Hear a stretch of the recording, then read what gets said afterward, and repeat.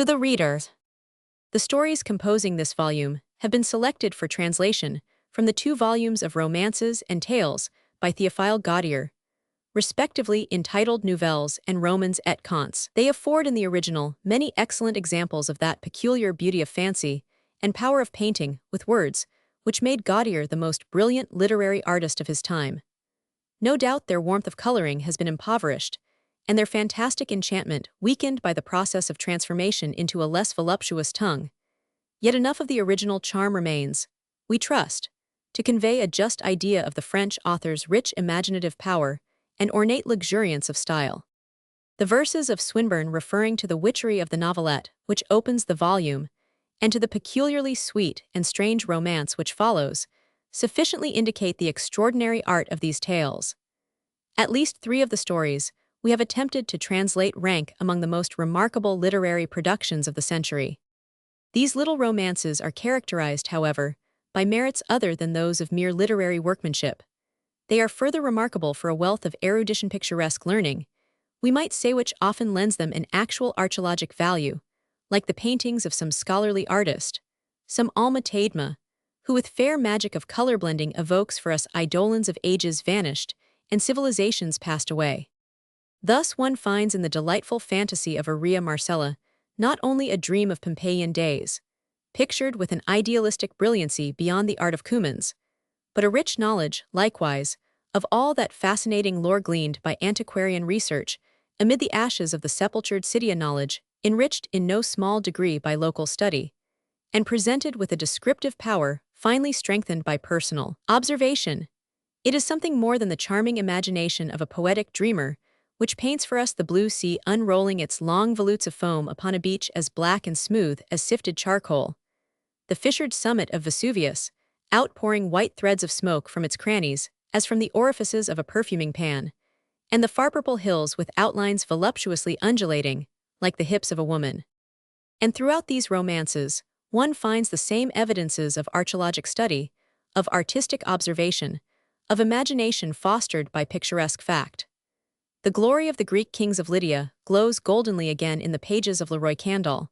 The massive gloom and melancholy weirdness of ancient Egypt is reflected, as in a necromancer's mirror, throughout You Knew It de Cleopatra. It is in the Egyptian fantasies, perhaps, that the author's peculiar descriptive skill appears to most advantage. The still fresh hues of the hierophantic paintings, the pictured sarcophagi, and the mummy gilding seem to meet the reader's eye with the gratification of their bright contrasts. A faint perfume of unknown balm seems to hover over the open pages, and mysterious sphinxes appear to look on with that undefinable rose-granite smile that mocks our modern wisdom. Excepting Ophile and La Morte Amoureuse, the stories selected for translation are mostly antique in composition and coloring, the former being Louis Quinze, the latter medieval rather than aught else. But all alike frame some exquisite delineation of young love fancies, some admirable picture of what Gautier in the Histoire du Romantisme has prettily termed the graceful succubi that haunt the happy slumbers of youth. And what dreamful student of the beautiful has not been once enamored of an Aurea Marcella, and worshipped on the altar of his heart those ancient gods who loved life and youth and beauty and pleasure? How many a lover of medieval legend has in fancy gladly bartered the blood of his veins for some phantom Clarimond? What true artist has not at some time been haunted by the image of Anicia, fairer than all daughters of men, lovelier than all fantasies realized in Stonia Pygmalion wrought marble, transmuted by divine alchemy to a being of opalescent flesh and ichor-throbbing veins? Gautier was an artist in the common acceptation of the term, as well as a poet and a writer of romance, and in those pleasant fragments of autobiography scattered through the Histoire du Romantisme, we find his averment that at the commencement of the Romantic movement of 1830, he was yet undecided whether to adopt literature or art as a profession. But finding it easier to paint with words than with colors, he finally decided upon the pen as his weapon in the new warfare against the hydra of classicism with its 100 peruqued heads. As a writer, however, he remained the artist still. His pages were pictures, his sentences touches of color. He learned, indeed, to paint with words as no other writer of the century has done, and created a powerful impression, not only upon the literature of his day, but even, it may be said, upon the language of his nation.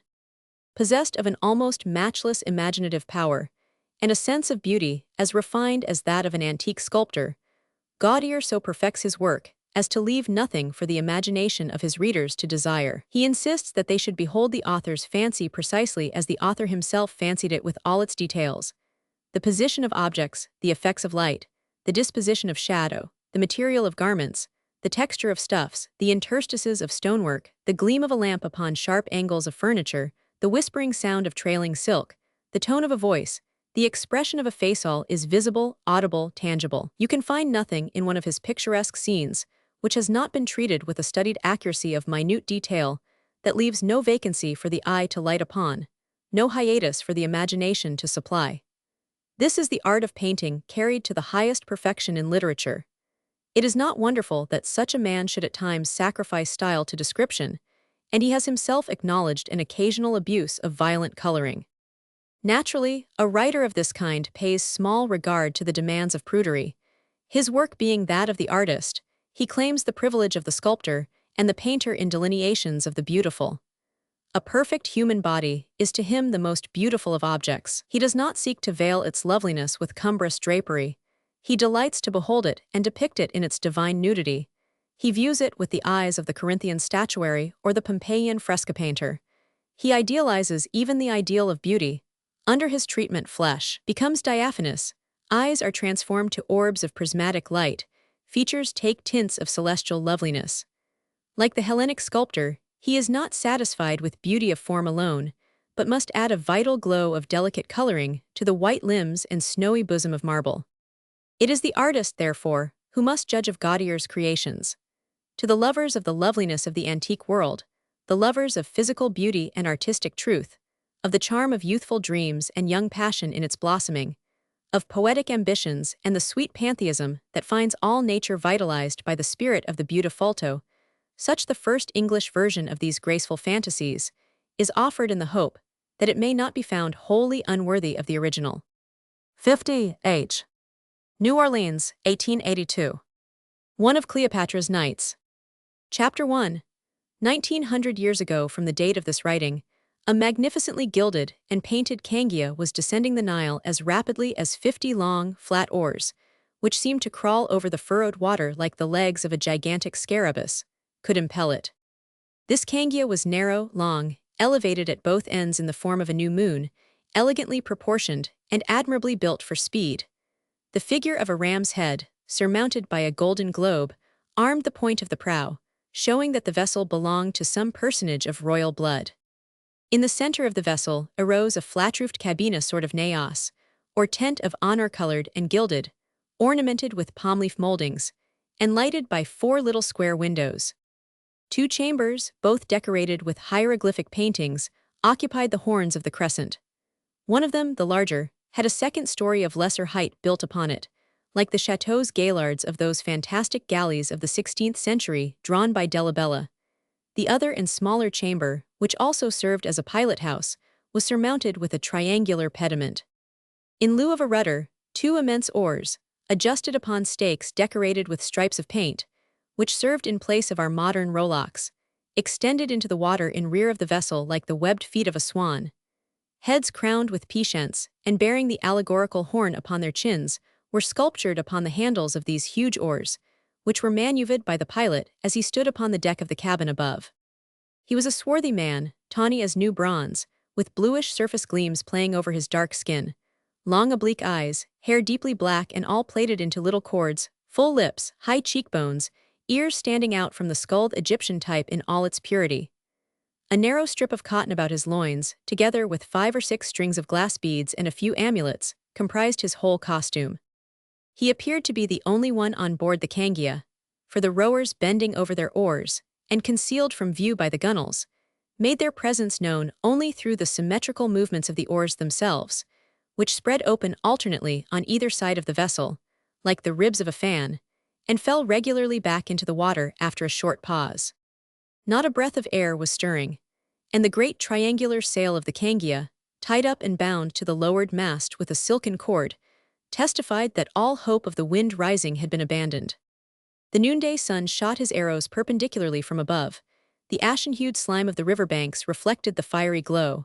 A raw light, glaring and blinding in its intensity, poured down in torrents of flame. The azure of the sky whitened in the heat as a metal whitens in the furnace. An ardent and lurid fog smoked in the horizon.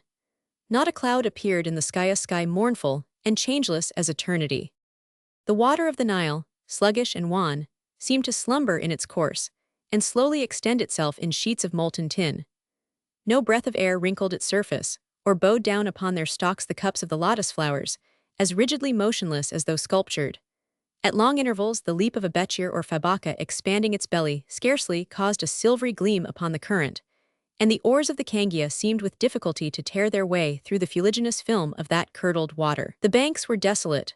A solemn and mighty sadness weighed upon this land, which was never aught else than a vast tomb, and in which the living appeared to be solely occupied in the work of burying the dead. It was an arid sadness, dry as pumice stone, without melancholy, without reverie, without one pearly gray cloud to follow toward the horizon, one secret spring wherein to lave one's dusty feet. The sadness of a sphinx weary of eternally gazing upon the desert, and unable to detach herself from the granite socle upon which she has sharpened her claws for 20 centuries. So profound was the silence that it seemed as though the world had become dumb, or that the air had lost all power of conveying sound. The only noises which could be heard at intervals were the whisperings and stifled chuckling of the crocodiles, which, enfeebled by the heat, were wallowing among the bulrushes by the river banks, or the sound made by some ibis, which, tired of standing with one leg doubled up against its stomach, and its head sunk between its shoulders, suddenly abandoned its motionless attitude and, brusquely whipping the blue air with its white wings, flew off to perch upon an obelisk or a palm tree. The cangia flew like an arrow over the smooth river water, leaving behind it a silvery wake which soon disappeared, and only a few foam bubbles rising to break at the surface of the stream bore testimony to the passage of the vessel, then already out of sight. The ochre-hued or salmon-colored banks unrolled themselves rapidly, like scrolls of papyrus, between the double azure of water and sky so similar in tint that the slender tongue of earth which separated them seemed like a causeway stretching over an immense lake, and that it would have been difficult to determine whether the Nile reflected the sky, or whether the sky reflected the Nile.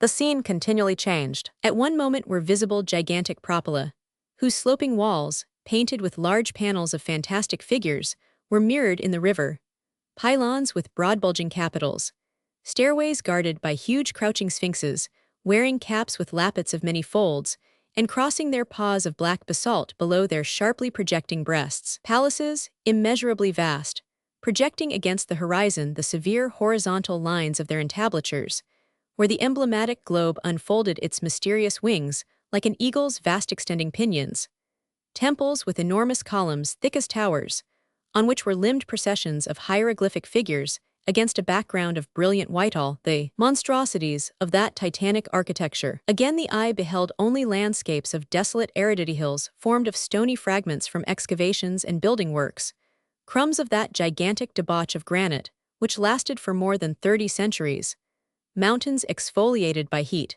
and mangled and striped with black lines, which seemed like the cauterizations of a conflagration, hillocks humped and deformed, squatting like the creosphelis of the tombs, and projecting the outlines of their misshapen attitude against the skyline, expanses of greenish clay, reddish flower-white tufa, and from time to time some steep cliff of dry, rose-colored granite, where yawned the black mouths of the stone quarries.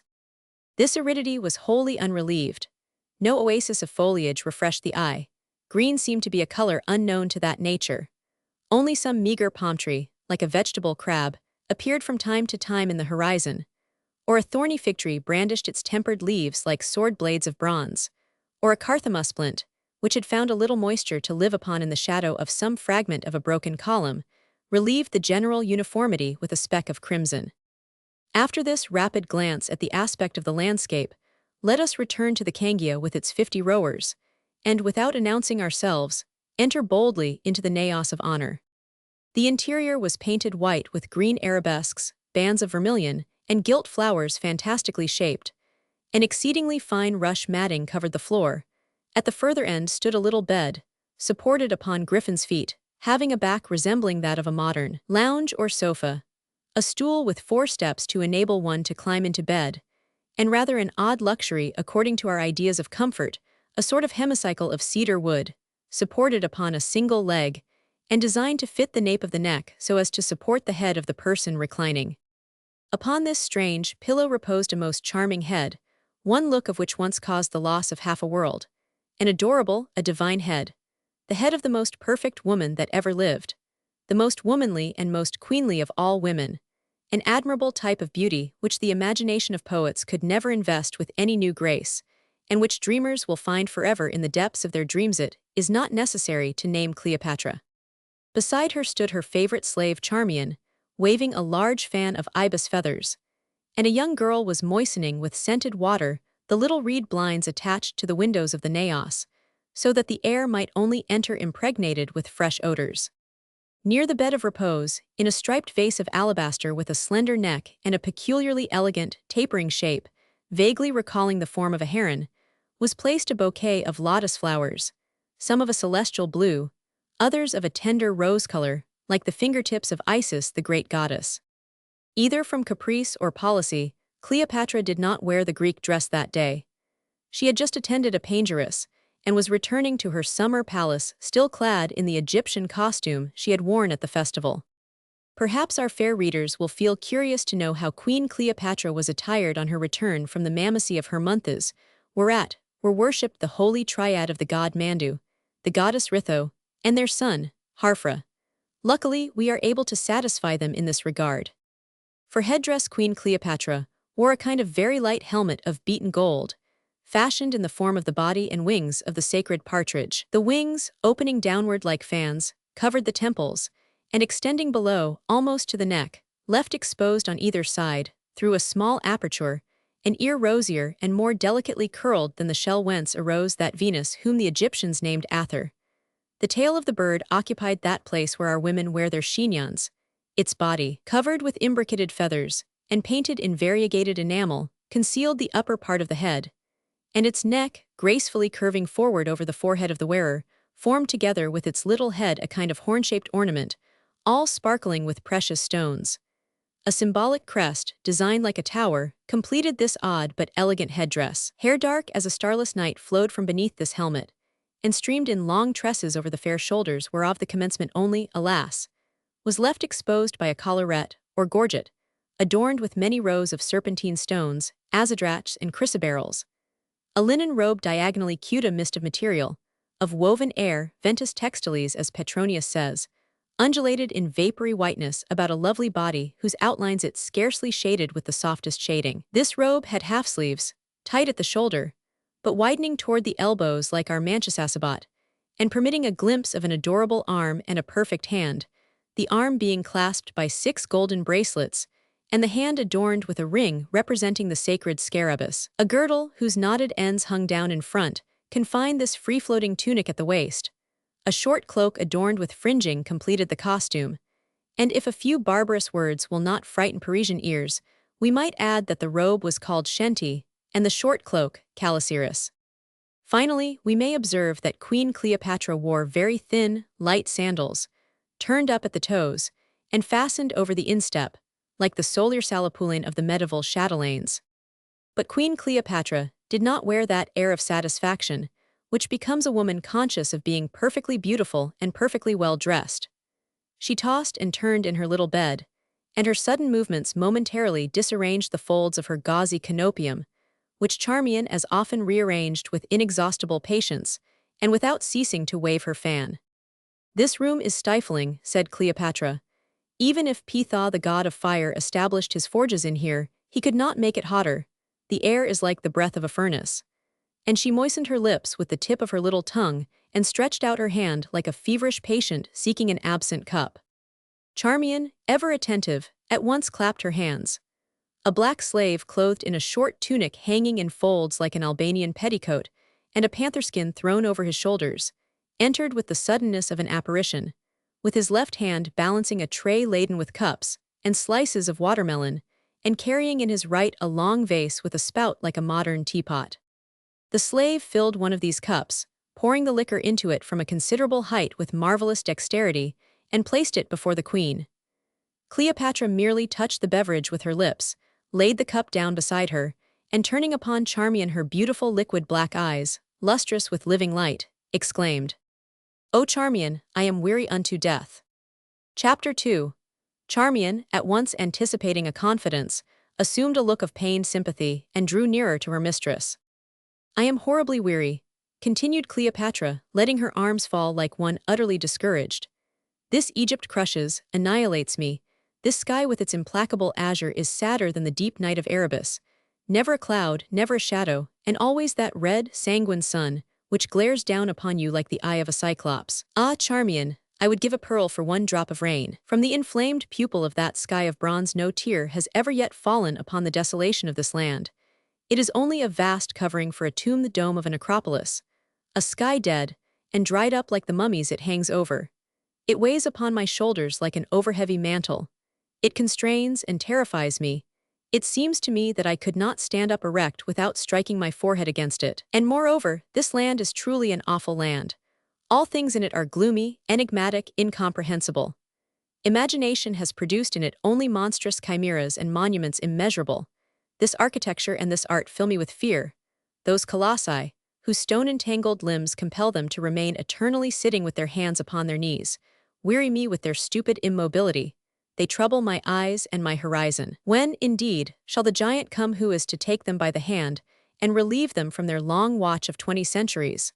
For even granite itself must grow weary at last. Of what master, then, do they await the coming, to leave their mountain seats and rise in token of respect?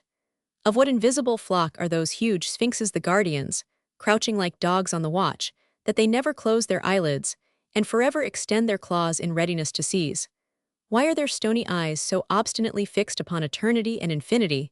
What weird secret do their firmly locked lips retain within their breasts? On the right hand, on the left, whithersoever one turns, only frightful monsters are visible, dogs with the heads of men, men with the heads of dogs, chimeras begotten of hideous couplings in the shadowy depths of the labyrinths, figures of Anubis, Typhon, Osiris, partridges with great yellow eyes that seem to pierce through you with their inquisitorial gaze, and see beyond and behind you things which one dare not speak of, a family of animals and horrible gods with scaly wings, hooked beaks, trenchant claws, ever ready to seize and devour you should you venture to cross the threshold of the temple, or lift a corner of the veil.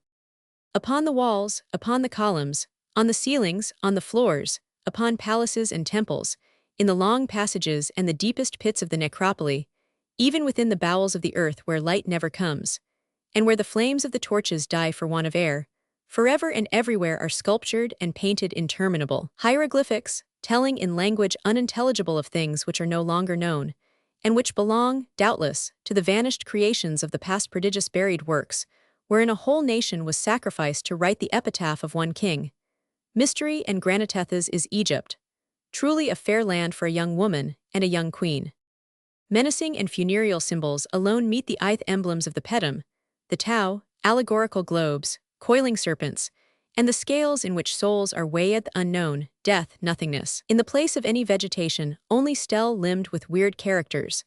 Instead of avenues of trees, avenues of granite obelisks. In lieu of soil, vast pavements of granite for which whole mountains could each furnish but one slab. In place of a sky, ceilings of granite eternity made palpable. A bitter and everlasting sarcasm upon the frailty and brevity of life, stairways built only for the limbs of titans, which the human foot cannot ascend save by the aid of ladders. Columns that 100 arms cannot encircle. Labyrinths in which one might travel for years without discovering the termination, the vertigo of enormity, the drunkenness of the gigantic, the reckless efforts of that pride which would at any cost engrave its name deeply upon the face of the world. And moreover, Charmian, I tell you a thought haunts me which terrifies me. In other lands of the earth, corpses are burned, and their ashes soon mingle with the soil. Here, it is said that the living have no other occupation than that of preserving the dead. Potent balms save them from destruction, the remains endure after the soul has evaporated. Beneath this people lie 20 peoples. Each city stands upon 20 layers of necropoli.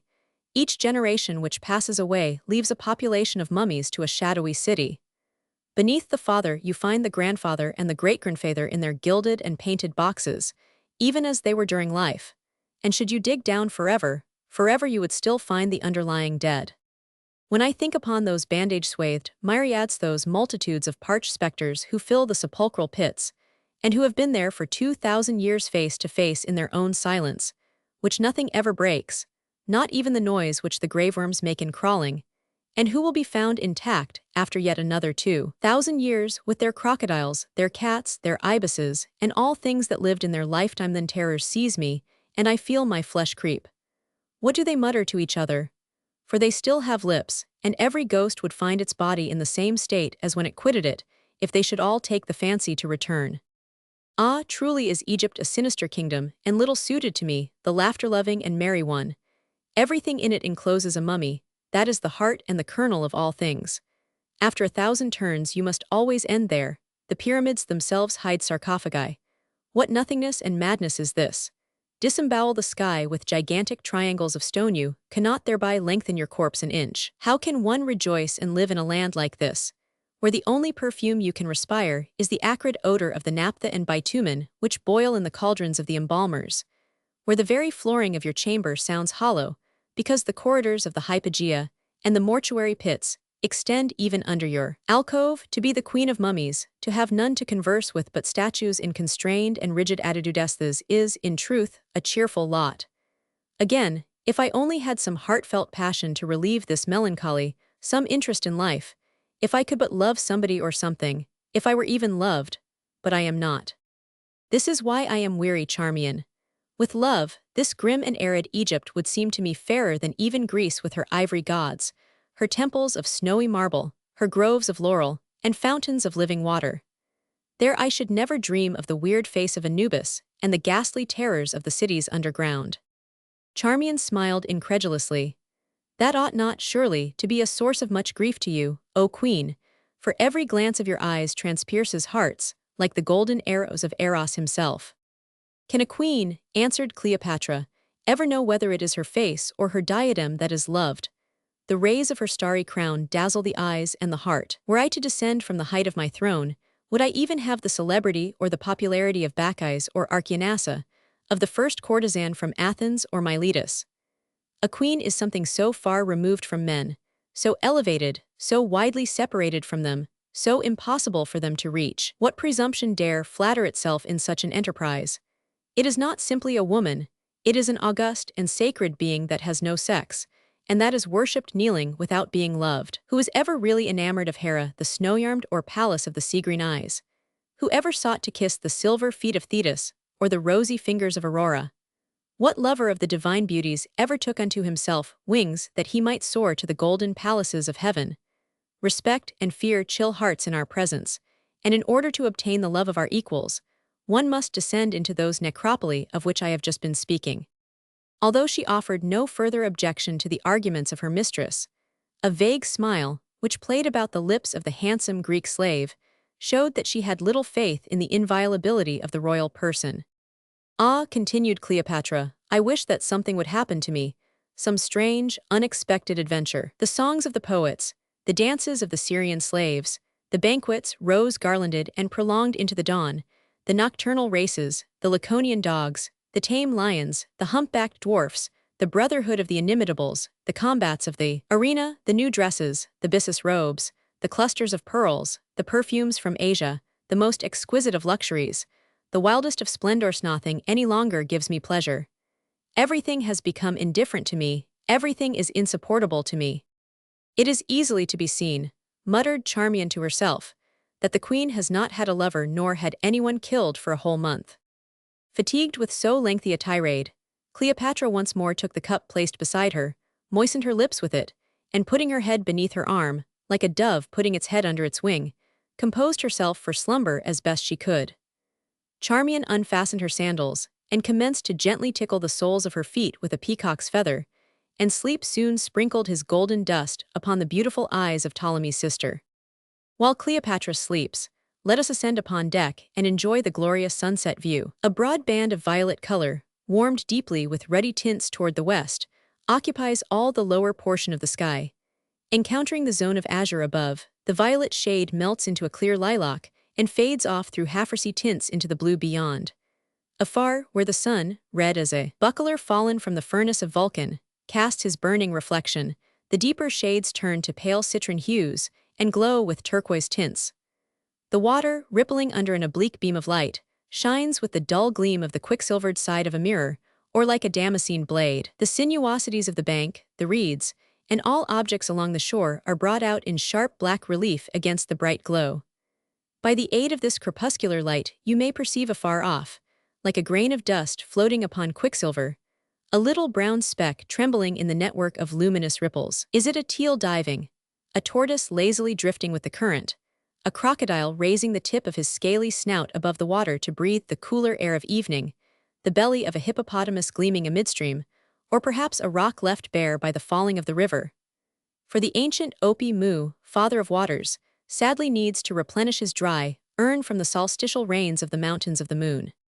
It is none of these. By the atoms of Osiris so deftly resewn together, it is a man who seems to walk, to skate, upon the water. Now the frail bark which sustains him becomes visible, a very nutshell of a boat, a hollow fish, 3 strips of bark fitted together, 1 for the bottom and 2 for the sides, and strongly fastened at either end by cord well smeared with bitumen. The man stands erect, with 1 foot on either side of this fragile vessel, which he impels with a single oar that also serves the purpose of a rudder. And although the royal cangia moves rapidly under the efforts of the 50 rowers, the little black bark visibly gains upon it. Cleopatra desired some strange adventure, something wholly unexpected. This little bark which moves so mysteriously seems to us to be conveying an adventure, or, at least, an adventurer. Perhaps it contains the hero of our story. The thing is not impossible. At any rate, he was a handsome youth of 20, with hair so black that it seemed to own a tinge of blue, a skin blonde as gold, and a form so perfectly proportioned that he might have been taken for a bronze statue by Lysippus. Although he had been rowing for a very long time, he betrayed no sign of fatigue, and not a single drop of sweat bedewed his forehead.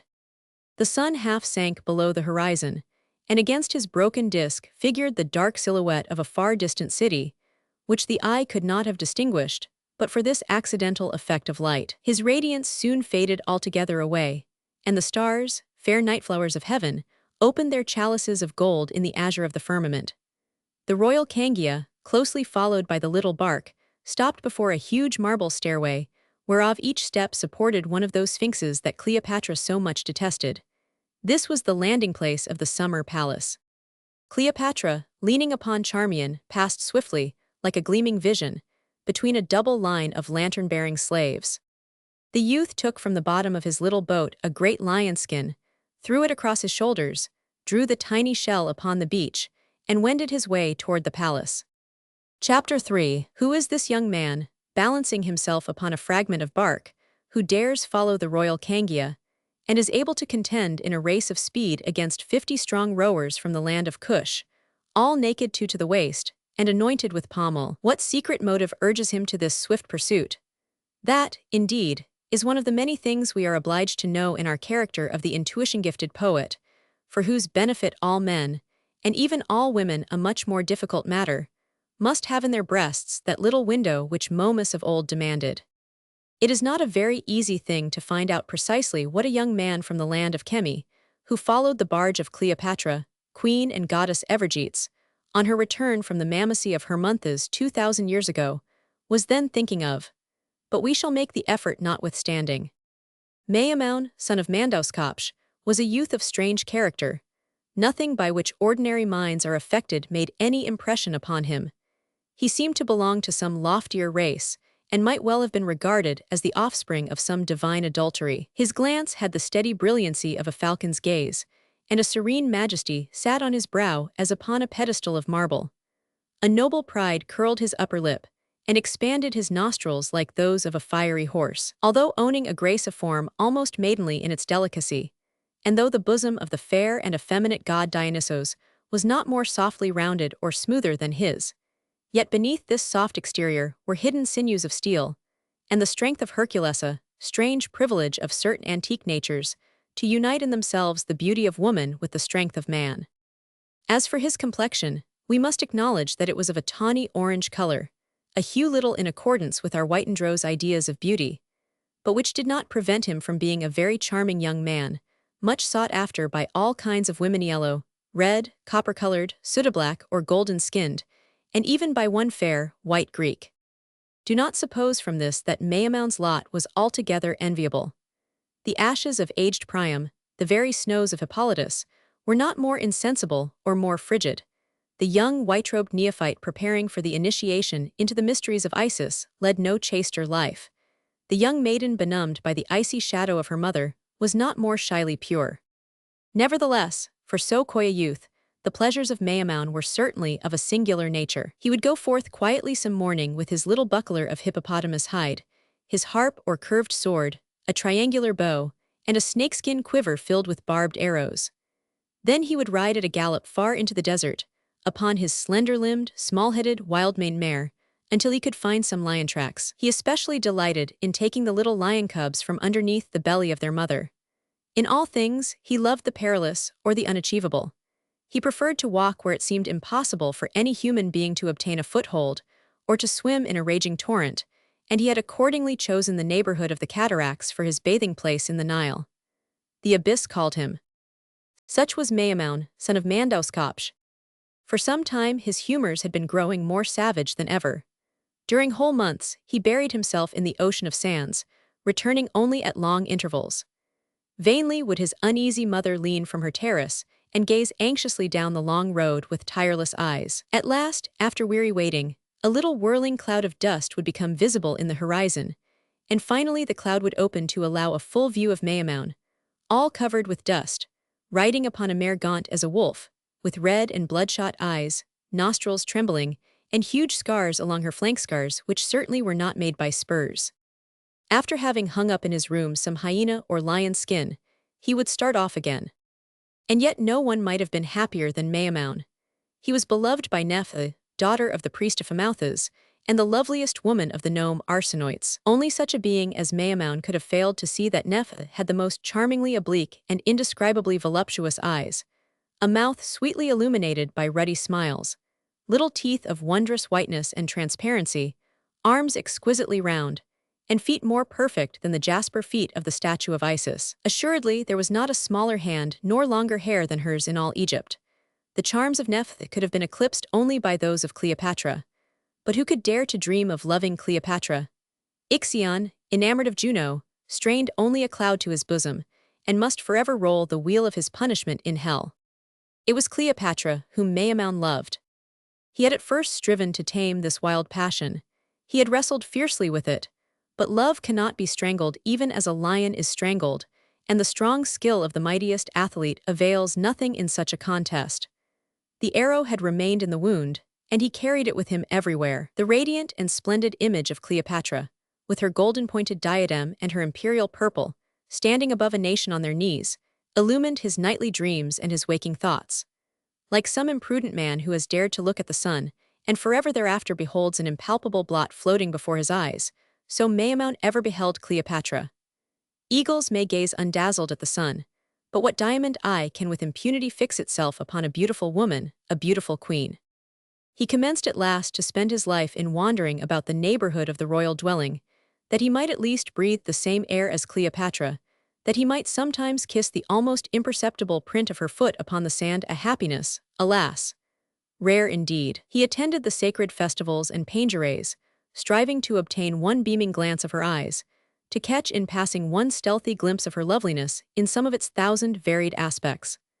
At other moments, filled with sudden shame of this mad life, he gave himself up to the chase with redoubled ardor, and sought by fatigue to tame the ardor of his blood and the impetuosity of his desires. He had gone to the pageantries of Hermonthis, and, in the vague hope of beholding the queen again for an instant as she disembarked at the summer palace, had followed her Cangia in his boat, little heeding the sharp stings of the sun through, a heat intense enough to make the panting sphinxes melt in lava sweat upon their reddened pedestals. And then he felt that the supreme moment was nigh, that the decisive instant of his life was at hand, and that he could not die with his secret in his breast. It is a strange situation truly to find oneself enamored of a queen. It is as though one loved a star, yet she, the star, comes forth nightly to sparkle in her place in heaven. It is a kind of mysterious rendezvous. You may find her again, you may see her, she is not offended at your gaze. Oh, misery! To be poor, unknown, obscure, seated at the very foot of the ladder, and to feel one's heart breaking with love for something glittering, solemn, and magnificent, for a woman whose meanest female attendant would scorn you. To gaze fixedly and fatefully upon one who never sees you, who never will see you, one to whom you are no more than a ripple on the sea of humanity, in no wise differing from the other ripples, and who might 100 times encounter you without once recognizing you, to have no reason to offer should an opportunity for addressing her present itself in excuse for such mad audacity, neither poetical talent, nor great genius, nor any superhuman qualification, nothing but love, and to be able to offer in exchange for beauty, nobility, power, and all imaginable splendor only one's passion and one's youth, rare offerings, forsooth. Such were the thoughts which overwhelmed Maimoun.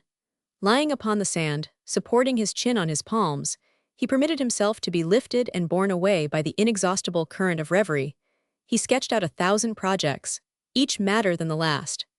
He felt convinced that he was seeking after the unattainable, but he lacked the courage to frankly renounce his undertaking, and a perfidious hope came to whisper some lying promises in his ear.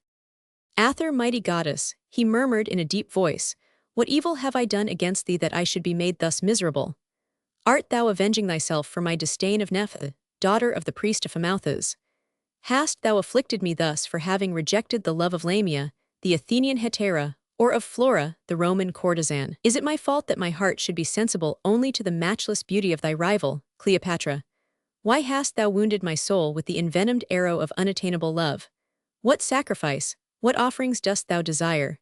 Must I erect to thee a chapel of the rosy marble of Scene with columns crowned by gilded capitals, a ceiling all of one block, and hieroglyphics deeply sculptured by the best workmen of Memphis and of Thebes?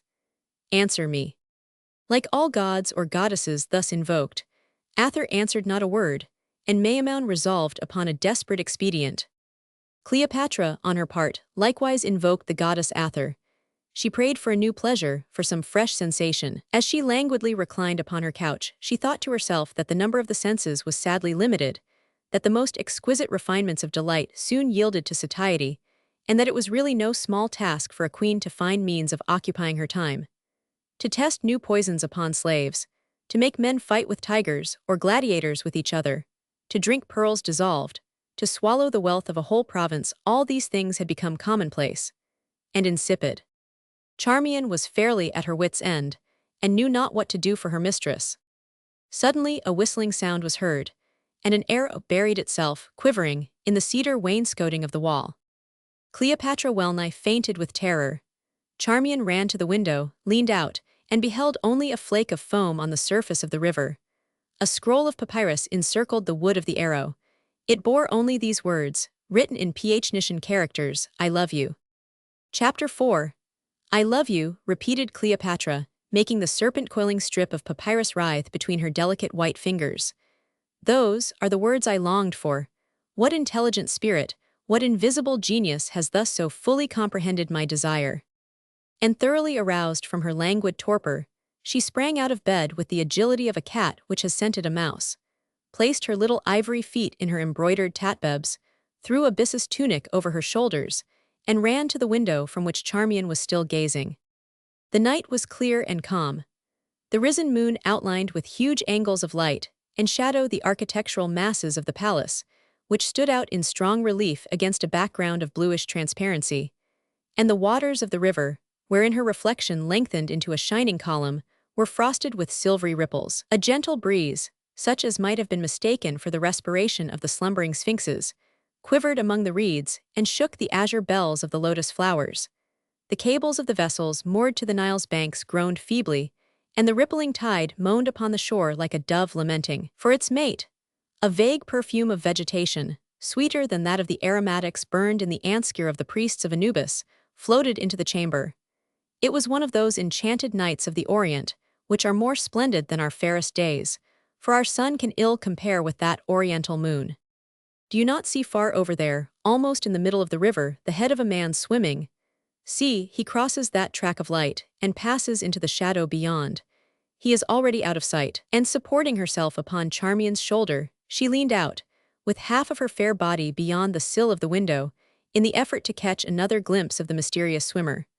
But a grove of Nile acacias, dume palms and sails flung its deep shadow upon the river in that direction and protected the flight of the daring fugitive.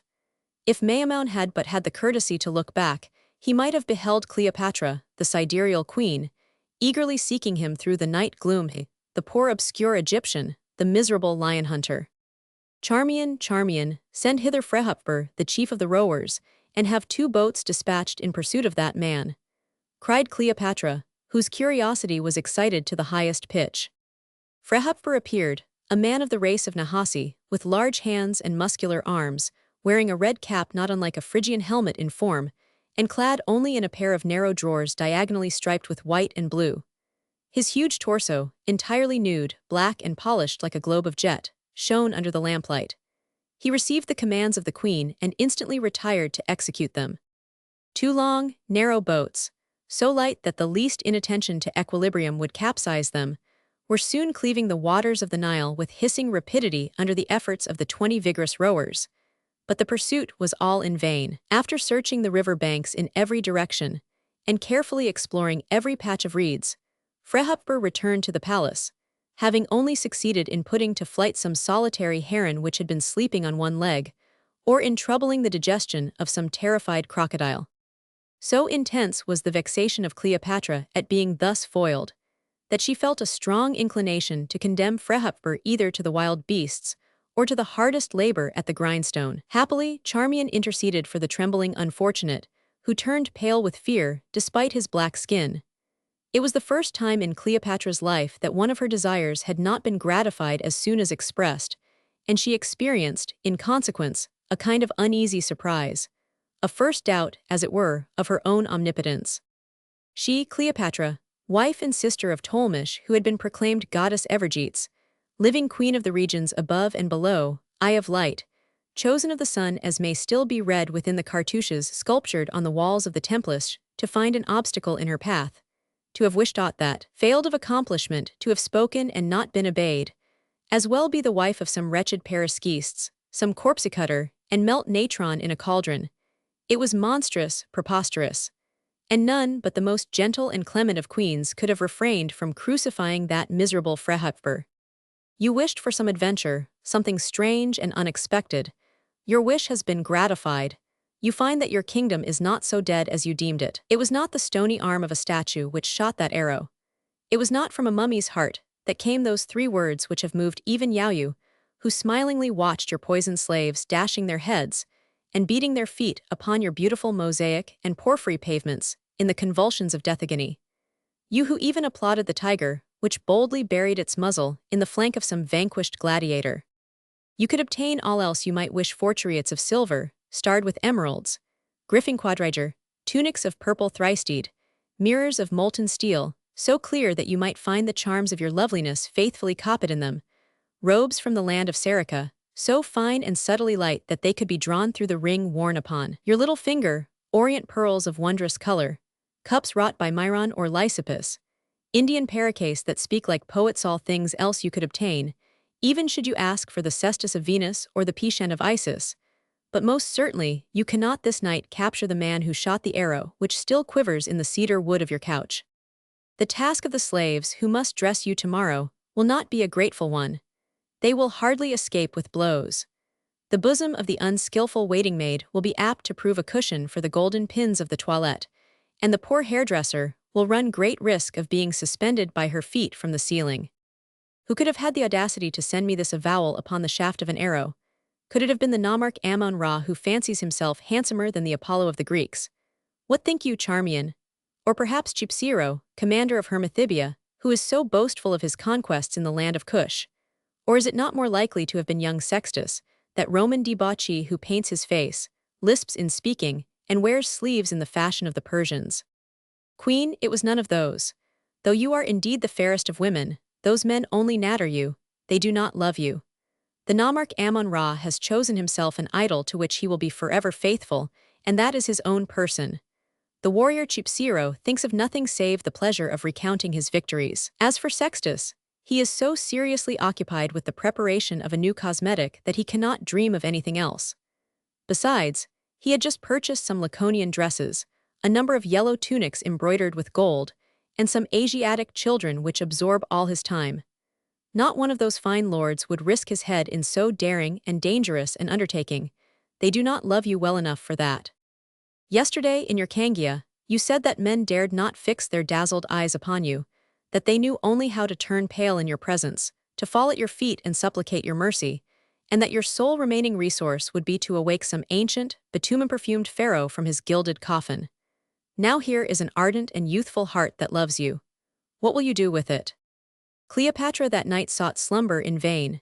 She tossed feverishly upon her couch, and long and vainly invoked Morpheus, the brother of death. She incessantly repeated that she was the most unhappy of queens, that everyone sought to persecute her, and that her life had become insupportable, woeful lamentations which had little effect upon Charmian, although she pretended to sympathize with them. Let us for a while leave Cleopatra to seek fugitive sleep, and direct her suspicions successively upon each noble of the court. Let us return to Maimoun, and as we are much more sagacious than Frehupfer, chief of the rowers, we shall have no difficulty in finding him. Terrified at his own hardihood, Maimoun had thrown himself into the Nile, and had succeeded in swimming the current and gaining the little grove of Jumpams before Frehupfer had even launched the 2 boats in pursuit of him. When he had recovered breath and brushed back his long black locks, all damp with river foam behind his ears, he began to feel more at ease, more inwardly calm. Cleopatra possessed something which had come from him. Some sort of communication was now established between them. Cleopatra was thinking of him, Maimoun. Perhaps that thought might be one of wrath, but then he had at least been able to awake some feeling within her, whether of fear, anger, or pity. He had forced her to the consciousness of his existence. It was true that he had forgotten to inscribe his name upon the papyrus scroll, but what more of him could the queen have learned from the inscription, Maimoun, son of Mandauskopsh? In her eyes, the slave and the monarch were equal. A goddess in choosing a peasant for her lover stoops no lower than in choosing a patrician or a king. The immortals from a height so lofty can behold only love in the man of their choice. The thought which had weighed upon his breast like the knee of a colossus of brass had at last departed. It had traversed the air, it had even reached the queen herself, the apex of the triangle, the inaccessible summit. It had aroused curiosity in that impassive heart, a prodigious advance, truly, toward success. Maimoun, indeed, never suspected that he had so thoroughly succeeded in this wise, but he felt more tranquil, for he had sworn unto himself by that mystic Bari who guides the souls of the dead to Amenthi, by the sacred birds Bermu and Genghen, by Typhon and by Osiris, and by all things awful in Egyptian mythology, that he should be the accepted lover of Cleopatra. Though it were but for a single night, though for only a single hour, though it should cost him his life and even his very soul. If we must explain how he had fallen so deeply in love with a woman whom he had beheld only from afar off, and to whom he had hardly dared to raise his eyes, even he who was wont to gaze fearlessly into the yellow eyes of the lioner, how the tiny seed of love, chance fallen upon his heart, had grown there so rapidly and extended its roots so deeply, we can answer only that it is a mystery which we are unable to explain. We have already said of Maimoun, the abyss called him. Once assured that Frehupfer had returned with his rowers, he again threw himself into the current, and once more swam toward the palace of Cleopatra, whose lamp still shone through the window curtains like a painted star. Never did Leander swim with more courage and vigor toward the tower of Sestos, yet for Maimoun no hero was waiting, ready to pour vials of perfume upon his head, to dissipate the briny odors of the sea, and banish the sharp kisses of the storm. A strong blow from some keen lance or harp was certainly the worst he had to fear, and in truth, he had but little fear of such things. He swam close under the walls of the palace, which bathed its marble feet in the river's depths, and paused an instant before a submerged archway into which the water rushed downward in eddying whirls. Twice, thrice he plunged into the vortex unsuccessfully. At last, with better luck, he found the opening and disappeared. This archway was the opening to a vaulted canal, which conducted the waters of the Nile into the baths of Cleopatra. Chapter 5. Cleopatra found no rest until morning, at the hour when wandering dreams re-enter the ivory gate. Amid the illusions of sleep, she beheld all kinds of lovers swimming rivers and scaling walls in order to come to her, and, through the vague souvenirs of the night before, her dreams appeared fairly riddled with arrows bearing declarations of love. Starting nervously from time to time in her troubled slumbers, she struck her little feet unconsciously against the bosom of Charmian, who lay across the foot of the bed to serve her as a cushion. When she awoke, a merry sunbeam was playing through the window curtain, whose woof it penetrated with 1,000 tiny points of light, and thence came familiarly to the bed, flitting like a golden butterfly over her lovely shoulders, which it lightly touched in passing by with a luminous kiss. Happy sunbeam, which the gods might well have envied. In a faint voice, like that of a sick child, Cleopatra asked to be lifted out of bed. Two of her women raised her in their arms and gently laid her on a tiger skin stretched upon the floor, of which the eyes were formed of carbuncles and the claws of gold. Charmian wrapped her in calasiris of linen whiter than milk, confined her hair in a net of woven silver threads, tied to her little feet cork tatbebs upon the soles of which were painted, in token of contempt, two grotesque figures, representing two men of the races of Nahasi and Namu, bound hand and foot, so that Cleopatra literally deserved the epithet conculcatrix of nations, which the royal cartouche inscriptions bestow upon her. It was the hour for the bath. Cleopatra went to bathe, accompanied by her women. The baths of Cleopatra were built in the midst of immense gardens filled with mimosas, aloes, carob trees, citron trees, and Persian apple trees, whose luxuriant freshness afforded a delicious contrast to the arid appearance of the neighboring vegetation. There, too, vast terraces uplifted masses of verdant foliage, and enabled flowers to climb almost to the very sky upon gigantic stairways of rose-colored granite. Vases of Pentelic marble bloomed at the end of each step like huge liliflowers, and the plants they contained seemed only there. Pistils, chimeras caressed into form by the chisels of the most skillful Greek sculptors, and less stern of aspect than the Egyptian sphinxes, with their grim mien and moody attitudes, softly extended their limbs upon the flower-strewn turf, like shapely white leverettes upon a drawing-room carpet. These were charming feminine figures, with finely chiseled nostrils, smooth brows, small mouths, delicately dimpled arms, breasts fair-rounded and daintily formed, wearing earrings, necklaces, and all the trinkets suggested by adorable caprice, whose bodies terminated in bifurcated fishes' tails, like the women. Described by Horace, or extended into birds' wings, or rounded into lions' haunches, or blended into volutes of foliage, according to the fancies of the artist, or in conformity to the architectural position chosen. A double row of these delightful monsters lined the alley which led from the palace to the bathing halls. At the end of this alley was a huge fountain basin, approached by 4 porphyry stairways. Through the transparent depths of the diamond-clear water, the steps could be seen descending to the bottom of the basin, which was strewn with gold dust in lieu of sand. Here figures of women terminating in pedestals like caryatides spurted from their breasts slender jets of perfumed water, which fell into the basin in silvery dew, pitting the clear watery mirror with wrinkle-creating drops. In addition to this task, these caryatides had likewise that of supporting upon their heads an entablature decorated with nereids and tritons in bas-relief, and furnished with rings of bronze, to which the silken cords of a velarium might be attached. From the portico was visible an extending expanse of freshly humid, bluish-green verdure and cool shade, a fragment of the Vale of Tempe transported to Egypt. The famous gardens of Semiramis would not have borne comparison with these.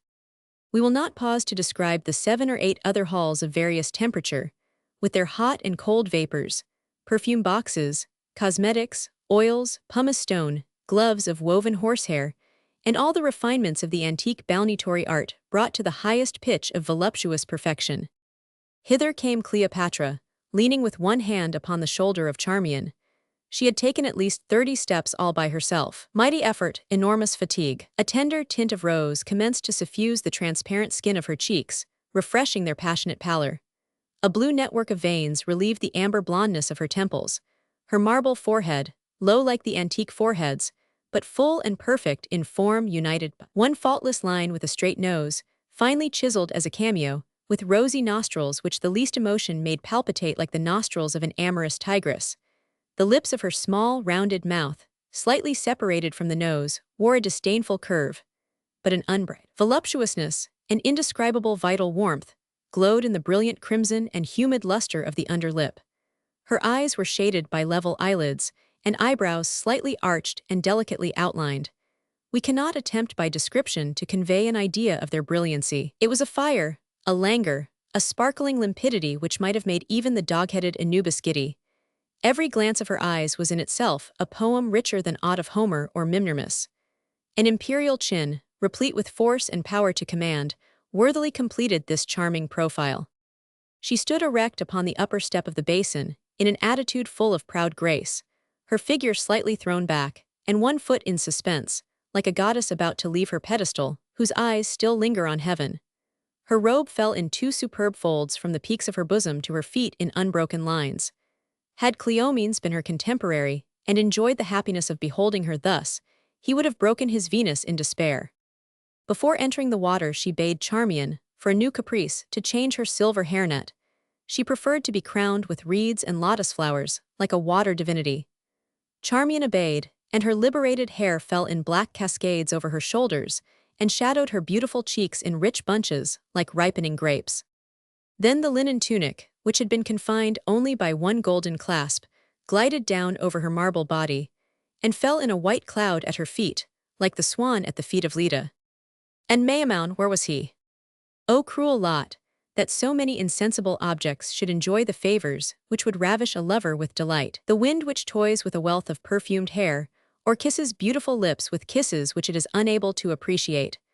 The water which envelops an adorably beautiful body in one universal kiss, and is yet, notwithstanding, indifferent to that exquisite pleasure. The mirror which reflects so many charming images. The buskin or tatbeb which clasps a divine little photo, what happiness lost. Cleopatra dipped her pink heel in the water and descended a few steps. The quivering flood made a silver belt about her waist, and silver bracelets about her arms, and rolled in pearls like a broken necklace over her bosom and shoulders. Her wealth of hair, lifted by the water, extended behind her like a royal mantle. Even in the bath she was a queen. She swam to and fro, dived, and brought up handfuls of gold dust with which she laughingly pelted some of her women. Again, she clung suspended to the balustrade of the basin, concealing or exposing her treasures of loveliness, permitting only her lustrous and polished back to be seen, now showing her whole figure, like Venus Anadyomene, and incessantly varying the aspects of her beauty. Suddenly she uttered a cry as shrill as that of Diana surprised by Acton. She had seen gleaming through the neighboring foliage a burning eye, yellow and phosphoric, as the eye of a crocodile or lion. It was Maimoun, who, crouching behind a tuft of leaves, and trembling like a fawn in a field of wheat, was intoxicating himself with the dangerous pleasure of beholding the queen in her bath. Though brave even to temerity, the cry of Cleopatra passed through his heart, coldly piercing as the blade of a sword. A death-like sweat covered his whole body, his arteries hissed through his temples with a sharp sound.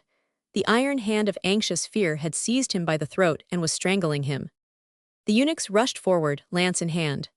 Cleopatra pointed out to them the group of trees, where they found Maimoun crouching in concealment. Defense was out of the question. He attempted none and suffered himself to be captured.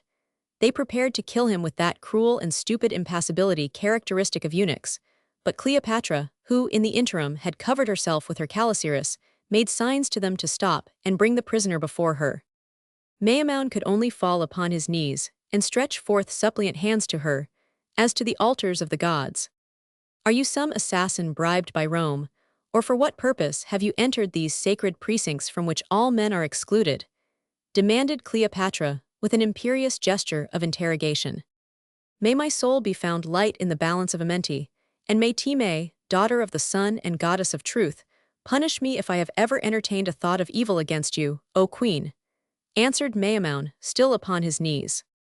Sincerity and loyalty were written upon his countenance, in characters so transparent that Cleopatra immediately banished her suspicions, and looked upon the young Egyptian with a look less stern and wrathful. She saw that he was beautiful. Then what motive could have prompted you to enter a place where you could only expect to meet death? I love you, murmured Maimoun in a low but distinct voice, for his courage had returned, as in every desperate situation when the odds against him could be no worse. Ah, cried Cleopatra, bending toward him and seizing his arm with a sudden brusque movement, so then it was you who shot that arrow with the papyrus scroll. By Ohms, the dog of hell, you are a very foolhardy wretch. I now recognize you. I long observed you wandering like a complaining shade about the places where I dwell. You were at the procession of Isis, at the panegyrus of Hermonthis. You followed the royal Cangia. Ah, you must have a queen. You have no mean ambitions. You expect, without doubt, to be well paid in return. Assuredly, I am going to love you, why not? Queen, returned Maimoun with a look of deep melancholy, do not rail. I am mad, it is true. I have deserved death, that is also true. Be humane, bid them kill me. No, I have taken the whim to be clement today. I will give you your life. What would you that I should do with life? I love you. Well then, you shall be satisfied, you shall die, answered Cleopatra. You have indulged yourself in wild and extravagant dreams, In fancy, your desires have crossed an impassable threshold. You imagined yourself to be Caesar or Mark Antony. You loved the queen. In some moment of delirium, you have been able to believe that, under some condition of things which takes place but once in 1,000 years, Cleopatra might someday love you. Well, what you thought impossible is actually about to happen. I will transform your dream into a reality. It pleases me, for once, to secure the accomplishment of a mad hope. I am willing to inundate you with glories and splendors and lightnings. I intend that your good fortune shall be dazzling in its brilliancy. You were at the bottom of the ladder. I am about to lift you to the summit, abruptly, suddenly, without a transition. I take you out of nothingness, I make you the equal of a god, and I plunge you back again into nothingness. That is all. But do not presume to call me cruel or to invoke my pity. Do not weaken when the hour comes. I am good to you. I lend myself to your folly. I have the right to order you to be killed at once, but since you tell me that you love me, I will have you killed tomorrow instead. Your life belongs to me for one night. I am generous. I will buy it from you. I could take it from you. But what are you doing on your knees at my feet? Rise and give me your arm that we may return to the palace. Chapter 6. Our world of today is puny indeed beside the antique world. Our banquets are mean, niggardly, compared with the appalling sumptuousness of the Roman patricians and the princes of ancient Asia. Their ordinary repasts would in these days be regarded as frenzied orgies, and a whole modern city could subsist for 8 days upon the leavings of one supper, given by Lucullus to a few intimate friends. With our miserable habits, we find it difficult to conceive of those enormous existences, realizing everything vast, strange, and most monstrously impossible that imagination could devise. Our palaces are mere stables, in which Caligula would not quarter his horse. The retinue of our wealthiest constitutional king is as nothing compared with that of a petty satrap or a Roman proconsul. The radiant suns which once shone upon the earth are forever extinguished in the nothingness of uniformity. Above the dark swarm of men no longer tower those titanic colossi who bestrode the world in 3 paces, like the steeds of Homer. No more towers of lilac, no giant Babel scaling the sky with its infinity of spirals. No temples immeasurable, builded with the fragments of quarried mountains. No kingly terraces for which successive ages and generations could each erect but one step, and from whence some dreamfully reclining prince might gaze on the face of the world as upon a map unfolded. No more of those extravagantly vast cities of cyclopean edifices, inextricably piled upon one another, with their mighty circumvallations, their circuses roaring night and day, their reservoirs filled with ocean brine and peopled with whales and leviathans, their colossal stairways, their superimposition of terraces, their tower summits bathed in clouds, their giant palaces, their aqueducts, their multitude of vomiting gates, their shadowy necropoli. Alas, henceforth only plaster hives upon chessboard pavements. One marvels that men did not revolt against such confiscation of all riches and all living forces for the benefit of a few privileged ones, and that such exorbitant fantasies should not have encountered any opposition on their bloody way. It was because those prodigious lives were the realizations by day of the dreams which haunted each man by night, the personifications of the common ideal which the nations beheld living, symbolized, under one of those meteoric names that flame inextinguishably through the night of ages. Today, deprived of such dazzling spectacles of omnipotent will, of the lofty contemplation of some human mind whose least wish makes itself visible in actions unparalleled, in enormities of granite and brass, the world becomes irredeemably and hopelessly dull. Man is no longer represented in the realization of his imperial fancy. The story which we are writing, and the great name of Cleopatra which appears in it, have prompted us to these reflections, so ill-sounding, doubtless, to modern ears. But the spectacle of the antique world is something so crushingly discouraging, even to those imaginations which deem themselves exhaustless, and those minds which fancy themselves to have conceived the utmost limits of fairy magnificence, that we cannot here forbear recording our regret and lamentation that we were not cotepareries of Sardanapalus, of Teglath-Phalasar, of Cleopatra, Queen of Egypt, or even of Elagabalus, Emperor of Rome and Priest of the Sun. It is our task to describe a supreme orgia banquet, compared with which the splendors of Belshazzar's feast must Paleonie of Cleopatra's nights. How can we picture forth in this French tongue, so chaste, so icily prudish, that unbounded transport of passions, that huge and mighty debauch which feared not to mingle the double purple of wine and blood, those furious outbursts of insatiate pleasure, madly leaping toward the impossible with all the wild ardor of senses, as yet untamed by the long fast of Christianity. The promised night should well have been a splendid one, for all the joys and pleasures possible in a human lifetime were to be concentrated into the space of a few hours. It was necessary that the life of Maimoun should be converted into a powerful elixir which he could imbibe at a single draught. Cleopatra desired to dazzle her voluntary victim and plunge him into a whirlpool of dizzy pleasures, to intoxicate and madden him with the wine of orgy, so that death, though freely accepted, might come invisibly and unawares. Let us transport our readers to the banquet hall. Our existing architecture offers few points for comparison with those vast edifices, whose very ruins resemble the crumblings of mountains rather than the remains of buildings. It needed all the exaggeration of the antique life to animate and fill those prodigious palaces, whose halls were too lofty and vast to allow of any ceiling save the sky itself, a magnificent ceiling, and well worthy of such mighty architecture. The banquet hall was of enormous and Babylonian dimensions. The eye could not penetrate its immeasurable depth. Monstrous columns, short, thick, and solid enough to sustain the pole, itself heavily expanded their broad-swelling shafts upon sockles variegated with hieroglyphics, and sustained upon their bulging capitals gigantic arcades of granite rising by successive tiers, like vast stairways reversed. Between each two pillars a colossal sphinx of basalt, crowned with the pschent, bent forward her obliqued face and horned chin, and gazed into the hall with a fixed and mysterious look. The columns of the second tier, receding from the first, were more elegantly formed, and crowned in lieu of capitals with 4 female heads adorned, wearing caps of many folds and all the intricacies of the Egyptian headdress.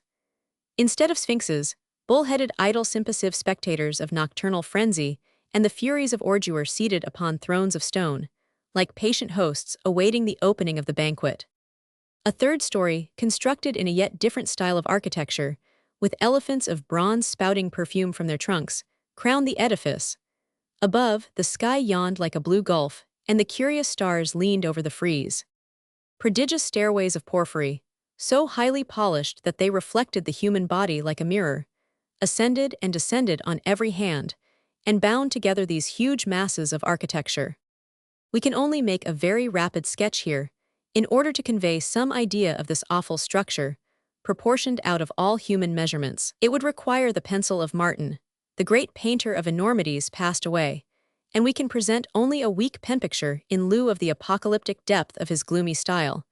But imagination may supply our deficiencies. Less fortunate than the painter and the musician, we can only present objects and ideas separately in slow succession. We have as yet spoken of the banquet hall only, without referring to the guests, and yet we have but barely indicated its character. Cleopatra and Maimoun are waiting for us. We see them drawing near. Maimoun was clad in a linen tunic constellated with stars, and a purple mantle, and wore a fillet about his locks, like an oriental king. Cleopatra was apparelled in a robe of pale green, open at either side, and clasped with golden bees. 2 bracelets of immense pearls gleamed around her naked arms. Upon her head glimmered the golden-pointed diadem. Despite the smile on her lips, a slight cloud of preoccupation shadowed her fair forehead, and from time to time her brows became knitted in a feverish manner. What thoughts could trouble the great queen? As for Maimoun, his face wore the ardent and luminous look of one in ecstasy or vision. Light beamed and radiated from his brow and temples, surrounding his head with a golden nimbus, like one of the 12 great gods of Olympus. A deep, heartfelt joy illumined his every feature.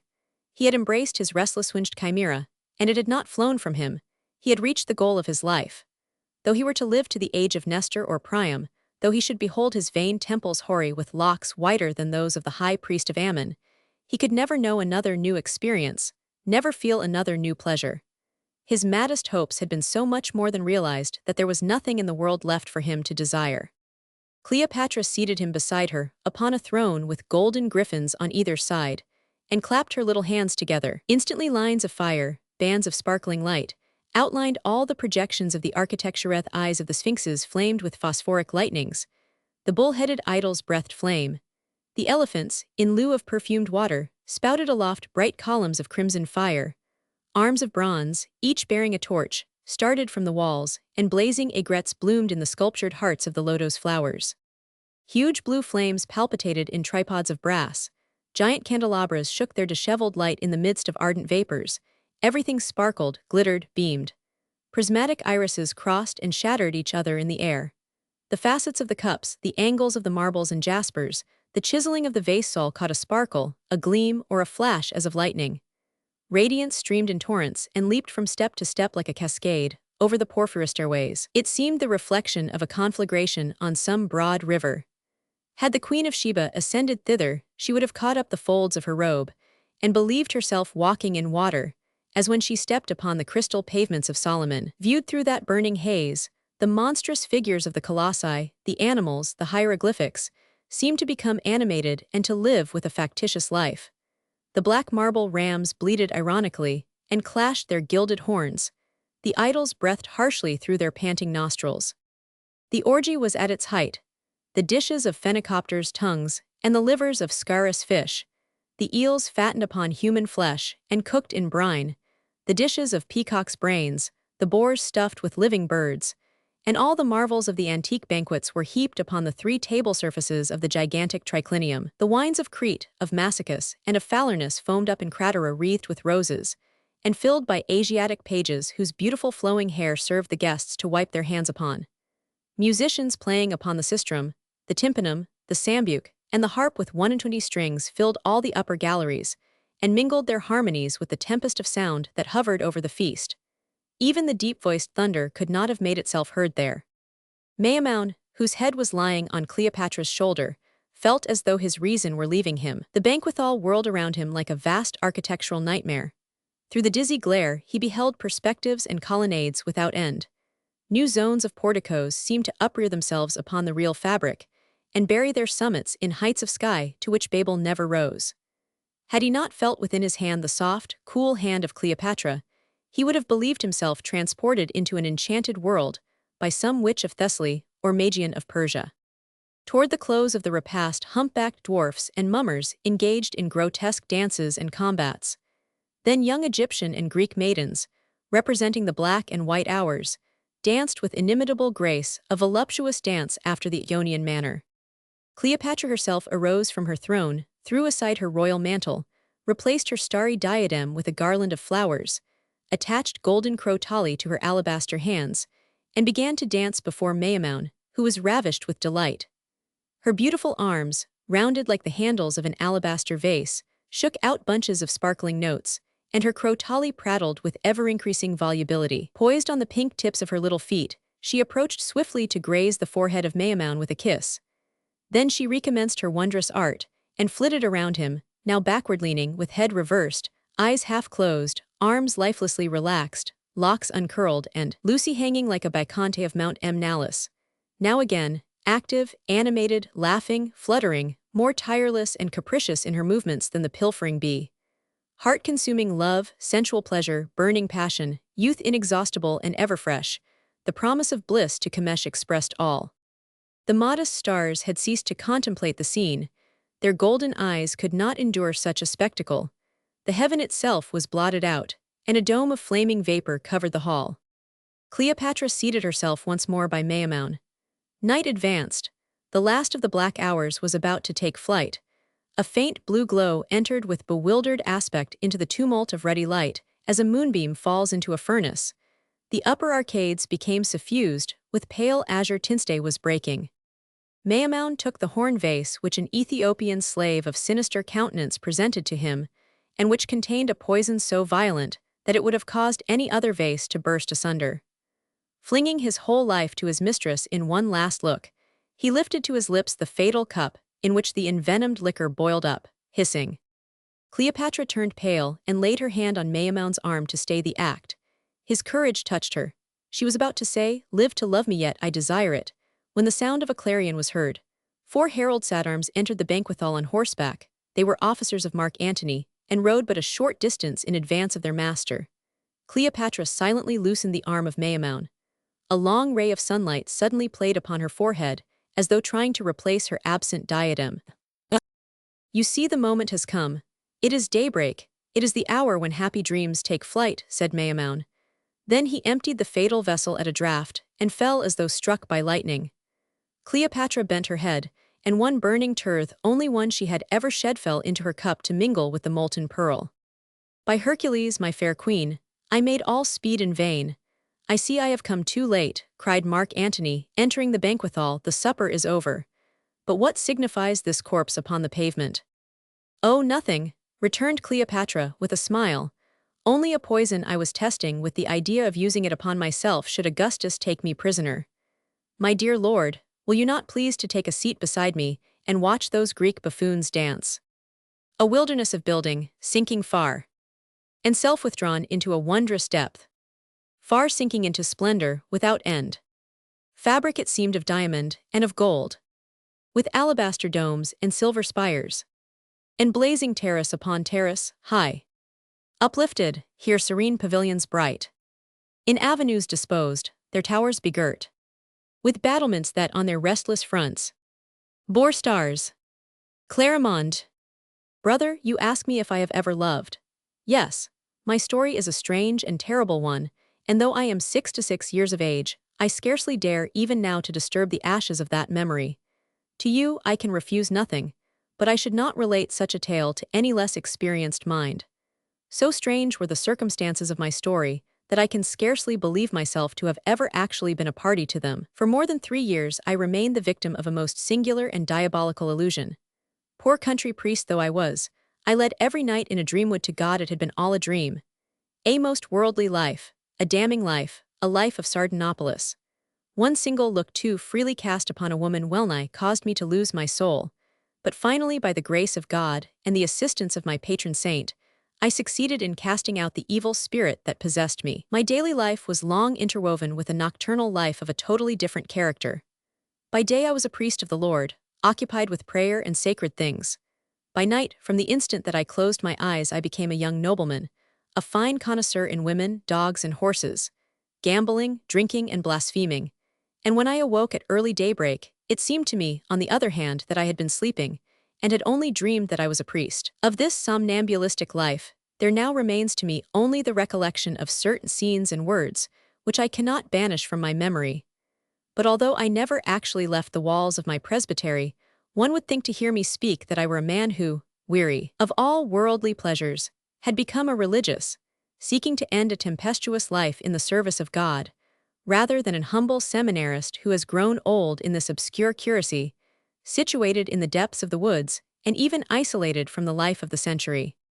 Yes, I have loved as none in the world ever loved, with an insensate and furious passion so violent that I am astonished it did not cause my heart to burst asunder. Ah, what nights, what nights!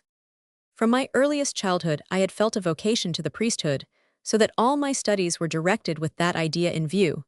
Up to the age of 24 my life had been only a prolonged novitiate. Having completed my course of theology, I successively received all the minor orders, and my superiors judged me worthy, despite my youth, to pass the last awful degree. My ordination was fixed for Easter week. I had never gone into the world. My world was confined by the walls of the college and the seminary.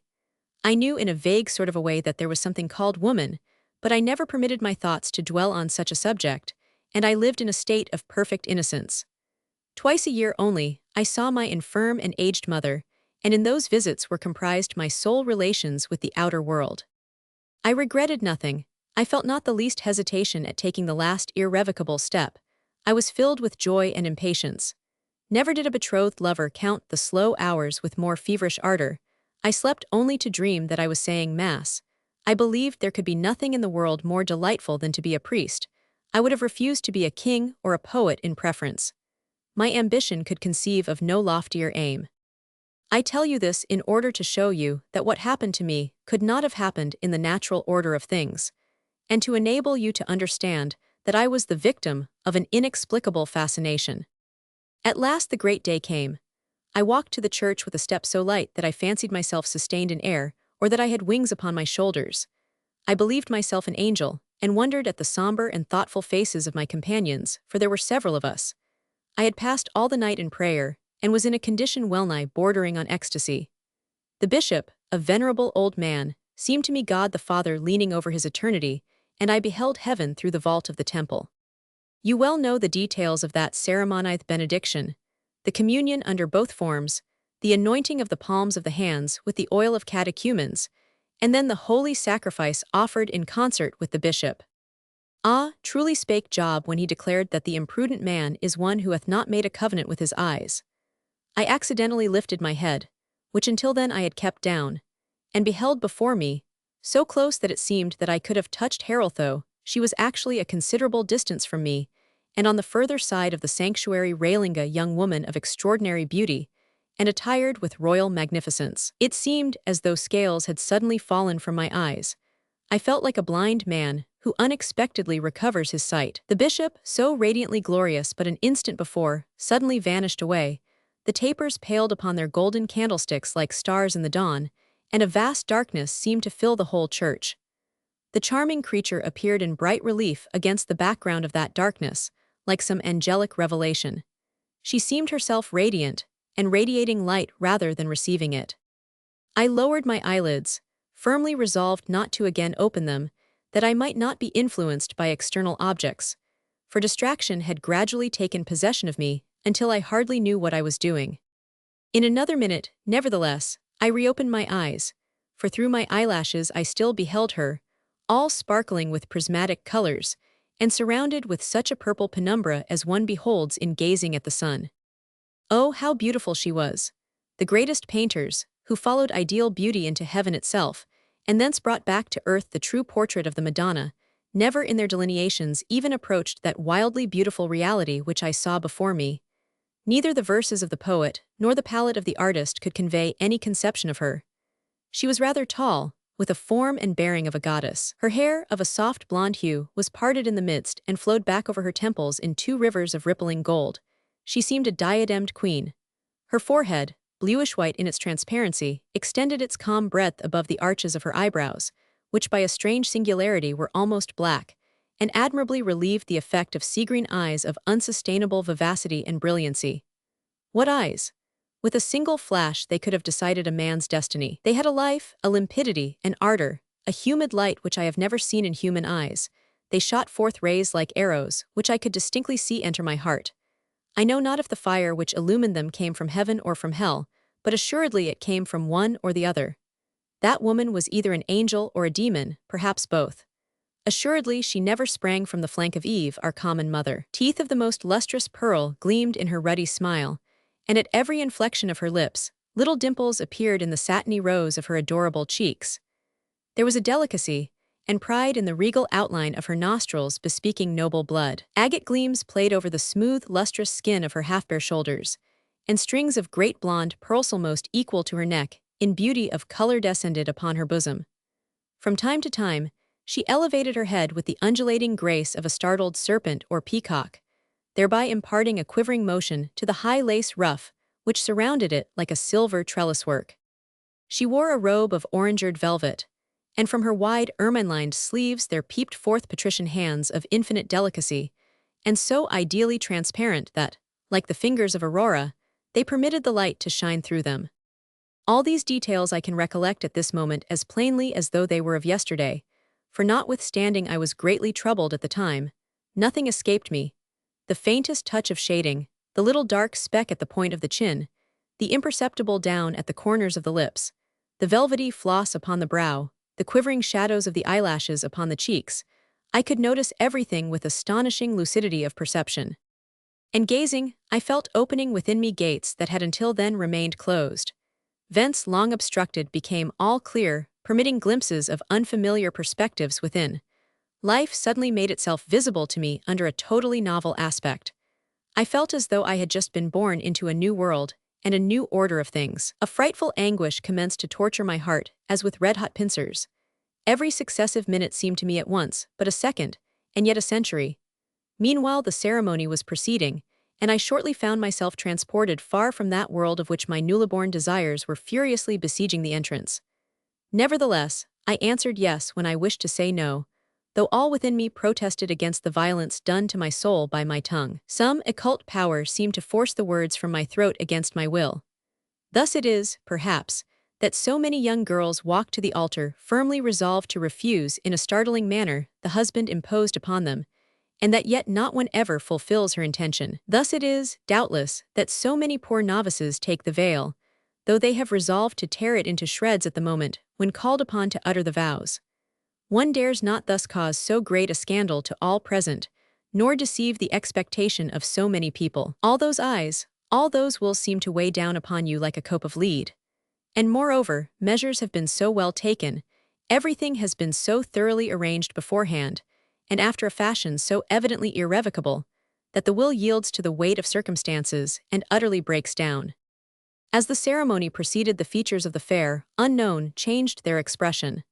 Her look had at first been one of caressing tenderness. It changed to an air of disdain and of mortification, as though at not having been able to make itself understood. With an effort of will sufficient to have uprooted a mountain, I strove to cry out that I would not be a priest, but I could not speak. My tongue seemed nailed to my palate, and I found it impossible to express my will by the least syllable of negation. Though fully awake, I felt like one under the influence of a nightmare, who vainly strives to shriek out the one word upon which life depends. She seemed conscious of the martyrdom I was undergoing, and, as though to encourage me, she gave me a look replete with divinest promise. Her eyes were a poem, their every glance was a song. She said to me, "If thou wilt be mine, I shall make thee happier than God himself in his paradise.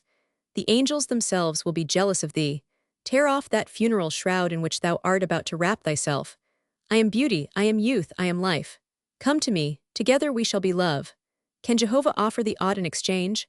Our lives will flow on like a dream, in one eternal kiss. Fling forth the wine of that chalice, and thou art free. I will conduct thee to the unknown isles.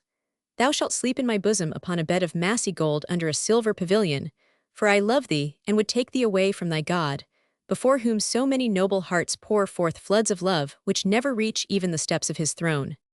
These words seemed to float to my ears in a rhythm of infinite sweetness, for her look was actually sonorous, and the utterances of her eyes were rechoed in the depths of my heart, as though living lips had breathed them into my life. I felt myself willing to renounce God, and yet my tongue mechanically fulfilled all the formalities of the ceremony.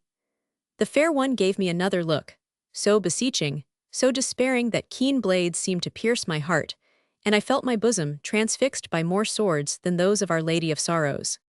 All was consummated, I had become a priest. Never was deeper anguish painted on human face than upon hers. The maiden who beholds her affianced lover suddenly fall dead at her side, the mother bending over the empty cradle of her child, Eve seated at the threshold of the gate of paradise, the miser who finds a stone substituted for his stolen treasure, the poet who accidentally permits the only manuscript of his finest work to fall into the fire, could not wear a look so despairing, so inconsolable. All the blood had abandoned her charming face, leaving it whiter than marble. Her beautiful arms hung lifelessly on either side of her body, as though their muscles had suddenly relaxed, and she sought the support of a pillar, for her yielding limbs almost betrayed her. As for myself, I staggered toward the door of the church, livid as death, my forehead bathed with a sweat bloodier than that of Calvary. I felt as though I were being strangled. The vault seemed to have flattened down upon my shoulders, and it seemed to me that my head alone sustained the whole weight of the dome. As I was about to cross the threshold, a hand suddenly caught many a woman's hand. I had never till then touched the hand of any woman. It was cold as a serpent's skin, and yet its impress remained upon my wrist, burnt there as though branded by a glowing iron. It was she. Unhappy man, what hast thou done?" she exclaimed in a low voice, and immediately disappeared in the crowd. The aged bishop passed by. He cast a severe and scrutinizing look upon me.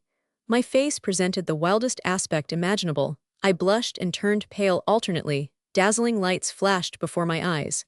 A companion took pity on me. He seized my arm and led me out.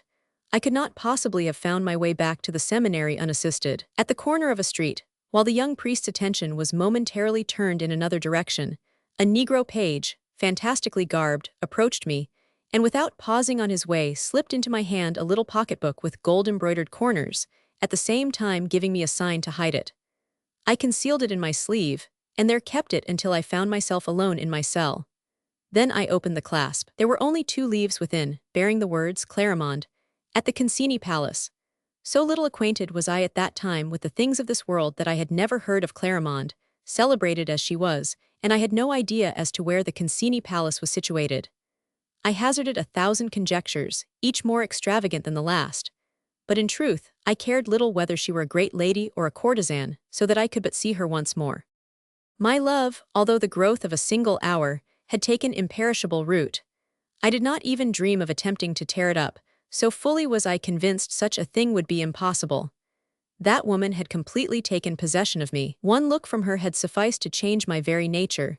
She had breathed her will into my life, and I no longer lived in myself, but in her and for her. I gave myself up to 1,000 extravagancies.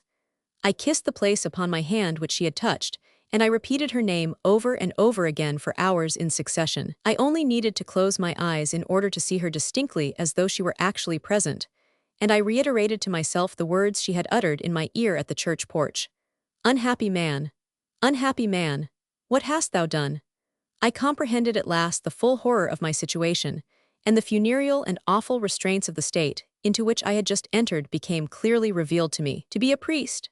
That is, to be chaste, to never love, to observe no distinction of sex or age, to turn from the sight of all beauty, to put out one's own eyes, to hide forever crouching in the chill shadows of some church or cloister, to visit none but the dying, to watch by unknown corpses, and ever bear about with one the black soutane as a garb of mourning for one's self, so that your very dress might serve as a pall for your coffin.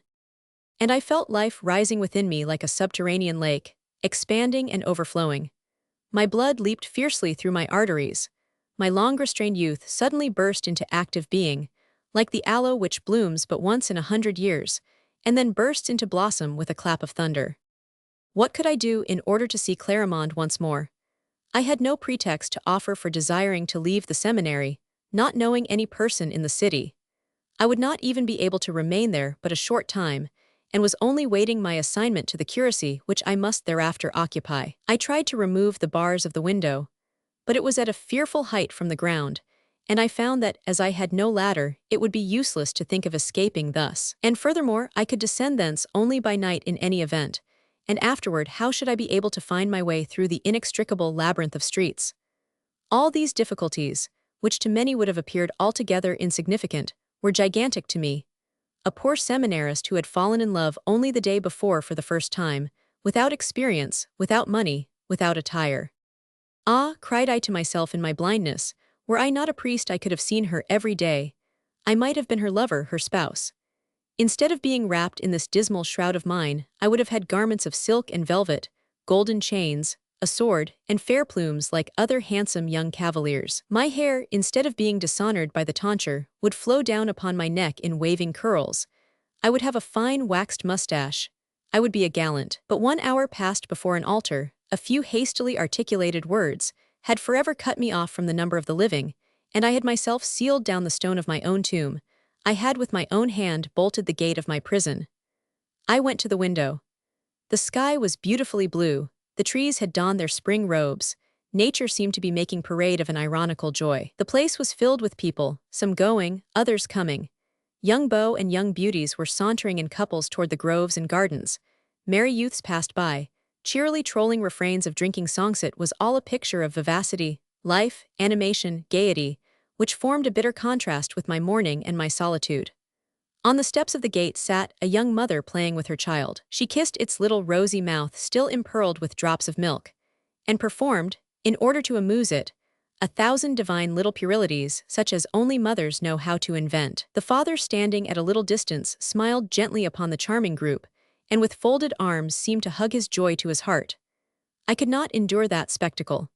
I closed the window with violence, and flung myself on my bed, my heart filled with frightful hate and jealousy, and gnawed my fingers and my bed-covers like a tiger that has passed 10 days without food.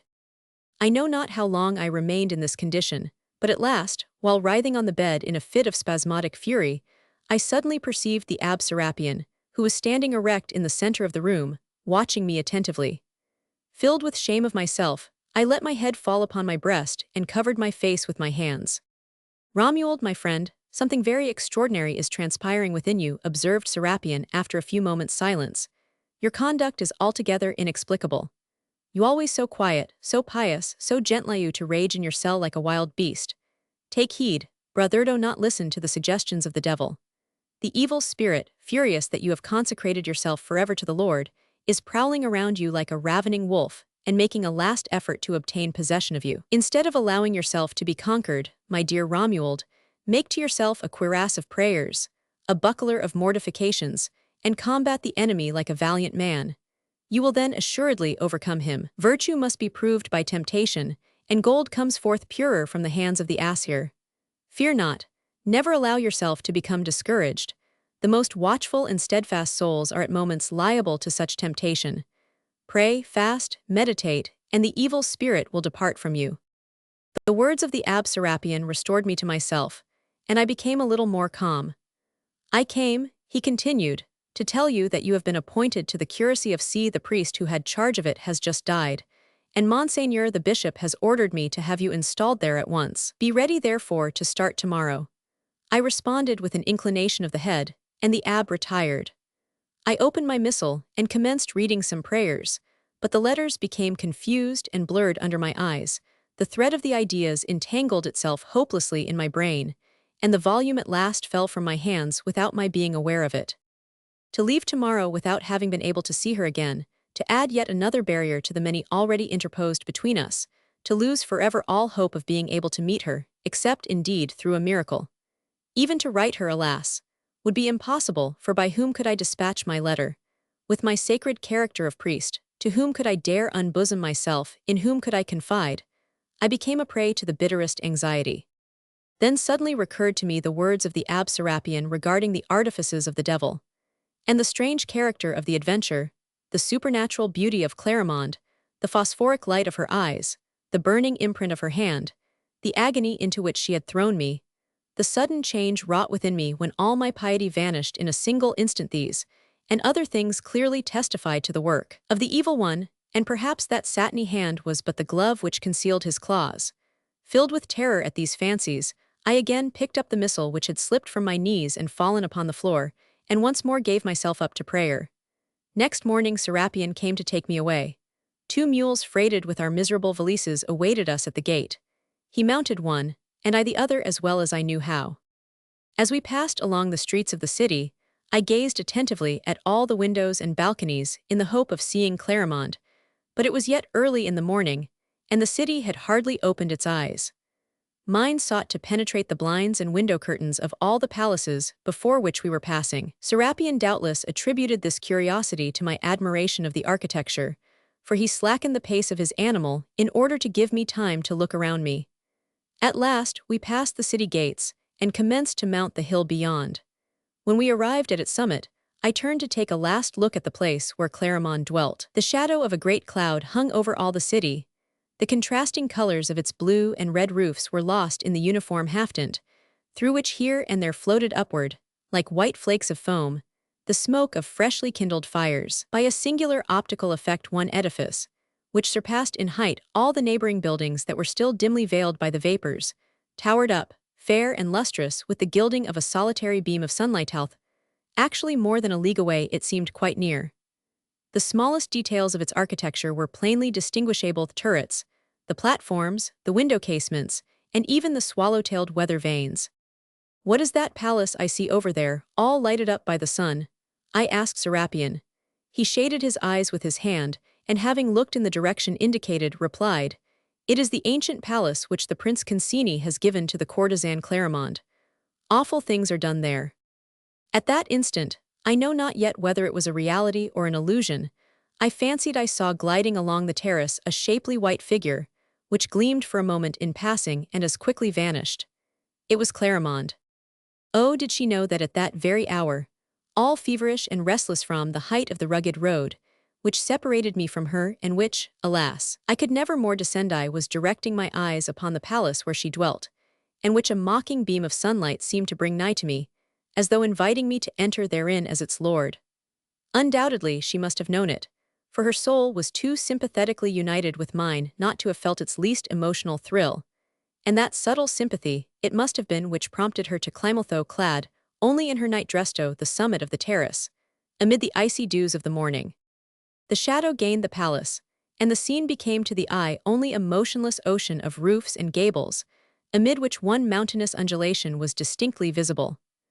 Serapion urged his mule forward, my own at once followed at the same gait, and a sharp angle in the road at last hid the city of S forever from my eyes, as I was destined never to return thither. At the close of a weary 3 days' journey through dismal country fields, We caught sight of the cock upon the steeple of the church which I was to take charge of, peeping above the trees.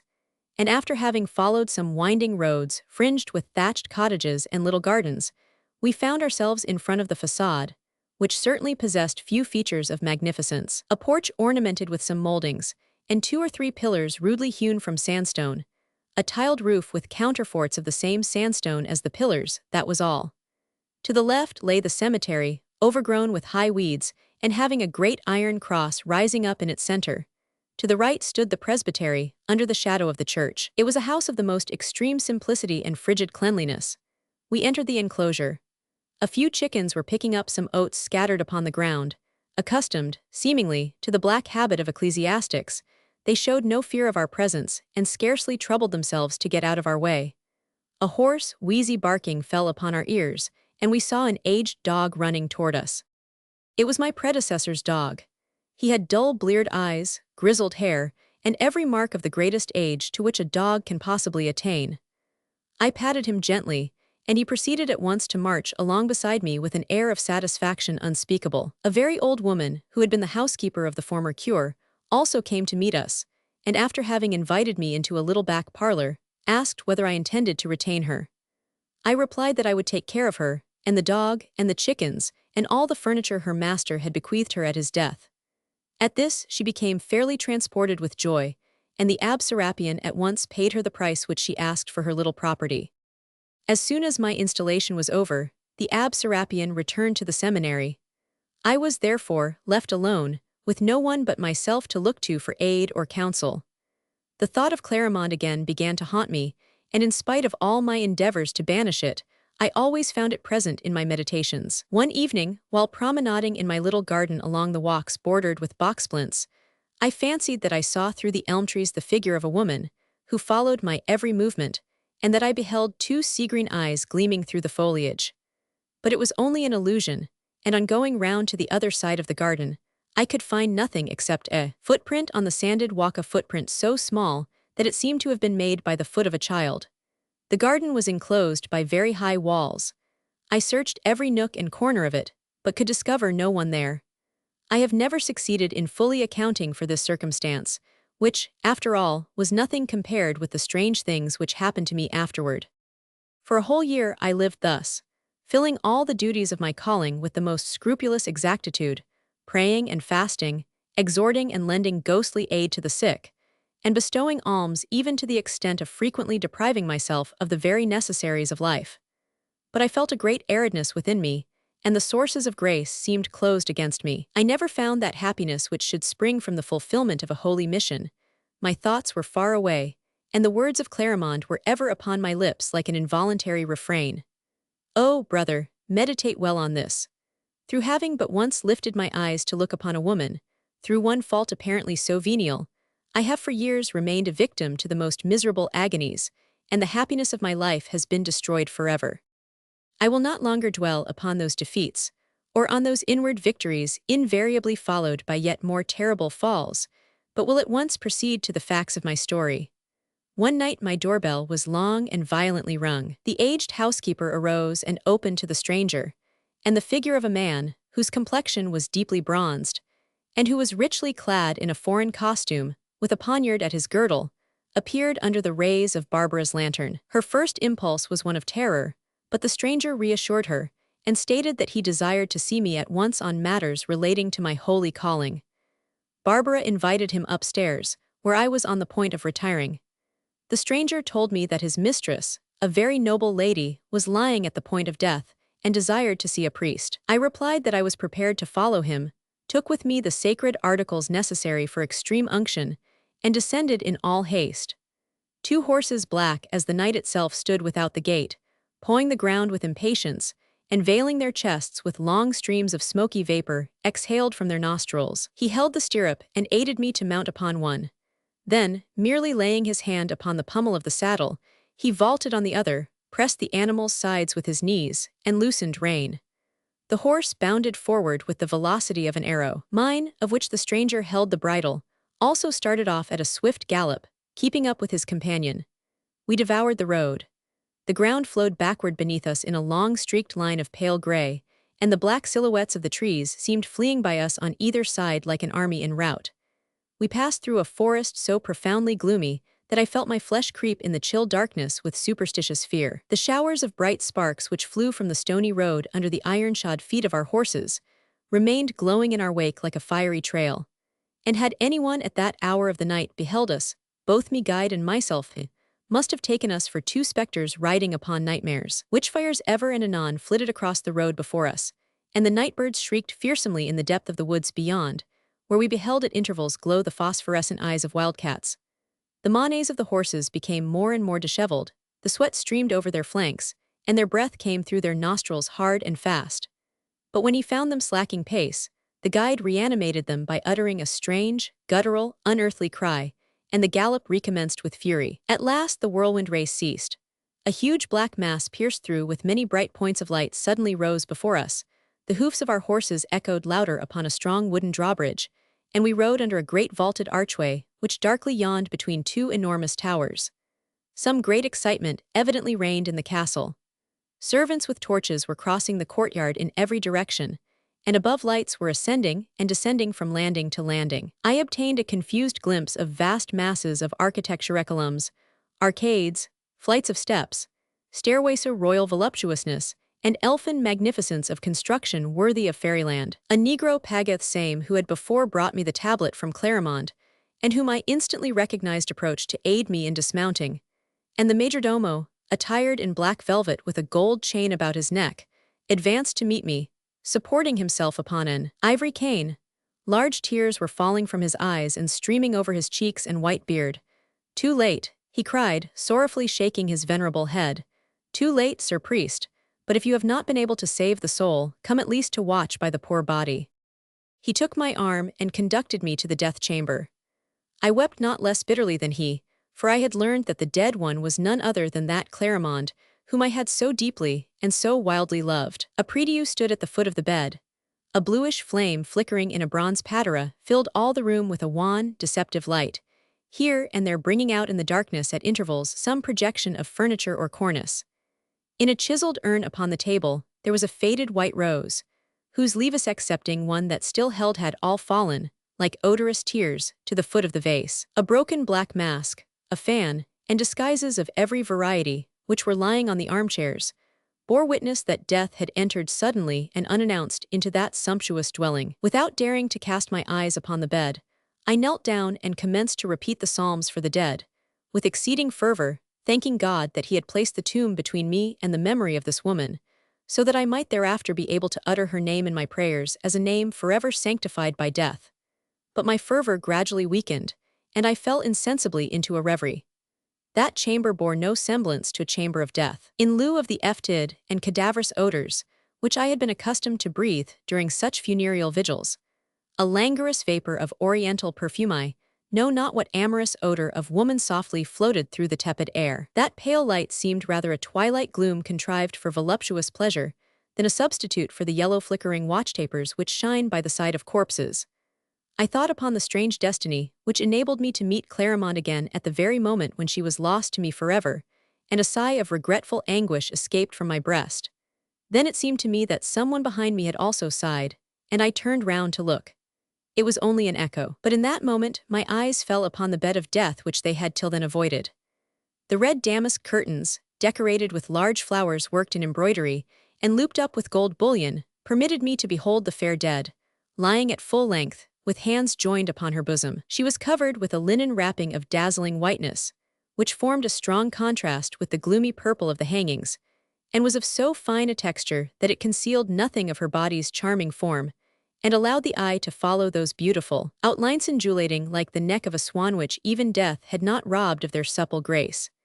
She seemed an alabaster statue, executed by some skillful sculptor to place upon the tomb of a queen, or rather, perhaps, like a slumbering maiden over whom the silent snow had woven a spotless veil. I could no longer maintain my constrained attitude of prayer. The air of the alcove intoxicated me, that febrile perfume of half-faded roses penetrated my very brain, and I commenced to pace restlessly up and down the chamber, pausing at each turn before the bier to contemplate the graceful corpse lying beneath the transparency of its shroud. Wild fancies came thronging to my brain. I thought to myself that she might not perhaps be really dead, that she might only have feigned death for the purpose of bringing me to her castle, and then declaring her love. At one time I even thought I saw her foot move under the whiteness of the coverings, and slightly disarrange the long, straight folds of the winding sheet. And then I asked myself, is this indeed Clarimonde? What proof have I that it is she? Might not that black page have passed into the service of some other lady? Surely I must be going mad to torture and afflict myself thus. But my heart answered with a fierce throbbing, it is she indeed. I approached the bed again, and fixed my eyes with redoubled attention upon the object of my incertitude. Ah, must I confess it? That exquisite perfection of bodily form, although purified and made sacred by the shadow of death, affected me more voluptuously than it should have done, and that repose so closely resembled slumber that one might well have mistaken it for such. I forgot that I had come there to perform a funeral ceremony. I fancied myself a young bridegroom entering the chamber of the bride, who all modestly hides her fair face, and through coyness seeks to keep herself wholly veiled. Heartbroken with grief, yet wild with hope, shuddering at once with fear and pleasure, I bent over her and grasped the corner of the sheet. I lifted it back, holding my breath all the while through fear of waking her. My arteries throbbed with such violence that I felt them hiss through my temples, and the sweat poured from my forehead in streams, as though I had lifted a mighty slab of marble. There indeed lay Clarimonde, even as I had seen her at the church on the day of my ordination. She was not less charming than then. With her, death seemed but a last coquetry. The pallor of her cheeks, the less brilliant carnation of her lips, her long eyelashes lowered and relieving their dark fringe against that white skin, lent her an unspeakably seductive aspect of melancholy chastity and mental suffering. Her long loose hair, still intertwined with some little blue flowers, made a shining pillow for her head, and veiled the nudity of her shoulders with its thick ringlets. Her beautiful hands, purer, more diaphanous than the host, were crossed on her bosom in an attitude of pious rest and silent prayer, which served to counteract all that might have proven otherwise too alluring. After deathen, the exquisite roundness and ivory polish of her bare arms from which the pearl bracelets had not yet been removed. I remained long in mute contemplation, and the more I gazed, the less could I persuade myself that life had really abandoned that beautiful body forever. I do not know whether it was an illusion or a reflection of the lamplight, but it seemed to me that the blood was again commencing to circulate under that lifeless pallor, although she remained all motionless. I laid my hand lightly on her arm. It was cold, but not colder than her hand on the day when it touched mine at the portals of the church. I resumed my position, bending my face above her, and bathing her cheeks with the warm dew of my tears. Ah, what bitter feelings of despair and helplessness, what agonies unutterable did I endure in that long watch. Vainly did I wish that I could have gathered all my life into one mass that I might give it all to her, and breathe into her chill remains the flame which devoured me. The night advanced, and feeling the moment of eternal separation approach, I could not deny myself the last sad sweet pleasure of imprinting a kiss upon the dead lips of her who had been my only love. Oh, miracle! A faint breath mingled itself with my breath, and the mouth of Clarimonde responded to the passionate pressure of mine. Her eyes unclosed, and lighted up with something of their former brilliancy. She uttered a long sigh, and uncrossing her arms, passed them around my neck with a look of ineffable delight. Ah, it is thou, Romuald, she murmured in a voice languishingly sweet as the last vibrations of a harp. What ailed thee, dearest? I waited so long for thee that I am dead, but we are now betrothed. I can see thee and visit thee. Adieu, Romuald, adieu, I love thee. That is all I wish to tell thee, and I give thee back the life which thy kiss for a moment recalled. We shall soon meet again. Her head fell back, but her arms yet encircled me, as though to retain me still. A furious whirlwind suddenly burst in the window and entered the chamber. The last remaining leaf of the white rose for a moment palpitated at the extremity of the stalk like a butterfly's wing, then it detached itself and flew forth through the open casement, bearing with it the soul of Clarimonde. The lamp was extinguished, and I fell insensible upon the bosom of the beautiful dead. When I came to myself again, I was lying on the bed in my little room at the presbytery, and the old dog of the former cure was licking my hand which had been hanging down outside of the covers. Barbara, all trembling with age and anxiety, was busying herself about the room, opening and shutting drawers, and emptying powders into glasses. On seeing me open my eyes, the old woman uttered a cry of joy. The dog yelped and wagged his tail, but I was still so weak that I could not speak a single word or make the slightest motion. Afterward, I learned that I had lain thus for 3 days, giving no evidence of life beyond the faintest respiration. Those 3 days do not reckon in my life, nor could I ever imagine whither my spirit had departed during those 3 days. I have no recollection of aught relating to them. Barbara told me that the same coppery-complexioned man who came to seek me on the night of my departure from the presbytery had brought me back the next morning in a close litter, and departed immediately afterward. When I became able to collect my scattered thoughts, I reviewed within my mind all the circumstances of that fateful night. At first I thought I had been the victim of some magical illusion, but ere long the recollection of other circumstances, real and palpable in themselves, came to forbid that supposition. I could not believe that I had been dreaming, since Barbara as well as myself had seen the strange man with his 2 black horses, and described with exactness every detail of his figure and apparel. Nevertheless, it appeared that none knew of any castle in the neighborhood answering to the description of that in which I had again found Clarimonde. One morning, I found the Abbé Serapion in my room. Barbara had advised him that I was ill, and he had come with all speed to see me. Although this haste on his part testified to an affectionate interest in me, yet his visit did not cause me the pleasure which it should have done. The Abbé Serapion had something penetrating and inquisitorial in his gaze, which made me feel very ill at ease. His presence filled me with embarrassment and a sense of guilt. At the first glance, he divined my interior trouble, and I hated him for his clairvoyance. While he inquired after my health in hypocritically honeyed accents, he constantly kept his 2 great yellow lionesses fixed upon me, and plunged his look into my soul like a sounding lead. Then he asked me how I directed my parish, if I was happy in it, how I passed the leisure hours allowed me in the intervals of pastoral duty, whether I had become acquainted with many of the inhabitants of the place, what was my favorite reading, and 1,000 other such questions. I answered these inquiries as briefly as possible, and he, without ever waiting for my answers, passed rapidly from one subject of query to another. That conversation had evidently no connection with what he actually wished to say. At last, without any premonition, but as though repeating a piece of news which he had recalled on the instant, and feared might otherwise be forgotten subsequently, he suddenly said, in a clear vibrant voice, which rang in my ears like the trumpets of the Last Judgment, "The great courtesan Clarimonde died a few days ago, at the close of an orgy which lasted 8 days and 8 nights. It was something infernally splendid. The abominations of the banquets of Belshazzar and Cleopatra were reenacted there. Good God, what age are we living in? The guests were served by swarthy slaves who spoke an unknown tongue, and who seemed to me to be veritable demons. The livery of the very least among them would have served for the gala dress of an emperor. There have always been very strange stories told of this Clarimonde, and all her lovers came to a violent or miserable end. They used to say that she was a ghoul, a female vampire, but I believe she was none other than Beelzebub himself."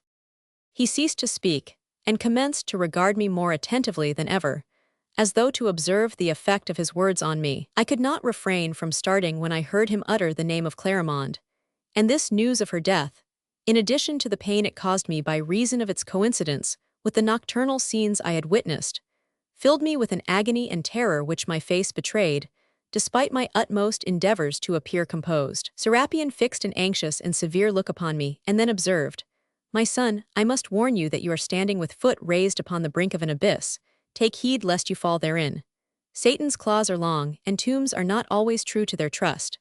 The tombstone of Clarimonde should be sealed down with a triple seal, for if report be true, it is not the first time she has died. May God watch over you, Romuald."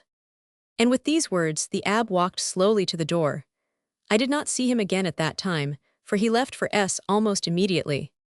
I became completely restored to health, and resumed my accustomed duties. The memory of Clarimonde and the words of the old abbé were constantly in my mind.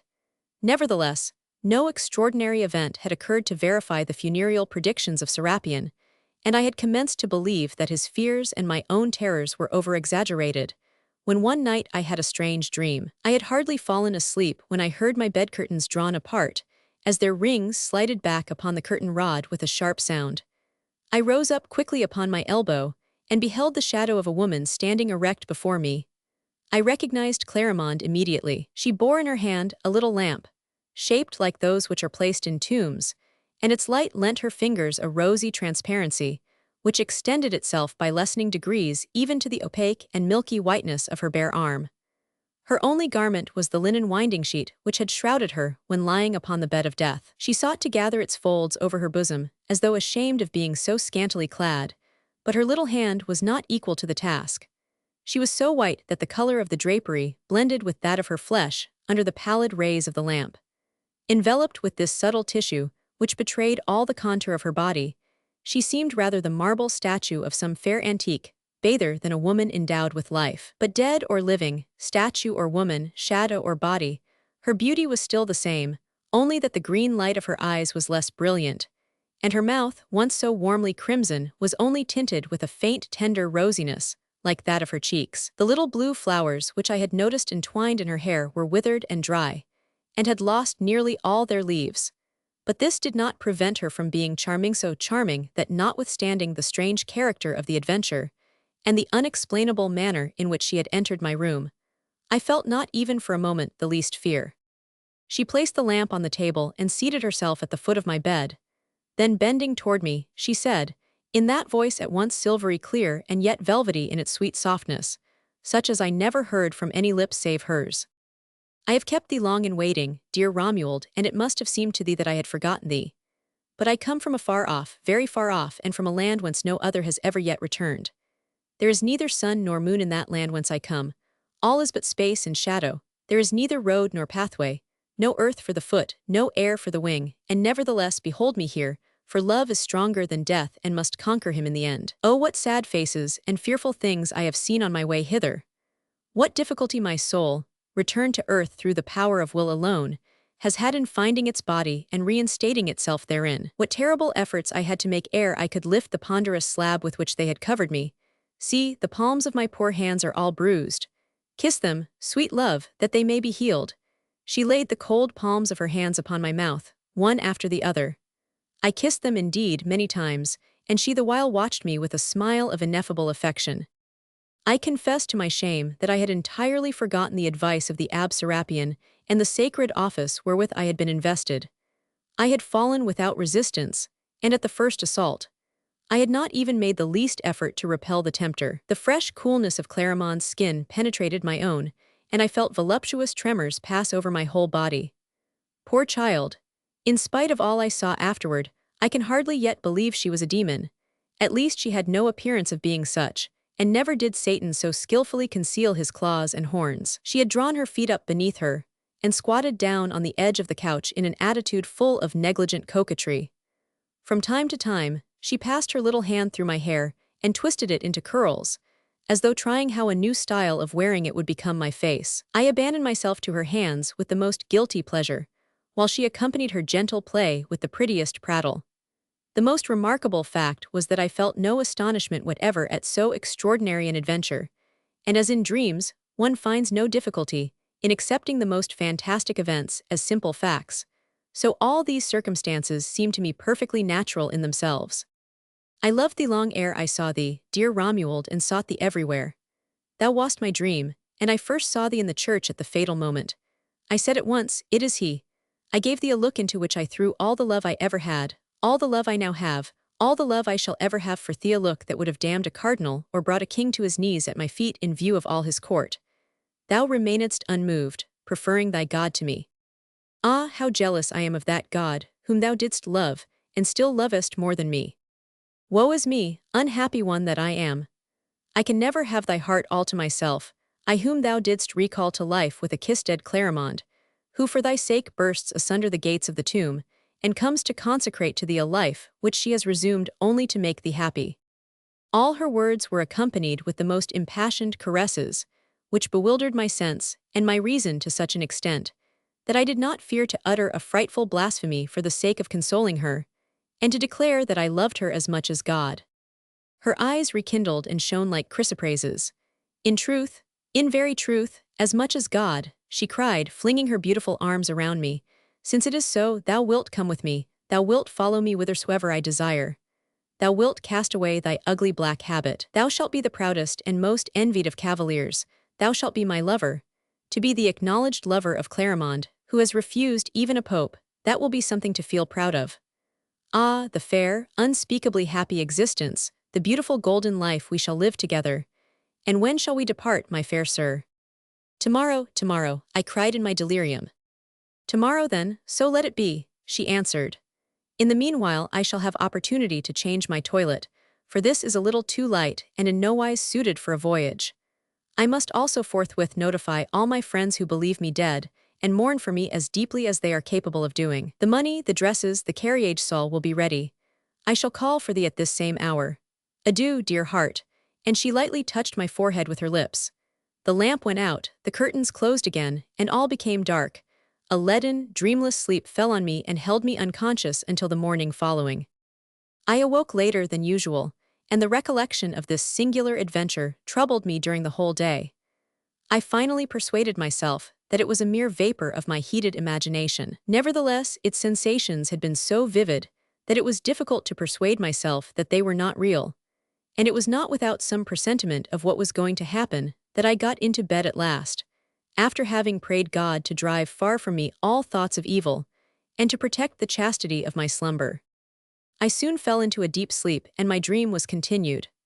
The curtains again parted, and I beheld Clarimonde, not as on the former occasion, pale in her pale winding-sheet, with the violets of death upon her cheeks, but gay, sprightly, jaunty, in a superb travelling dress of green velvet, trimmed with gold lace, and looped up on either side to allow a glimpse of satin petticoat. Her blonde hair escaped in thick ringlets from beneath a broad black felt hat, decorated with white feathers whimsically twisted into various shapes. In one hand she held a little riding whip terminated by a golden whistle. She tapped me lightly with it and exclaimed, "Well, my fine sleeper, is this the way you make your preparations? I thought I would find you up and dressed. Arise quickly, we have no time to lose." I leaped out of bed at once. "Come, dress yourself, and let us go," she continued, pointing to a little package she had brought with her. "The horses are becoming impatient of delay and champing their bits at the door. We ought to have been by this time at least 10 leagues distant from here." I dressed myself hurriedly, and she handed me the articles of apparel herself one by one, bursting into laughter from time to time at my awkwardness, as she explained to me the use of a garment when I had made a mistake. She hurriedly arranged my hair, and this done, held up before me a little pocket mirror of Venetian crystal, rimmed with silver filigree work, and playfully asked, "How dost find thyself now? Wilt engage me for thy valet de chamber?" I was no longer the same person, and I could not even recognize myself. I resembled my former self no more than a finished statue resembles a block of stone. My old face seemed but a coarse daub of the one reflected in the mirror.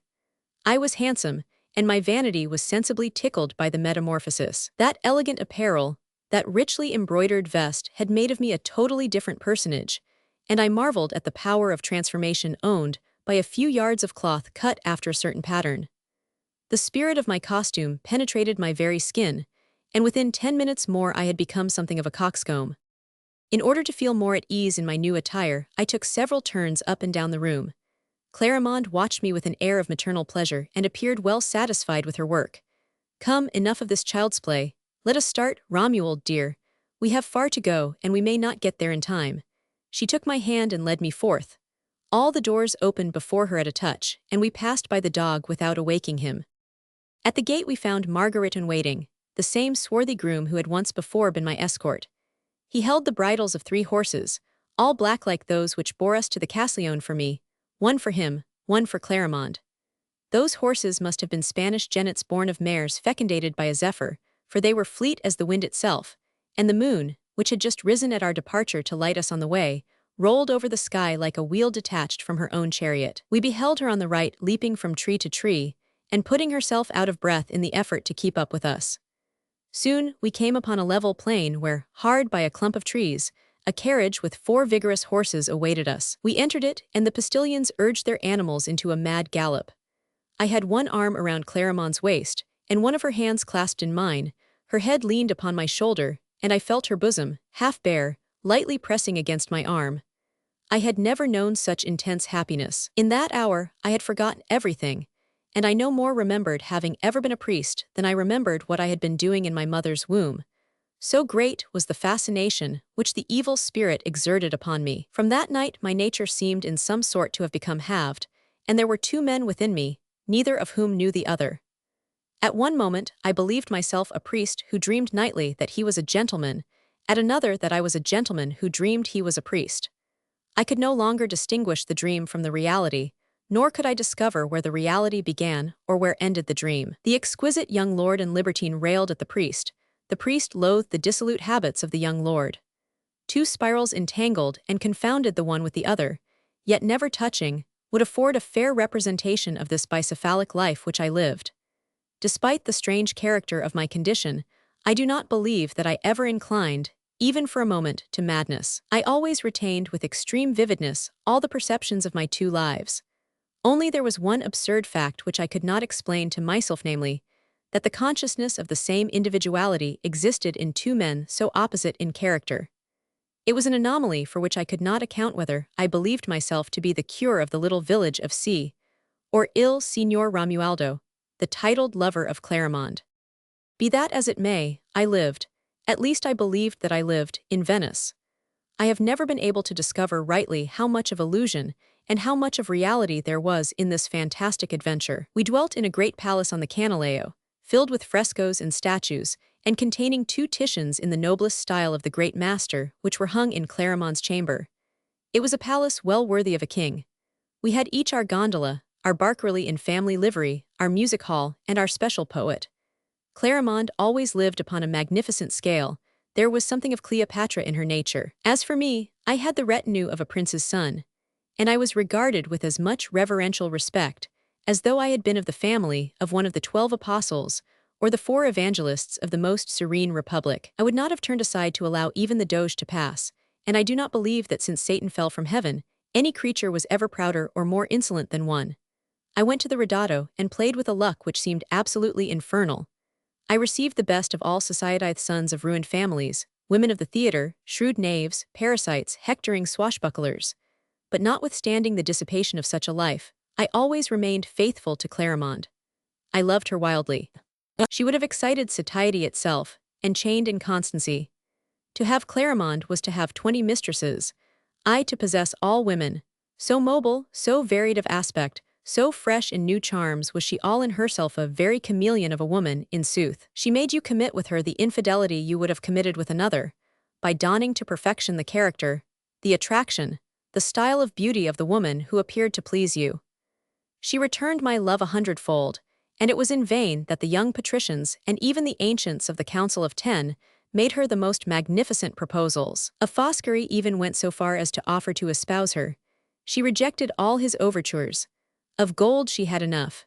She wished no longer for anything but love, a love youthful, pure, evoked by herself, and which should be a first and last passion. I would have been perfectly happy, but for a cursed nightmare which recurred every night, and in which I believed myself to be a poor village cure, practicing mortification and penance for my excesses during the day.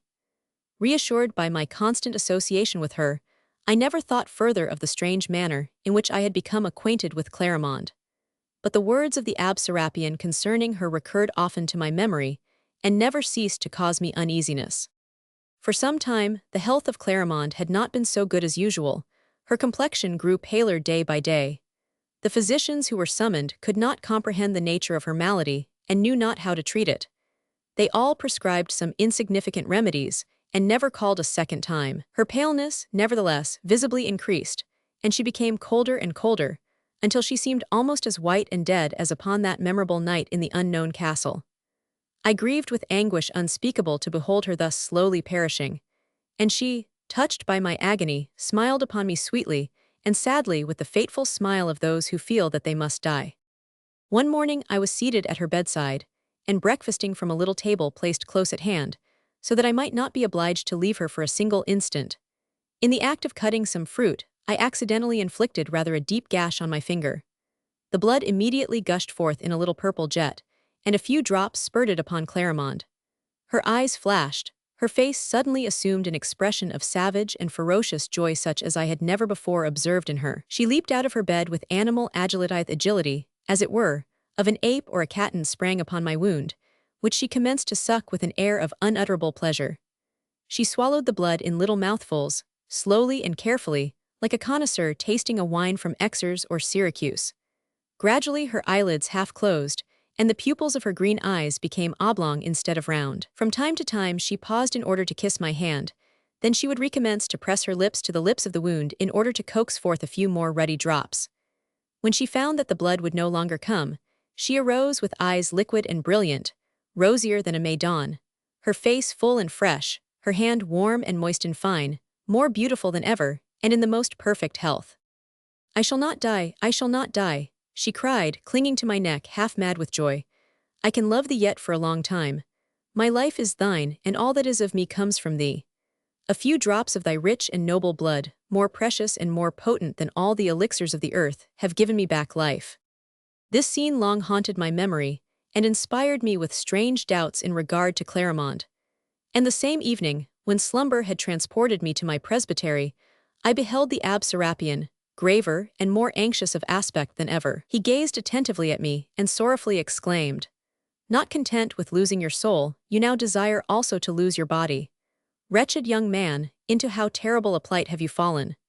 The tone in which he uttered these words powerfully affected me, but in spite of its vividness, even that impression was soon dissipated, and 1,000 other cares erased it from my mind. At last one evening, while looking into a mirror whose traitorous position she had not taken into account, I saw Clarimonde in the act of emptying a powder into the cup of spiced wine, which she had long been in the habit of preparing after our repasts. I took the cup, feigned to carry it to my lips, and then placed it on the nearest article of furniture, as though intending to finish it at my leisure. Taking advantage of a moment when the fair one's back was turned, I threw the contents under the table, after which I retired to my chamber and went to bed, fully resolved not to sleep, but to watch and discover what should come of all this mystery. I did not have to wait long. Clarimonde entered in her nightdress, and having removed her apparel, crept into bed and lay down beside me. When she felt assured that I was asleep, she bared my arm, and drawing a gold pin from her hair, commenced to murmur in a low voice, "One drop, only one drop, one ruby at the end of my needle, since thou lovest me yet, I must not die. Ah, poor love, his beautiful blood so brightly purple, I must drink it. Sleep, my only treasure, sleep, my God, my child, I will do thee no harm, I will only take of thy life what I must to keep my own from being forever extinguished. But that I love thee so much, I could well resolve to have other lovers whose veins I could drain. But since I have known thee, all other men have become hateful to me. Ah, the beautiful arm, how round it is, how white it is. How shall I ever dare to prick this pretty blue vein?" And while thus murmuring to herself, she wept, and I felt her tears raining on my arm as she clasped it with her hands. At last she took the resolve, slightly punctured me with her pin, and commenced to suck up the blood which oozed from the place. Although she swallowed only a few drops, the fear of weakening me soon seized her, and she carefully tied a little band around my arm, afterward rubbing the wound with an unguent which immediately cicatrized it. Further doubts were impossible. The Abbé Serapion was right. Notwithstanding this positive knowledge, however, I could not cease to love Clarimonde, and I would gladly of my own accord have given her all the blood she required to sustain her factitious life. Moreover, I felt but little fear of her. The woman seemed to plead with me for the vampire, and what I had already heard and seen sufficed to reassure me completely. In those days I had plenteous veins, which would not have been so easily exhausted as at present, and I would not have thought of bargaining for my blood, drop by drop. I would rather have opened myself the veins of my arm and said to her, "Drink, and may my love infiltrate itself throughout thy body together with my blood." I carefully avoided ever making the least reference to the narcotic drink she had prepared for me, or to the incident of the pin, and we lived in the most perfect harmony. Yet my priestly scruples commenced to torment me more than ever, and I was at a loss to imagine what new penance I could invent in order to mortify and subdue my flesh. Although these visions were involuntary, and though I did not actually participate in anything relating to them, I could not dare to touch the body of Christ with hands so impure, and a mind defiled by such debauches, whether real or imaginary. In the effort to avoid falling under the influence of these wearisome hallucinations, I strove to prevent myself from being overcome by sleep. I held my eyelids open with my fingers, and stood for hours together leaning upright against the wall, fighting sleep with all my might. But the dust of drowsiness invariably gathered upon my eyes at last, and finding all resistance useless, I would have to let my arms fall in the extremity of despairing weariness, and the current of slumber would again bear me away to the perfidious shores. Serapion addressed me with the most vehement exhortations, severely reproaching me for my softness and want of fervor. Finally, one day when I was more wretched than usual, he said to me, "There is but one way by which you can obtain relief from this continual torment, and though it is an extreme measure, it must be made use of, violent diseases require violent remedies. I know where Clarimonde is buried. It is necessary that we shall disinter her remains, and that you shall behold in how pitiable a state the object of your love is. Then you will no longer be tempted to lose your soul for the sake of an unclean corpse devoured by worms, and ready to crumble into dust. That will assuredly restore you to yourself. For my part, I was so tired of this double life that I at once consented, desiring to ascertain beyond a doubt whether a priest or a gentleman had been the victim of delusion. I had become fully resolved either to kill one of the two men within me for the benefit of the other, or else to kill both, for so terrible an existence could not last long and be endured. The Abbé Serapion provided himself with a mattock, a lever, and a lantern, and at midnight we wended our way to the cemetery of, the location and place of which were perfectly familiar to him. After having directed the rays of the dark lantern upon the inscriptions of several tombs, we came at last upon a great slab, half concealed by huge weeds, and devoured by mosses and parasitic plants, whereupon we deciphered the opening lines of the epitaph. Here lies Clarimonde, who was famed in her lifetime as the fairest of women. It is here without a doubt, muttered Serapion, and placing his lantern on the ground, he forced the point of the lever under the edge of the stone and commenced to raise it. The stone yielded, and he proceeded to work with the mattock. Darker and more silent than the night itself, I stood by and watched him do it, while he, bending over his dismal toil, streamed with sweat, panted, and his hard-coming breath seemed to have the harsh tone of a death rattle. It was a weird scene, and had any persons from without beheld us, they would assuredly have taken us rather for profane wretches and shroud-stealers than for priests of God. There was something grim and fierce in Serapion's zeal, which lent him the air of a demon rather than of an apostle or an angel, and his great aquiline face, with all its stern features brought out in strong relief by the lantern light, had something fearsome in it which enhanced the unpleasant fancy.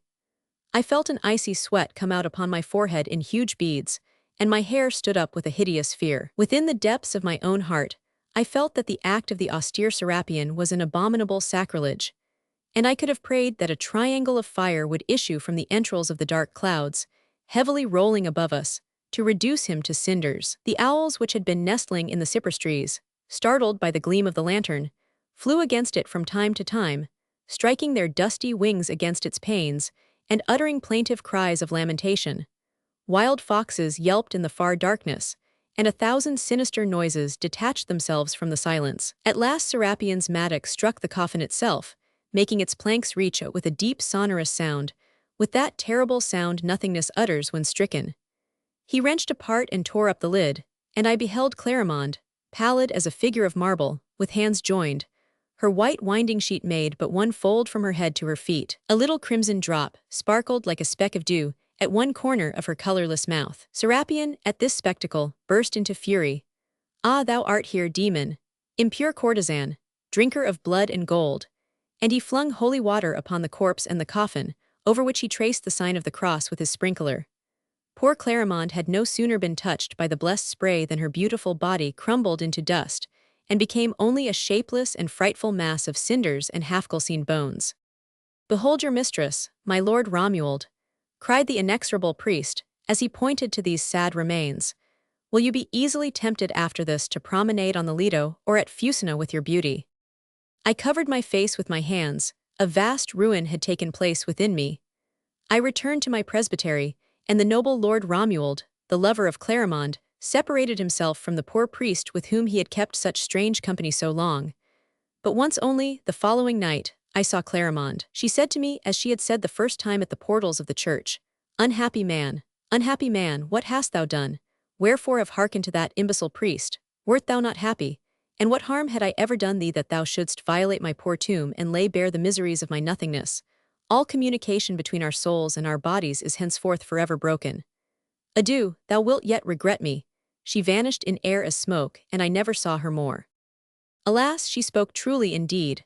I have regretted her more than once, and I regret her still. My soul's peace has been very dearly bought. The love of God was not too much to replace such a love as hers. And this, brother, is the story of my youth.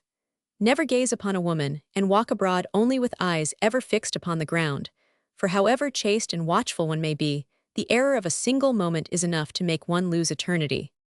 Ici git Clarimonde. Qui fut de son vivant. La plus belle du monde. The broken beauty of the lines is unavoidably lost in the translation. Aria Marcella. A souvenir of Pompeii. Three young friends, who had undertaken an Italian tour together last year, visited the Studii Museum at Naples, where the various antique objects exhumed from the ashes of Pompeii and Herculaneum have been collected. They scattered through the halls, inspecting the mosaics, the bronzes, the frescoes detached from the walls of the dead city, each following the promptings of his own particular taste in such matters. And whenever one of the party encountered something especially curious, he summoned his comrades with cries of delight, much to the scandal of the taciturn English visitors and the staid bourgeois who studiously thumbed their catalogues. But the youngest of the three, who had paused before a glass case, appeared wholly deaf to the exclamations of his comrades, so deeply had he become absorbed in contemplation. The object that he seemed to be examining with so much interest was a black mass of coagulated cinders, bearing a hollow imprint. One might easily have mistaken it for the fragment of some statuette mold, broken in the casting. The trained eye of an artist would have readily therein recognized the impression of a perfect bosom, and a flank as faultless in its outlines as a Greek statue. It is well known, indeed the commonest traveler's guide will tell you, that this lava, in cooling about the body of a woman, preserved its charming contours. Thanks to the caprice of the eruption that destroyed 4 cities, that noble form, though crumbled to dust nearly 2,000 years ago, has come down to us. The rounded loveliness of a throat has lived through the centuries, in which so many empires perished without even leaving the traces of their existence. Chance imprinted upon the volcanic scory, that seal of beauty remains unobliterated. Finding that he still remained absorbed in contemplation, Octavian's friends returned to where he stood, and Max, touching his shoulder, caused him to start like one surprised in a secret. Evidently, Octavian had not been aware of the approach of Max or Fabio. "Come, Octavian," exclaimed Max, "do not stay lingering whole hours before every cabinet, else we shall get late for the train and miss seeing Pompeii today." "What is our comrade looking at?" asked Fabio, drawing near. "Ah, the imprint found in the house of Arius Diomes," and he turned a peculiar, quick glance upon Octavian. Octavian slightly blushed, took Max's arm, and the visit terminated without further incident. On leaving the Studii Museum, the three friends entered a corricolo and were driven to the railway station. The corricolo, with its great red wheels, its tracket seat studded with brass nails, and its thin, spirited horse harnessed like a Spanish mule, and galloping at full speed over the great slabs of lava pavement, is too familiar to need description here, especially as we are not recording impressions of a trip to Naples, but the simple narrative of an adventure which, although true, may seem both fantastic and incredible in the extreme.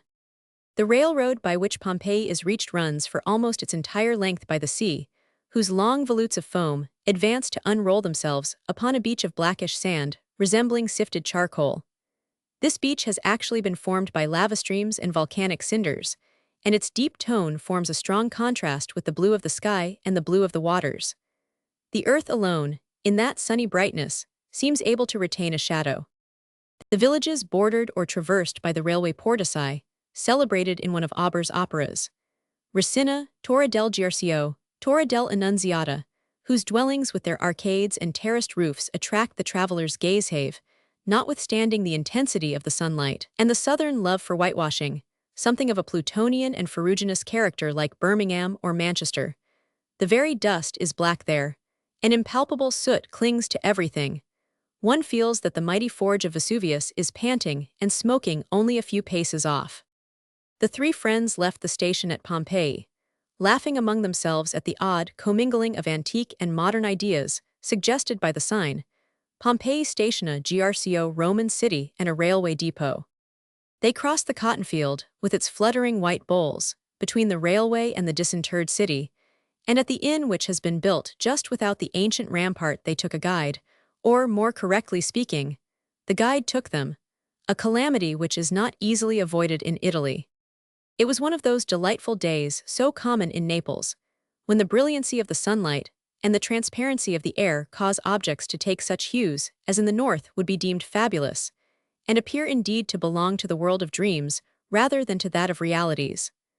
The northern visitor who has once looked upon that glow of azure and gold is apt to carry back with him into the depths of his native fogs an incurable nostalgia. Having shaken off a corner of her cinder shroud, the resurrected city again rose with her thousand details under a dazzling day. The cone of Vesuvius, furrowed with striae of blue, rosy, and violet-hued lavas, ruddily bronzed by the sun, towered sharply defined in the background. A thin haze, almost imperceptible in the sunlight, hooded the blunt crest of the mountain. At first sight it might have been taken for one of those clouds which shadow the brows of lofty peaks on the fairest days. Upon a nearer view, slender threads of white vapor could be perceived rising from the mountain summit, as from the orifices of a perfuming pan, to reunite above in a light cloud. The volcano, being that day in a good humor, smoked his pipe very peacefully, and but for the example of Pompeii, buried at his feet, no one would ever have suspected him of being by nature any more ferocious than Montmartre. On the other side fair hills, with outlines voluptuously undulating like the hips of a woman, barred the horizon. And further yet the sea, that in other days bore biremes and triremes under the ramparts of the city, extended its azure boundary. Of all spectacles, the sight of Pompeii is one of the most surprising. This sudden backward leap of 19 centuries astonishes even the least comprehensive and most prosaic natures. 2 paces lead you from the antique life to the life of today, and from Christianity to paganism. Thus, when the 3 friends beheld those streets wherein the forms of a vanished past are preserved yet intact, they were strangely and profoundly affected, however well prepared by the study of books and drawings they might have been. Octavian, above all, seemed stricken with stupefaction, and like a man walking in his sleep, mechanically followed the guide, without hearing the monotonous nomenclature that the varlet had learned by heart and recited like a lesson. He gazed wildly on those ruts hollowed out in the cyclopean pavements of the streets by the chariot wheels, and which seemed to be of yesterday, so fresh do they appear. Those inscriptions in red letters skillfully traced upon the surfaces of the walls by rapid strokes of the brush, theatrical advertisements, notices of houses to let, votive formulas, signs, announcements of all descriptions, not less curious than a freshly discovered fragment of the walls of Paris with advertising bills and placards attached, would prove 1,000 years hence for the unknown people of the future. Those houses, whose shattered roofs permit one to penetrate at a glance into all those interior mysteries, all those domestic details which historians invariably neglect, and whereof the secrets die with dying civilizations, those fountains that even now seem scarcely dried up, that forum whose restoration was interrupted by the great catastrophe and whose architraves and columns, already cut and sculptured, still seem waiting in their purity of angle to be lifted into place. Those temples, consecrated in that mythologic age when atheists were yet unknown, to gods that have long ceased to be, those shops wherein the merchant only is missing, that public tavern where may still be seen the circular stain of the drinking cups upon the marble, that barracks with its ochre and minium-painted columns, on which the soldiers scratched grotesque caricatures of battle, and those juxtaposed double theaters of song and drama, which might even now resume their entertainments, were not the companies who performed in them turned long since to clay, and at present occupied perchance in closing the bunghole of a cask, or stopping a crevice in the wall, after the fashion of Alexander's ashes or Caesar's dust, according to the melancholy reflections of Hamlet. Fabio mounted upon the thymel of the tragic theatre, while Max and Octavian climbed to the upper benches, and there, with extravagant gestures, he commenced to recite whatever poetical fragments came to his memory, much to the terror of the lizards, who fled, vibrating their tails, and hid themselves in the joints of the ruined stonework.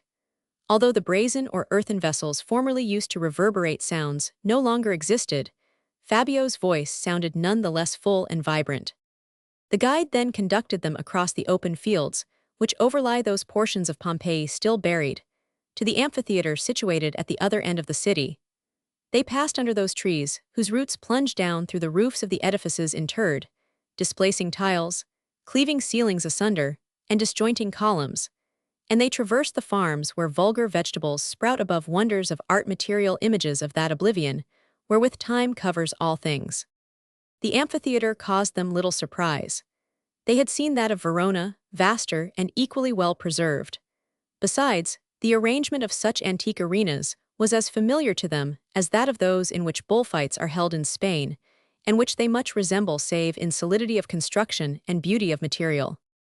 Accordingly, they soon retraced their footsteps and gained the street of Fortune by a crosspath, listening half distractedly to the cicerone, who named each house they passed by the name which had been given it immediately upon its discovery, owing to some characteristic peculiarity: the house of the brazen bull, the house of the fawn, the house of the ship, the temple of fortune, the house of Meleager, the tavern of fortune at the angle of the consular road via consularia, the academy of music, the public market, the pharmacy, the surgeon's shop, the custom house, the house of the vestals, the inn of Albinus, the thermopolium, and so on until they came to that gate which leads to the street of the tombs.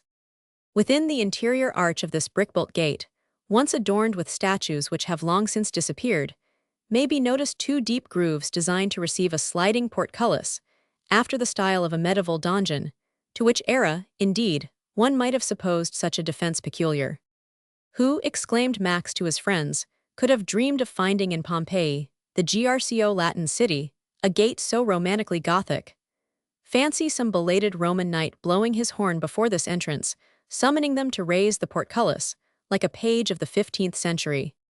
There is nothing new under the sun, replied Fabio, and the aphorism itself is not new, inasmuch as it was formulated by Solomon.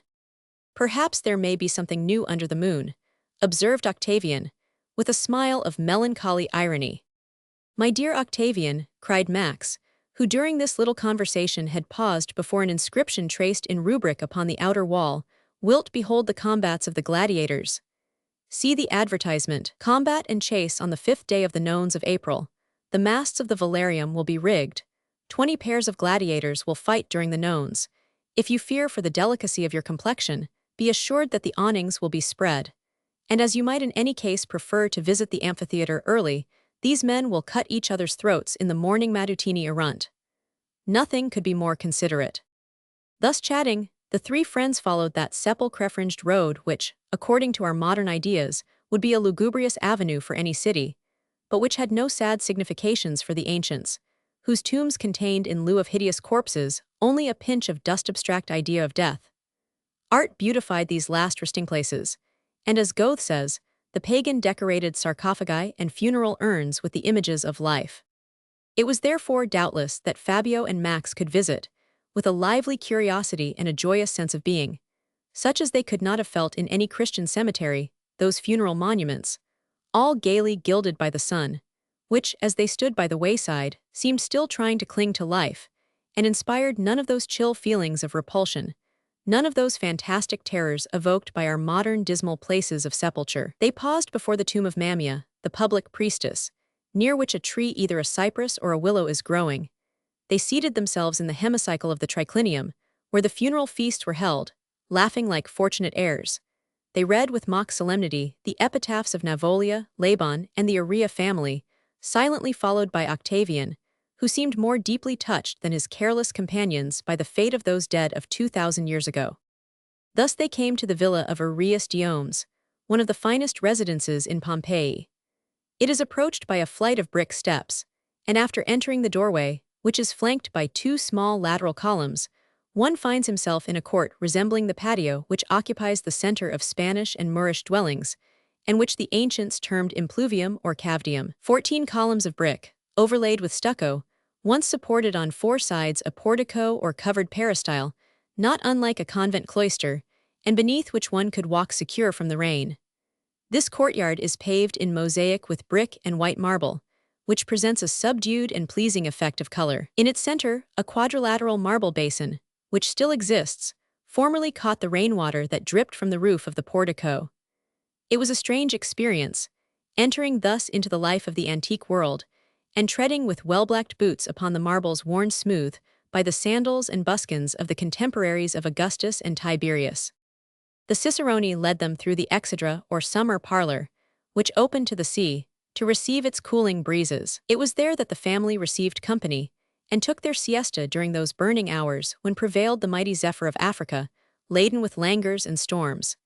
He brought them into the basilica, a long open gallery which lighted the various apartments, and in which clients and visitors erst awaited the call of the nomenclator. Then he conducted them to the white marble terrace, whence extended a broad view of verdant gardens and blue sea. Then he showed them the nymphum, or hall of baths, with its yellow-painted walls, its stucco columns, its mosaic pavement, and its marble bathing basin, which had contained so many of the lovely bodies that have long since passed away like shadows. The cubiculum, where flitted so many dreams from the ivory gate, and whose alcoves contrived in the wall were once closed by a canopium or curtain, of which the bronze rings still lie upon the floor, the tetrastyle or hall of recreation, the chapel of the Lares, the cabinet of archives, the library, the museum of paintings, the gynceum or women's apartment comprising a suite of small chambers, now half fallen into ruin, but whose walls yet bear traces of paintings and arabesques, like fair cheeks from which the rouge has been but half wiped off. Having fully inspected all these, they descended to the lower floor, for the ground is much lower on the garden side than it is on the side of the street of the tombs. They traversed 8 halls painted in antique red, whereof one has its walls hollowed with architectural niches, after that style of which we have today a good example in the vestibule of the Hall of the Ambassadors at the Alhambra. And finally they came to a sort of cave or cellar, whose purpose was clearly indicated by 8 earthen amphor propped up against the wall, and once perfumed, doubtless, like the odes of Horace with the wines of Crete, Falernia, or Massica. One solitary bright ray of sunshine streamed through a narrow aperture above, half choked by nettles, whose light-traversed leaves it transformed into emeralds and topazes, and this gay natural detail seemed to smile opportunely through the sadness of the place. It was here, observed the Cicerone, in his customary indifferent tone, that among 17 others was found the skeleton of the lady whose mold is exhibited at the Naples Museum. She wore gold rings, and the shreds of her fine tunic still clung to the mass of cinders which have preserved her shape. The guide's commonplace phrases deeply affected Octavian. He made the man point out to him the exact spot where the precious remains had been discovered, and had it not been for the restraining presence of his friends, he would have abandoned himself to some extravagant lyrism. His chest heaved, his eyes glistened with a furtive moisture. Though blotted out by 20 centuries of oblivion, that catastrophe touched him like a recent misfortune. Not even the death of a mistress or a friend could have affected him more profoundly. And while Max and Fabio had their backs turned, a tear, 2,000 years late, fell upon the spot where that woman, with whom he felt he had fallen retrospectively in love, had perished, suffocated by the hot cinders of the volcano. Enough of this archaeology, cried Fabio. We do not propose to write dissertations upon an ancient jug or a tile of the age of Julius Caesar in order to obtain memberships in some provincial academy. These classic souvenirs give me the stomachache. Let us go to dinner if such a thing be possible in that picturesque hostelry, where I fear we shall be served with fossil beefsteaks and fresh eggs laid prior to the death of Pliny. I will not exclaim with Boileau. Unsat quelquefois, ouvre un avis important. Exclaimed Max with a laugh. That would be ill-mannered, but your idea is a good one. Still, I think it would have been pleasant to banquet here, on some triclinium, reclining after the antique fashion, and waited upon by slaves according to the style of Lucullus or Trimalchio. It is true that I see no oysters from Lake Lucrinus, the turbots and mullets from the Adriatic are wanting, the Apulian boar cannot be had in market, and the loaves and honeycakes on exhibition in the Naples Museum lie, hard as stones, beside their green-gray molds. Even raw macaroni sprinkled with cacciacavallo, detestable as it may be, is certainly better than nothing. What does friend Octavian think about it? Octavian, who was deeply regretting that he had not happened to be in Pompeii on the day of the eruption, so that he might have saved the lady of the gold rings, and thereby merited her love, had not heard a syllable of this gastronomic conversation. Only the last 2 words uttered by Max had fallen upon his ears, and feeling no desire to broach a discussion, he gave a random nod of assent, upon which the amicable party retraced the road along the ramparts to the inn. The table was placed under a sort of open porch which served as a vestibule to the hostelry, whose rough cast walls were decorated with various daubs that the host entitled Salvator Rosa, Espagnolet, Cavalier Massimo, and other celebrated names of the Neapolitan school, which he deemed himself bound to extol. Venerable host, cried Fabio, do not waste your eloquence to no purpose. We are not Englishmen, and we prefer young women to old canvases. Better send us your wine list by that handsome brunette with the velvety eyes whom I just now perceived on the stairway. Finding that his guests did not belong to the mystifiable class of Philistines and bourgeois, the Palforio ceased to vaunt his gallery in order to glorify his cellar. To begin with, he had all the best vintages. Chateau Margaux, Grand Lafitte which had been twice to the Indies, Sillery de Moet, Hochmeier, scarlet wine, port and porter, ale and ginger beer, white and red Lacrima Christi, Caprian and Falernian. What you have Falernian wine, animal, and put it at the end of your list. And you dare to subject us to an unendurable nological litany," cried Max, leaping at the innkeeper's throat with burlesque fury. "Why, you have no sentiment of local color. You are unworthy to live in this antique neighborhood. Is it even good, this Falernian wine of yours? Was it put in amphor under the consul Plancus Consul Planco?" "I know nothing about the consul Plancus, and my wine is not put in amphor, but it is good, and worth 10 carlins a bottle," answered the innkeeper. Day had faded away and the night came, a serene, transparent night, clearer, assuredly, than full midday in London. The earth had tints of azure, and the sky silvery reflections of inconceivable sweetness. The air was so still that the flames of the candles on the table did not oscillate. A young boy, playing a flute, approached the table, and standing there, with his eyes fixed upon the three guests, performed upon his sweet and melodious instrument, one of those popular airs in a minor key which have a penetrating charm.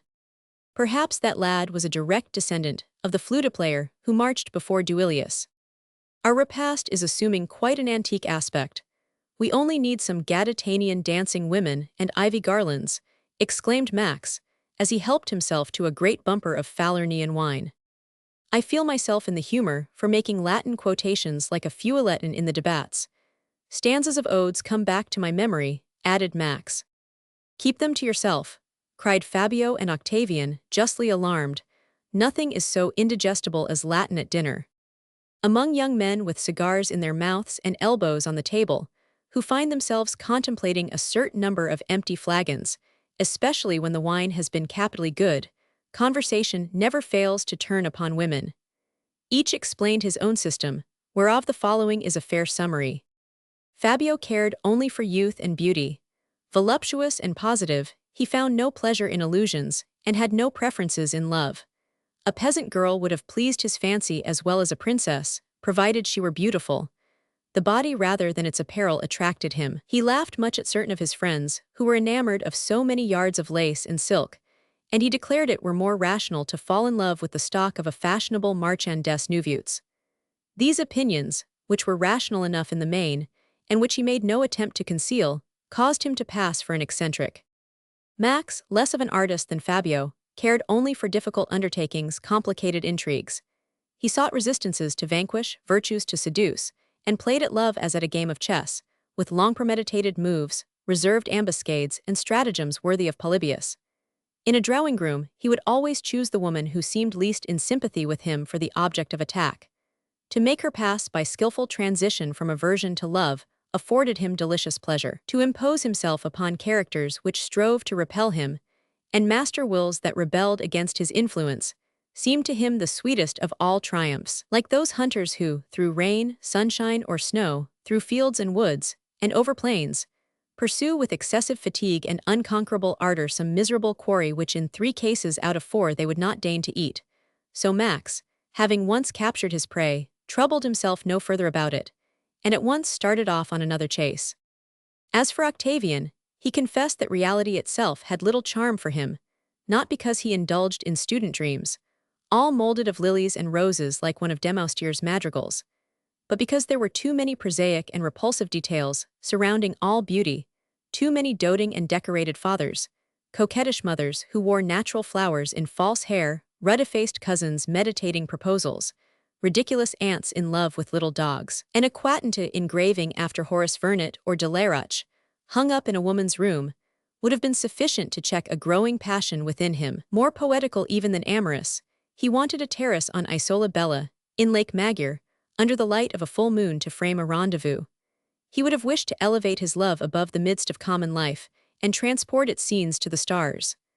Thus he had by turns fallen fruitlessly and madly in love with all the grand feminine types preserved by history or art. Like Faust, he had loved Helen, and would have wished that the undulations of the ages might bear to him one of those sublime personifications of human desires and dreams, whose forms, to mortal eyes invisible, live immortally beyond space and time. He had created for himself an ideal seraglio, with Semiramis, Aspasia, Cleopatra, Diana of Poitiers, Jane of Aragon. At times also he had fallen in love with statues, and one day, passing before the Venus of Milo in the museum, he cried out passionately, "Oh, who will restore thy arms that thou mayst crush me upon thy marble bosom?" At Rome, the sight of a matted mass of long, thick human hair, exhumed from an antique tomb, had thrown him into a fantastic delirium. He had attempted, through the medium of a few of those hairs, obtained by a golden bribe from the custodian, and placed in the hands of a clairvoyant of great power, to evoke the shade and form of the dead. But the conducting fluid, subtle ophile, had evaporated during the lapse of so many years, and the apparition could no more come forth out of the eternal night. As Fabio had divined before the glass cabinet in the Studii Museum, the imprint discovered in the cellar at the villa of Arius Diomes had excited in Octavian wild impulses toward a retrospective ideal. He longed to soar beyond life and time and transport himself in spirit to the age of Titus. Max and Fabio retired to their room, and being somewhat heavy-headed from the classic fumes of the Falernian, were soon sound asleep. Octavian, who had more than once suffered the full glass to remain before him untasted, not wishing to disturb by a grosser intoxication the poetic drunkenness which boiled in his brain, felt from the agitation of his nerves that sleep would not come to him, and left the hostelry on tiptoe that he might cool his brow and calm his thoughts in the night air. His feet bore him unawares to the entrance which leads into the dead city. He removed the wooden bar that closed it, and wandered into the ruins beyond. The moon illuminated the pale houses with her white beams, dividing the streets into double-edged lines of silvery white and bluish shadow. This nocturnal day, with its subdued tints, disguised the degradation of the buildings. The mutilated columns, the facades streaked with fugitive lizards, the roofs crumbled in by the eruption, were less noticeable than when beheld under the clear, raw light of the sun. The lost parts were completed by the haften of shadow, and here and there one brusque beam of light, like a touch of sentiment in a picturesque sketch, marked where a whole edifice had crumbled away. The silent genii of the night seemed to have repaired the fossil city for some representation of fantastic life. At times Octavian fancied that he saw vague human forms in the shadow, but they vanished the moment they approached the edge of the lighted portion of the street. A low whispering, an indefinite hum, floated through the silence. Our promenader at first attributed them to a fluttering in his eyes, to a buzzing in his ears. It might even, he thought, be merely an optical delusion, coupled with the sighing of the sea breezes or the flight of some snake or lizard through the nettles, for in nature all things live, even death. All things make themselves heard, even silence.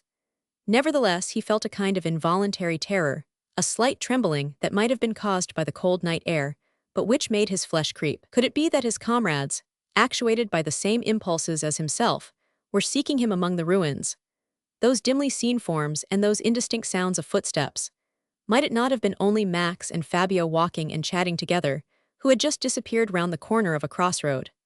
But Octavian felt to his dismay that this very natural explanation could not be true, and the arguments which he made to himself in favor of it were the reverse of convincing. The solitude and the shadow were peopled with invisible beings whom he was disturbing.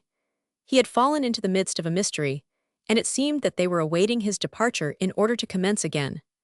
Such were the extravagant ideas that floated through his brain, and obtained no little verisimilitude from the hour, the place, and the thousand alarming details, which those can well understand who have ever found themselves alone by night in the midst of some vast ruin. Passing before a house which he had attentively observed during the day, and which the moon shone fully upon, he beheld in perfect integrity a certain portico, whereof he had vainly attempted to restore the design in fancy. 4 Ionic columns fluted for half their height, and their shafts purple-robed with minium, tin-sustained a cymatium, adorned with polychromatic ornaments, that the artist seemed only to have completed the day before. Upon one side wall of the entrance, a Laconian molossus, painted in encaustic, and accompanied by the warning inscription Cave Canem barked at the moon, and the visitor with pictured fury. On the mosaic threshold the word have, in Oscan and Latin characters, saluted the guest with its friendly syllables. The outer surfaces of the walls, tinted with ochre and rubric, were unmarred by a single crack.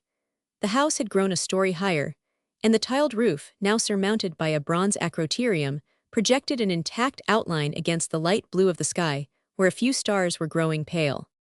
This strange restoration, effected between afternoon and evening, by some unknown architect greatly puzzled Octavian, who felt certain of having the same day seen that very house in a lamentable state of ruin. The mysterious reconstructor had labored with great dispatch, for all the neighboring dwellings had the same fresh, new look. All the pillars were coiffed with their capitals. Not a single stone, a brick, A pellicle of stucco or a scale of paint was wanting upon the shining surfaces of the facades, and through the intervals of the peristyles surrounding the marble basin of the cavedium one could catch glimpses of white laurels and bay roses, myrtles and pomegranates. Surely all the historians were mistaken. The eruption had never taken place, or else the needle of time had moved backward 20 secular hours upon the dial of eternity. In the climax of his astonishment, Octavian commenced to wonder whether he might not actually be sleeping upon his feet and walking in a dream. He even seriously asked himself whether madness might not be parading its hallucinations before his eyes, but he soon felt himself compelled to admit that he was neither asleep nor mad. A singular change had taken place in the atmosphere. Vague rose tints were blending through brightening shades of violet with the faintly azure tints of moonlight. The sky commenced to glow brightly along its borders. Daylight seemed about to dawn. Octavian took out his watch. It marked the hour of midnight. Fearing that it might have stopped, he pressed the spring of the repeating mechanism. It struck 12 times. It was midnight beyond a doubt, and yet the brightness ever increased. The moon sank through the azure, which became momentarily more and more luminous. The sun rose. Then Octavian, to whom all ideas of time had become hopelessly confused, was able to convince himself that he was walking, not through a dead Pompeii, the chill corpse of a city half-shrouded, but through a living, youthful, intact Pompeii over which the torrents of burning mud from Vesuvius had never flowed. An inconceivable prodigy had transported him, a Frenchman of the 19th century, back to the age of Titus, not in spirit only, but in reality, or else had called up before him from the depths of the past a desolated city with its vanished inhabitants, for a man clothed in the antique fashion had just passed out of a neighboring house. This man wore his hair short, and his face was closely shaven.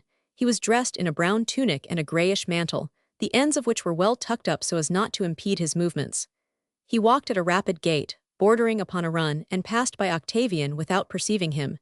He carried on his arm a basket made of Spanish broom, and proceeded toward the Forum Nundinarium. He was evidently a slave, some Davus, going to market beyond a doubt. The noise of wheels became audible, and an antique wagon, drawn by white oxen and loaded with vegetables, came along the street. Beside the team walked a peasant with legs bare and sunburnt, and feet sandal-shod, who was clad in a sort of canvas shirt puffed out about the waist, a conical straw hat hanging at his shoulders, and depending from his neck by the chin-bend, left his face exposed to Viewa type of face, unknown in these days, a forehead low and traversed by salient, knotty lines, hair black and curly, eyes tranquil as those of his oxen, and a neck like that of the rustic Hercules. As he gravely pricked his animals with the goad, his statuesque attitudes would have thrown Ingers into ecstasy. The peasant perceived Octavian and appeared surprised, but he proceeded on his way, without being able, doubtless, to find any explanation for the appearance of this strange-looking personage, and in his rustic simplicity, willingly leaving the solution of the enigma to those wiser than himself. Pompeian peasants also appeared on the scene, driving before them asses laden with skins of wine, and ringing their brazen bells. Their physiognomies differed from those of the modern peasants, as a medallion differs from a sun. Gradually, the city became peopled, like one of those panoramic pictures at first desolate, but which by a sudden change of light become animated with personages previously invisible. Octavian's feelings had undergone a change. Only a short time before, amid the deceitful shadows of the night, he had fallen a prey to that uneasiness from which the bravest are not exempt amid such disquieting and fantastic surroundings as reason cannot explain. His vague terror had ultimately yielded to a profound stupefaction. Distinctness of his perceptions forbade him to doubt the testimony of his senses, yet what he beheld seemed altogether contrary to reason.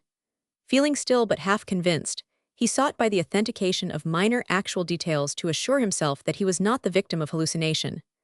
Those figures which passed before his eyes could not be phantoms, for the living sun shone upon them with unmistakable reality, and their shadows, elongated in the morning light, fell upon the pavement and the walls.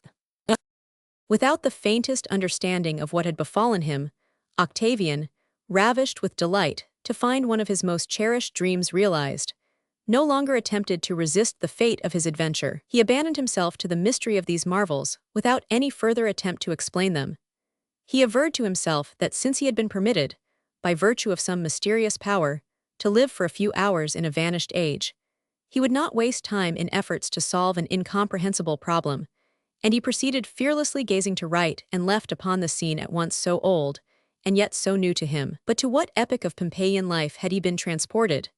An dial inscription engraved upon a wall showed him, by the names of public personages there recorded, that it was about the commencement of the reign of Titus, or in the year 79 of our own era.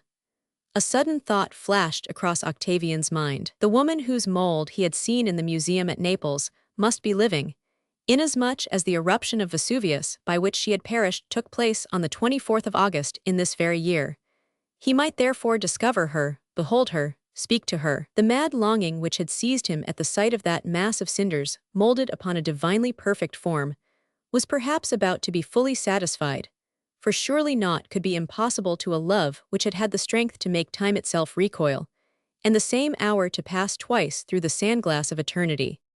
While Octavian was abandoning himself to these reflections, beautiful young girls were passing by on their way to the fountains, all balancing urns upon their heads with their white fingertips, and patricians clad in white togas bordered with purple bands were proceeding toward the forum, each followed by an escort of clients. The buyers commenced to throng about the booths, which were all designated by sculptured or pictured signs, and recalled by reason of their shape and small dimensions the Moresque booths of Algiers. Over most of them a glorious phallus of baked and painted clay, together with the inscription, Hic habitat felicitas, testified to superstitious precautions against the evil eye. Octavian also noticed an amulet shop, whose shelves were stocked with horns, bifurcated branches of coral, and little figures of Priapus in gold, like those worn in Naples even at this day as a safeguard against the jetatura, and he thought to himself that a superstition often outlives a religion. Following the sidewalk which borders each street in Pompeii, and deprives the English of all claim to this invention, Octavian suddenly found himself face to face with a beautiful young man of about his own age, clad in a saffron-colored tunic, and a mantle of snowy linen as supple as cashmere. The sight of Octavian in his frightful modern hat, girthed about with a scanty black frock-coat, his legs confined in pantaloons, and his feet cramped in well-policed boots, seemed to surprise the young Pompeian in much the same way as one of us would feel astonished to meet on the Boulevard de Gaulle some Iowa Indian, or native of Butacuto, bedecked with his feathers, necklace of bear's claws, or whimsical tattooing. Nevertheless, being a well-bred young man, he did not burst out laughing in Octavian's face, and pitying the poor barbarian who had lost his way, no doubt, in that Grco Roman city, he said to him in a soft, clear voice, Advena salve. Nothing could be more natural than that an inhabitant of Pompeii, in the reign of the divine, most powerful, and most august Emperor Titus, should speak Latin, yet Octavian started at hearing this dead tongue in a living mouth. It was then, indeed, that he congratulated himself on having been proficient in his college studies and taken the honors at the annual examinations. The Latin taught him by the university served him in good stead on that unique occasion, and calling back to mind some souvenirs of his college course, he returned the salutation of the Pompeian after the style of De Viris Illustribus and Select e Profanes, in a tolerably intelligible manner, but with a Parisian accent which forced the young man to smile despite himself. Perhaps it will be easier for you to converse in Greek, said the Pompeian. I am also acquainted with that language, for I studied at Athens. I am even less familiar with Greek than with Latin, replied Octavian. I am from the land of Gaul, from Paris, from Lutetia. I know that country. My grandfather served under the great Julius Caesar in the Gallic Wars. But what a strange dress you wear. The Gauls whom I saw at Rome were not thus attired. Octavian attempted to explain to the young Pompeian that 20 centuries had rolled by since the conquest of Gaul by Julius Caesar, and that the fashions had changed. But he forgot his Latin, and indeed, to tell the truth, he had but little to forget. My name is Rufus Holconius, and my house is at your service, said the young man, unless, indeed, you prefer the freedom of the tavern. It is hard by the public house of Albinus, near the gate of the suburb of Augustus Felix and the inn of Sarinus, son of Publius, just at the second turn. But if you wish, I will be your guide through this city, in which you do not seem to be acquainted. Young barbarian, I like you, although you endeavored to impose upon my credulity by pretending that the Emperor Titus, who now reigns, died 2,000 years ago, and that the Nazarian whose infamous followers were plastered with pitch and burned to illuminate Nero's gardens rules sole master of the deserted heavens whence the great gods have fallen. By Pollux. He continued as his eyes fell upon a rubric inscription at a street corner, "You have just come in good time. The Cassina of Plautus, which has quite recently been put upon the stage, will be played today. It is a curious and laughable comedy which will amuse you, even if you only comprehend the pantomime of it. Come with me. It is nearly time for the play already. I will find you a place in the seat set apart for guests and strangers."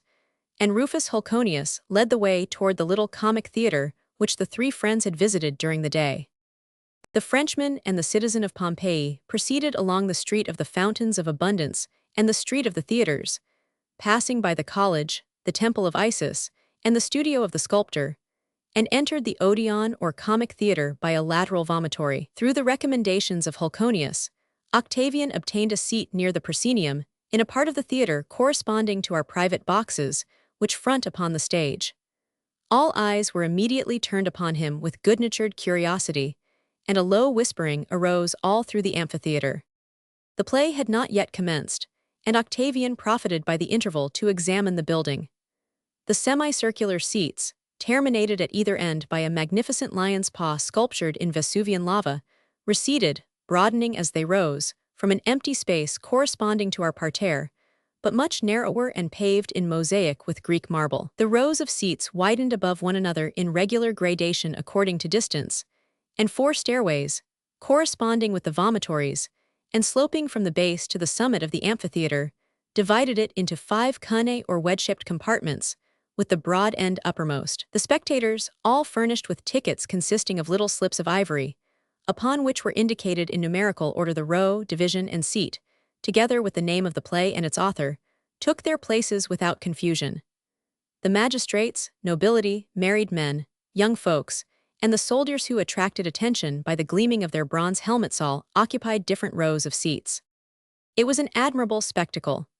Those beautiful togas and great white mantles displayed in the first row of seats, contrasting with the vari-colored garments of the women seated in the circle above, and the gray capes of the populace who were assigned to the upper benches near the columns which supported the roof, and between which were visible glimpses of a sky intensely blue as the azure background of the Panathenea.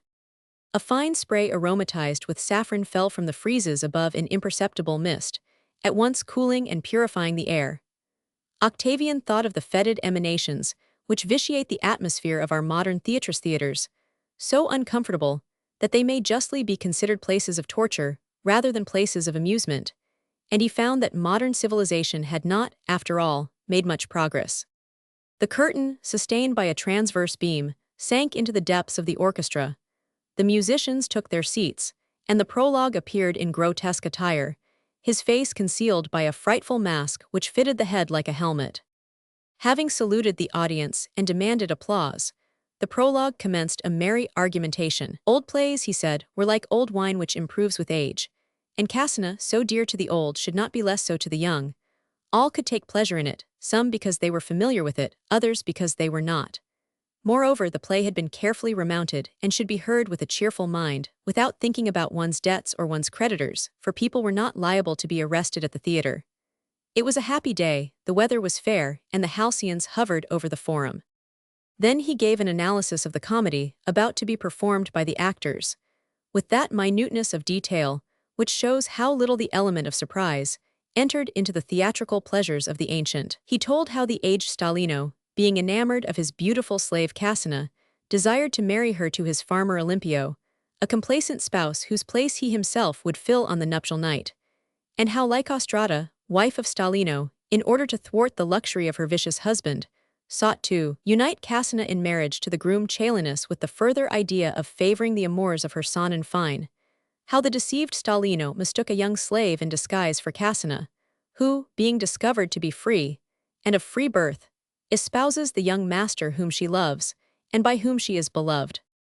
As in a reverie, the young Frenchmen watched the actors with their bronze-mouthed masks, exerting themselves upon the stage. The slaves ran hither and thither, feigning great haste. The old man wagged his head and extended his trembling hand. The matron with high words and scornful mien strutted in her importance, and quarreled with her husband, to the great delight of the audience. All these personages made their entrances and exits through 3 doors, contrived in the foundation wall and communicating with the green room of the actors. The house of Stalino occupied one corner of the stage, and that of his old friend Alcesimus faced it on the opposite side. These decorations, although very well painted, represented the idea of a place rather than the place itself, like most of the vague scenery of the classic theaters. When the nuptial procession, pompously escorting the false Cassina, entered upon the stage, a mighty burst of laughter, such as Homer attributes to the gods, rang through all the amphitheater, and thunders of applause evoked the vibrating echoes of the enclosure. But Octavian heard no more and saw no more of the play. In the circle of seats occupied by the women, he had just beheld a creature of marvelous beauty. From that moment, all the other charming faces which had attracted his attention became eclipsed as the stars before the face of P.H. Buzal vanished. All disappeared as in a dream. A mist clouded the circles of seats with their swarming multitudes, and the high-pitched voices of the actors seemed lost in infinite distance. His heart received a sudden shock as of electricity, and it seemed to him that sparks flew from his breast when the eyes of that woman turned upon him. She was dark and pale. Her locks, crisp-flowing and black as the tresses of night, streamed backward over her temples after the fashion of the Greeks, and in her pallid face beamed soft, melancholy eyes, heavy with an indefinable expression of voluptuous sadness and passionate ennui. Her mouth, with its disdainful curves, protested by the living warmth of its burning crimson against the tranquil pallor of her cheeks, and the curves of her neck presented those pure and beautiful outlines now to be found only in statues. Her arms were naked to the shoulder, and from the peaks of her splendid bosom, which betrayed its superb curves beneath a mauve-rose tunic, fell two graceful folds of drapery that seemed to have been sculptured in marble by Phidias or Cleomenes. The sight of that bosom, so faultless in contour, so pure in its outlines, magnetically affected Octavian. It seemed to him that those rich curves corresponded perfectly to that hollow mold in the museum at Naples which had thrown him into so ardent a reverie. And from the depths of his heart, a voice cried out to him that this woman was indeed the same who had been suffocated in the villa of Arrius Diomes by the cinders of Vesuvius. What prodigy, then, enabled him to behold her living and witnessing the performance of the Cassina of Plautus? But he forbore to seek an explanation of the problem. For that matter, how did he himself happen to be there? He accepted the fact of his presence, as in dreams we never question the intervention of persons actually long dead, but who seem to act nevertheless like living people. Besides, his emotion forbade him to reason. For him, the wheel of time had left its track, and his all-conquering love had chosen its place among the ages passed away. He found himself face to face with his chimera, one of the most unattainable of all, a retrospective chimera. The cup of his whole life had in a single instant been filled to overflowing. While gazing upon that face, at once so calm and passionate, so cold and yet so replete with warmth, so dead, yet so radiant with life, he felt that he beheld before him his first and last love, his cup of supreme intoxication. He felt all the memories of all the women whom he ever believed that he had loved vanish like impalpable shadows, and his heart became once more virginally pure of all anterior passion. The past was dead within him. Meanwhile the fair Pompeian, resting her chin upon the palm of her hand, turned upon Octavian, though feigning the while to be absorbed in the performance, the velvet gaze of her nocturnal eyes, and that look fell upon him heavy and burning as a jet of molten lead. Then she turned to whisper some words in the ear of a maid seated at her side. The performance closed. The crowd poured out of the theater through the vomitories, and Octavian, disdaining the kindly offices of his friend Hulconius, rushed to the nearest doorway. He had scarcely reached the entrance when a hand was lightly laid upon his arm, and a feminine voice exclaimed in tones at once low, yet so distinct that not a syllable escaped him. "I am Tich Novalea, entrusted with the pleasures of Aurea Marcella, daughter of Arrius Diomes. My mistress loves you. Follow me." Aurea Marcella had just entered her litter, borne by 4 strong Syrian slaves, naked to the waist, whose bronze torsos shone under the sunlight. The curtain of the litter was drawn aside, and a pale hand, starred with brilliant rings, waved a friendly signal to Octavian, as though in confirmation of the attendant's words. Then the purple folds of the curtain fell again, and the litter was borne away to the rhythmical sound of the footsteps of the slaves. Tich conducted Octavian along winding byways, tripping lightly across the streets over the stepping stones, which connected the footpaths, and between which the wheels of the chariots rolled, wending her way through the labyrinth with that certainty which bears witness to thorough familiarity with a city. Octavian noticed that he was traversing portions of Pompeii which had never been excavated, and which were in consequence totally unknown to him. Among so many other equally strange circumstances, this caused him no astonishment. He had made up his mind to be astonished at nothing. Amid all this archaic phantasmagory, which would have driven an antiquarian mad with joy, he no longer saw anything save the dark, deep eyes of Aurea Marcella, and that superb bosom which had vanquished even time, and which destruction itself had sought to preserve. They arrived at last before a private gate which opened to admit them, and closed again as soon as they had entered, and Octavian found himself in a court surrounded by Ionic columns of Greek marble, painted bright yellow for half their height, and crowned with capitals relieved with blue and red ornaments. A wreath of aristolochia suspended its great green heart-shaped leaves from the projections of the architecture like a natural arabesque, and near a marble basin framed in plants one flaming rose towered on a single stalk of plumiflower in the midst of natural flowers. The walls were adorned with paneled frescowork, representing fanciful architecture or imaginary landscape views.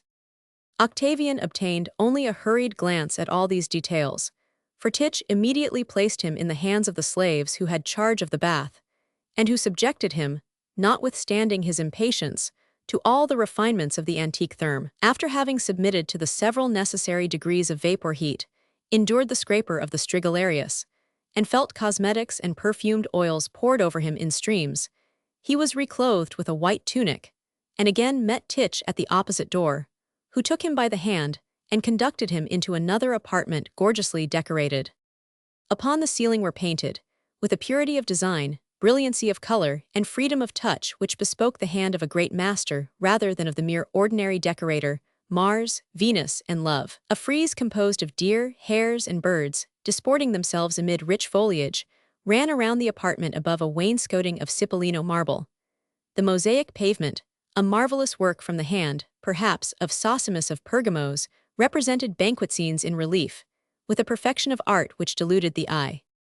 At the further end of the hall, upon a biclinium or double couch, reclined Aurea Marcella in an attitude which recalled the reclining woman of Phidias, upon the pediment of the Parthenon. Her pearl-embroidered shoes lay at the foot of the couch, and her beautiful bare foot, purer and whiter than marble, extended from beneath the light covering of byssus which had been thrown over her. 2 earrings, fashioned in the form of balanchescales, and bearing pearls in either scale, trembled in the light against her pale cheeks. A necklace of golden balls with pear-shaped pendants attached hung down upon her bosom, which the negligent folds of a straw-colored peplum, with a Greek border in black lines, had left half uncovered. A gold and black fillet passed and glittered here and there through her ebon tresses, for she had changed her dress upon returning from the theater, and around her arm, like the asp about the arm of Cleopatra, a golden serpent with jeweled eyes entwined itself in many folds and sought to bite its own tail. Close by the double couch had been placed a little table, supported upon griffin's paws, inlaid with mother-of-pearl, and freighted with different viands served upon dishes of silver and gold, or of earthenware enameled with costly paintings. A fashion bird, cooked in its plumage, was visible, and also various fruits which are seldom seen together in any one season. Everything seemed to indicate that a guest was expected. The floor had been strewn with fresh flowers, and the amphor of wine were plunged into urns filled with snow. Aurea Marcella made a sign to Octavian to lie down upon the biclinium beside her and share her repast. Half-maddened with astonishment and love, the young man took at random a few mouthfuls from the plates extended to him by little curly-haired Asiatic slaves, who wore short tunics. Aurea did not eat, but she frequently raised to her lips an opal-tinted Myrrhine vase filled with a wine darkly purple like thickened blood. As she drank, an imperceptible rosy vapor mounted to her cheeks from her heart, the heart that had never throbbed for so many centuries. Nevertheless, her bare arm, which Octavian lightly touched in the act of raising his cup, was cold as the skin of a serpent or the marble of a tomb. Ah, when you paused in the Studii Museum to contemplate the mass of hardened clay which still preserves my form, exclaimed Aurea Marcella, turning her long, liquid eyes upon Octavian, and your thoughts were ardently directed to me. My spirit felt it in that world where I float, invisible to vulgar eyes. Faith makes God, and love makes woman. One is truly dead only when one is no longer loved. your desire has restored life to me. The mighty invocation of your heart overcame the dim distances that separated us. The idea of amorous invocation, which the young woman spoke of, entered into the philosophically beliefs of Octavian, beliefs which we ourselves are not far from sharing. In effect, nothing dies, all things are eternal. No power can annihilate that which once had being. Every action, every word, every thought which has fallen into the universal ocean of being, therein creates circles which travel, and increase in traveling, even to the confines of eternity. To vulgar eyes only do natural forms disappear, and the specters which have thence detached themselves people infinity. Paris, in some unknown region of space, continues to carry off Helen. The galley of Cleopatra still floats down with swelling sails of silk upon the azure current of an ideal Cydnus. A few passionate and powerful minds have been able to recall before them ages apparently long passed away, and to restore to life personages dead to all the world beside. Faust has had for his mistress the daughter of Tyndarus, and conducted her to his Gothic castle in the depths of the mysterious abysses of Hades. Octavian had been able to live a day under the reign of Titus, and to make himself beloved of Aurea Marcella, daughter of Aureus Diomedes, she who was at that moment lying upon an antique couch beside him in a city destroyed for all the rest of the world.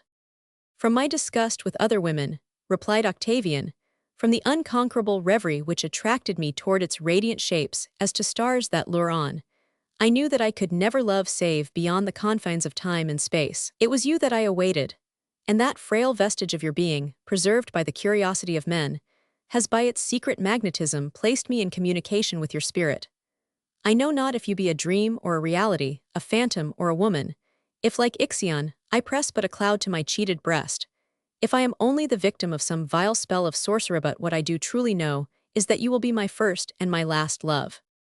May Eros, son of Aphrodite, hear your promise, returned Aurea Marcella, dropping her head upon the shoulder of her lover, who lifted her in a passionate embrace.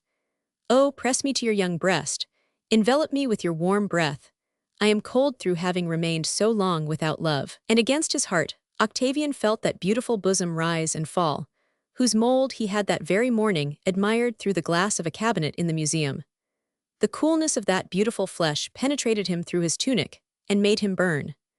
The gold and black fillet had become detached from Aurea's head, passionately thrown back, and her hair streamed like a black river over the purple pillow. The slaves had removed the table. A confused sound of sighs and kisses was alone audible.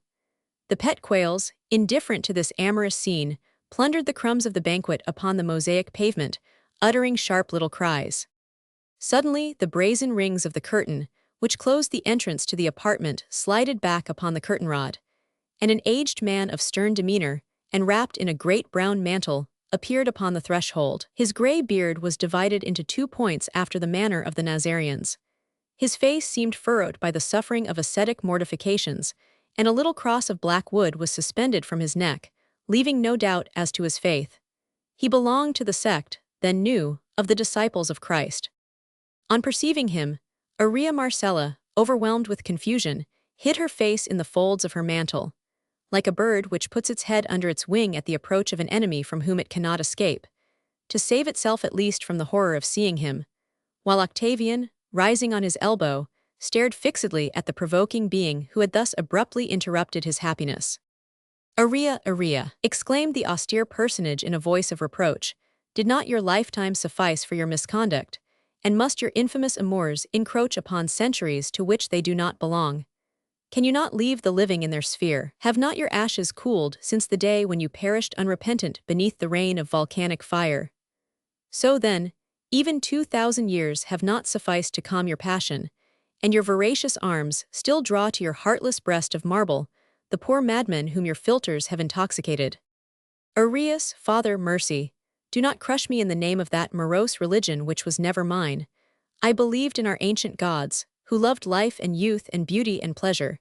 Do not hurl me back into pale nothingness. Let me enjoy this life that love has given back to me. Silence, impious woman, speak not to me of your gods which are demons. Let this man, whom you have fettered with your impure seductions, depart hence. Draw him no more beyond the circle of that life which God measured out for him. Return to the limbo of paganism with your Asiatic, Roman, or Greek lovers. Young Christian, forsake that larva, who would seem to you more hideous than Impausa or Phorkys, could you but see her as she is. Pale and frozen with horror, Octavian tried to speak, but his voice clung to his throat, according to the expression of Virgil. "Will you obey me, Aurea?" imperiously cried the tall old man. "No, never," responded Aurea, with flashing eyes, dilated nostrils, and passion-trembling lips, as she suddenly encircled the body of Octavian with her beautiful statuesque arms, cold, hard, and rigid as marble. Her furious beauty, enhanced by the struggle, shone forth at that supreme moment with supernatural brightness, as though to leave its imperishable souvenir with her young lover. "Then, unhappy woman," exclaimed the old man, "I must needs employ extreme measures, and render your nothingness palpable and visible to this fascinated child."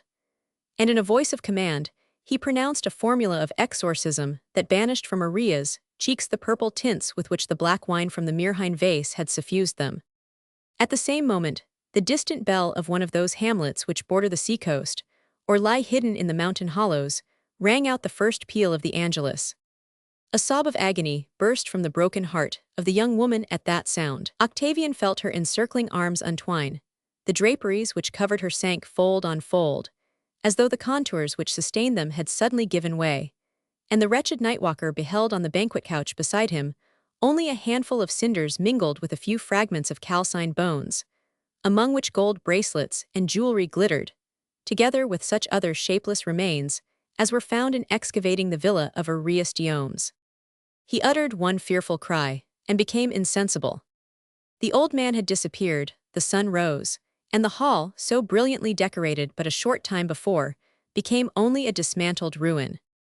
After a heavy slumber, inspired by the libations of the previous evening, Max and Fabio started from their sleep, and at once called their comrade, whose room adjoined their own, with one of those burlesque rallying cries which are so commonly made use of by travelers. Octavian, for the best of reasons, returned no answer. Fabio and Max, hearing no response, entered their friend's chamber and perceived that the bed had not been disturbed. "He must have fallen asleep in some chair," said Fabio, "without being able to get to bed, for our good Octavian cannot bear much liquor, and most likely he is taking an early walk to dissipate the fumes of the wine in the fresh morning air." "But he did not drink much," returned Max in a thoughtful manner. "All this seems very strange to me. Let us go and find him." Accompanied by the cicerone, the two friends searched all the streets, squares, crossroads, and alleys of Pompeii, entering every curious building where they thought Octavian might be occupied in copying a painting or taking down an inscription, and finally discovered him lying insensible upon the disjointed mosaic pavement of a small ruined chamber. They had much difficulty in restoring him to consciousness, and on reviving, his only explanation of the circumstance was that he had taken a fancy to see Pompeii by moonlight, and had been seized with a sudden faintness, which would doubtless result in nothing serious. The little party returned by rail to Naples, as they had come, and the same evening, from their private box at the San Carlo, Max and Fabio watched through their opera glasses a troupe of nymphs dancing in a ballet, under the leadership of Amelia Ferraris, the danseuse then in vogue, all wearing under their gauzy skirts frightful green drawers, which made them look like so many frogs stung by a tarantula.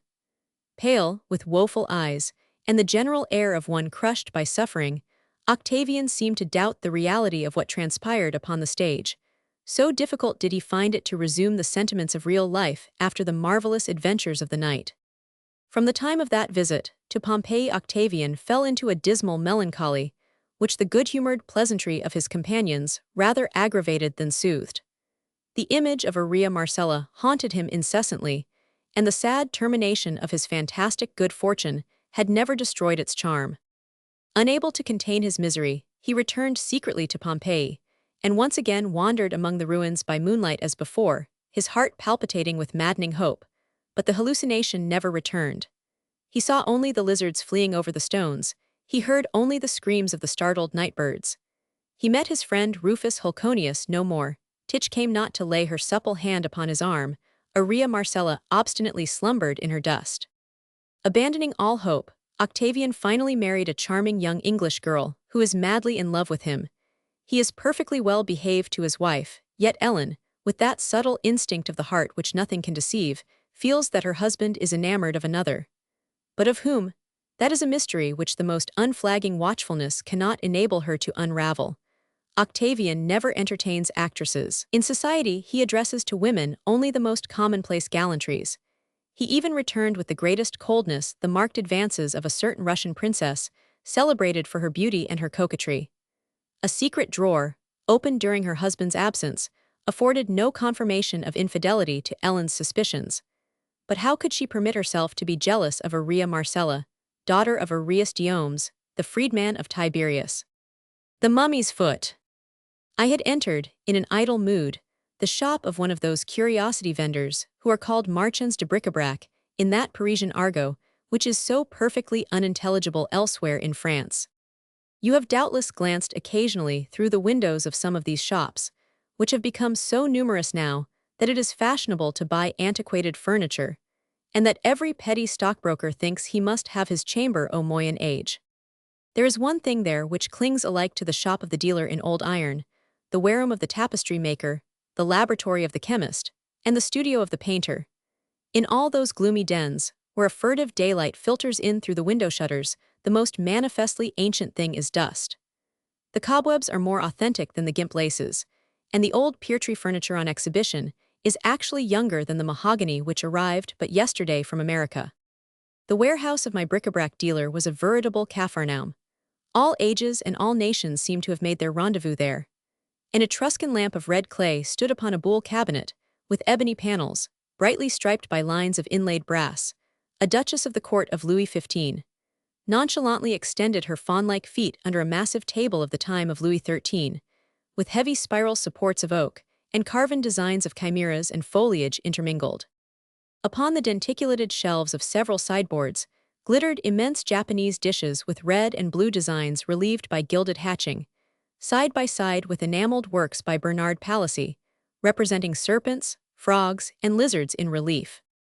From disemboweled cabinets escaped cascades of silver-lustrous Chinese silks and waves of tinsel, which an oblique sunbeam shot through with luminous beads, while portraits of every era, in frames more or less tarnished, smiled through their yellow varnish. The striped breastplate of a damascened suit of Milanese armor glittered in one corner. Loves and nymphs of porcelain, Chinese grotesques, vases of celadon and crackleware, Saxon and old Sevres cups encumbered the shelves and nooks of the apartment. The dealer followed me closely through the tortuous way contrived between the piles of furniture, warding off with his hand the hazardous sweep of my coat skirts, watching my elbows with the uneasy attention of an antiquarian and a usurer.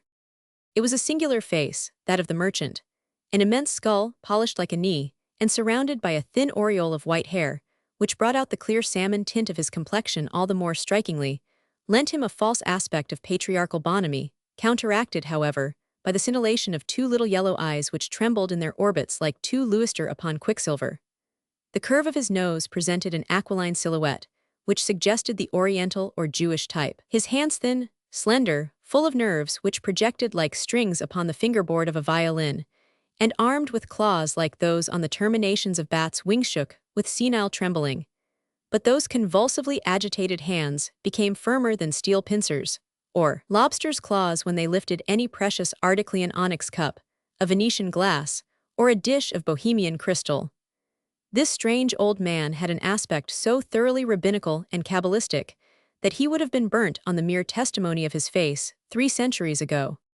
"Will you not buy something from me today, sir? Here is a Malay crease with a blade undulating like flame. Look at those grooves contrived for the blood to run along, those teeth set backwards so as to tear out the entrails in withdrawing the weapon. It is a fine character of ferocious arm, and will look well in your collection.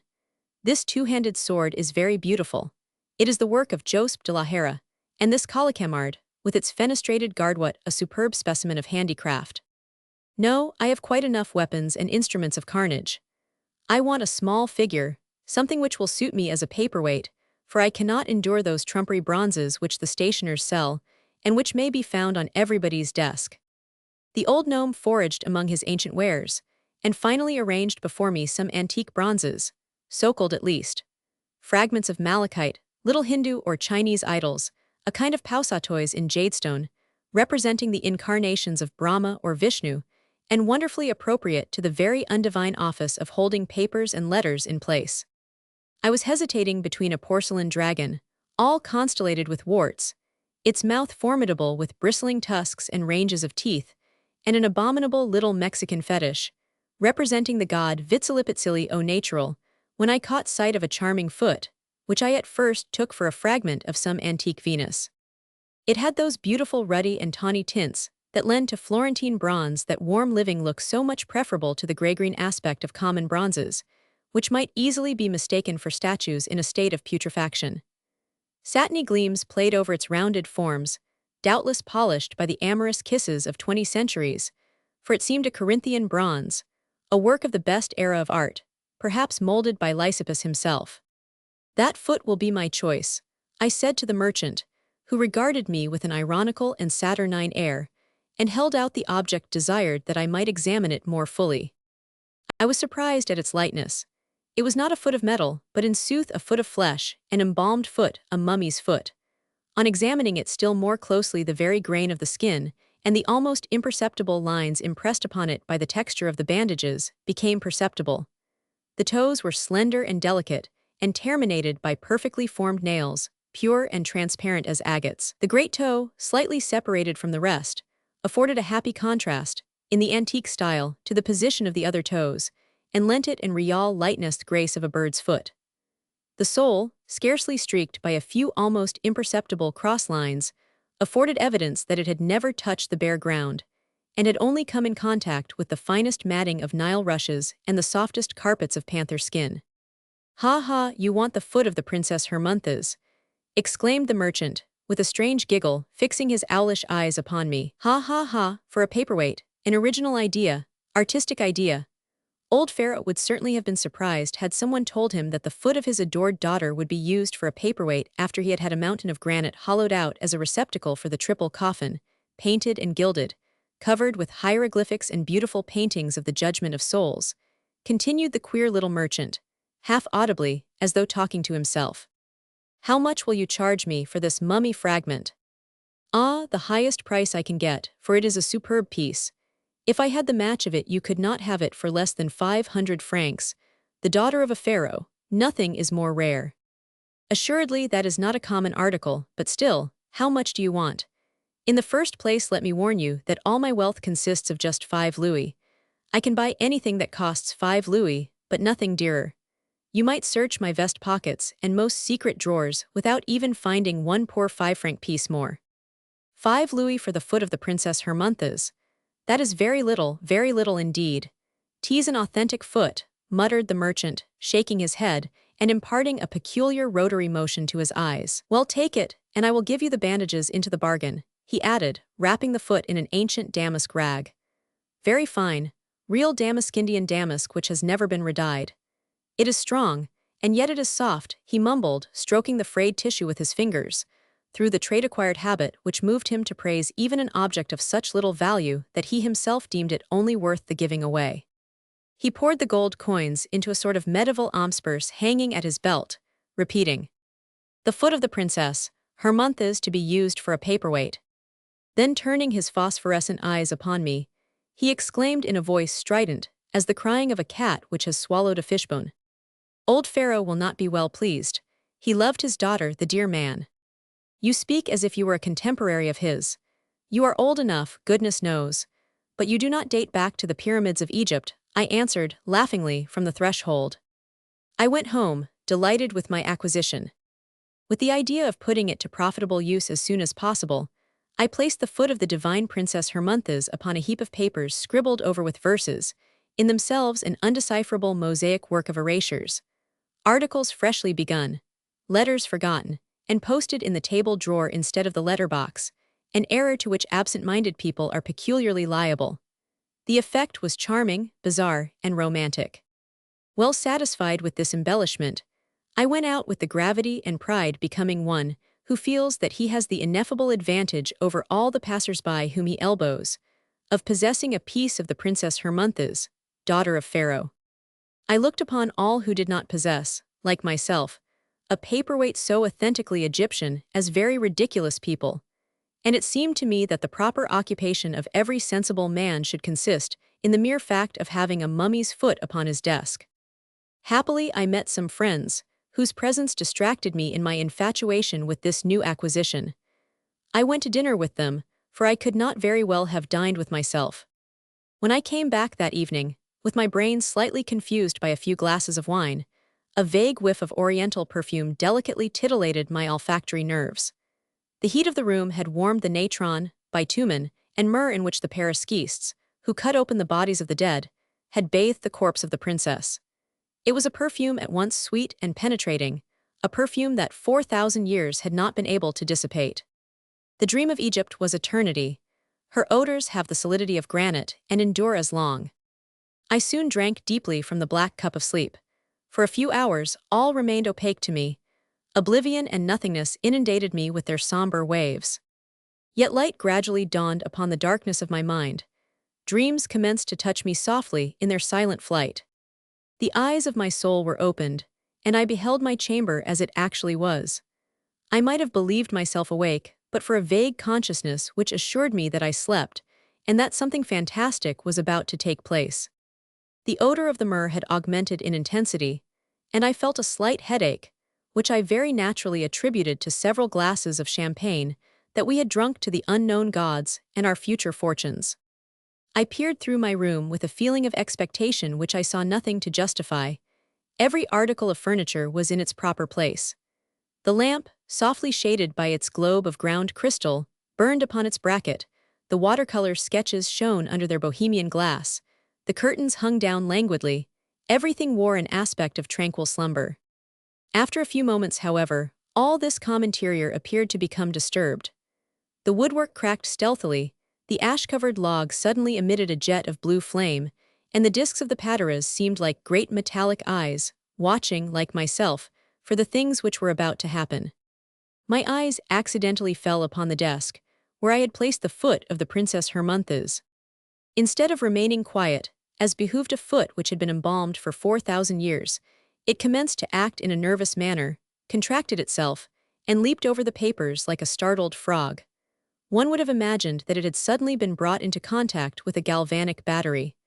I could distinctly hear the dry sound made by its little heel, hard as the hoof of a gazelle.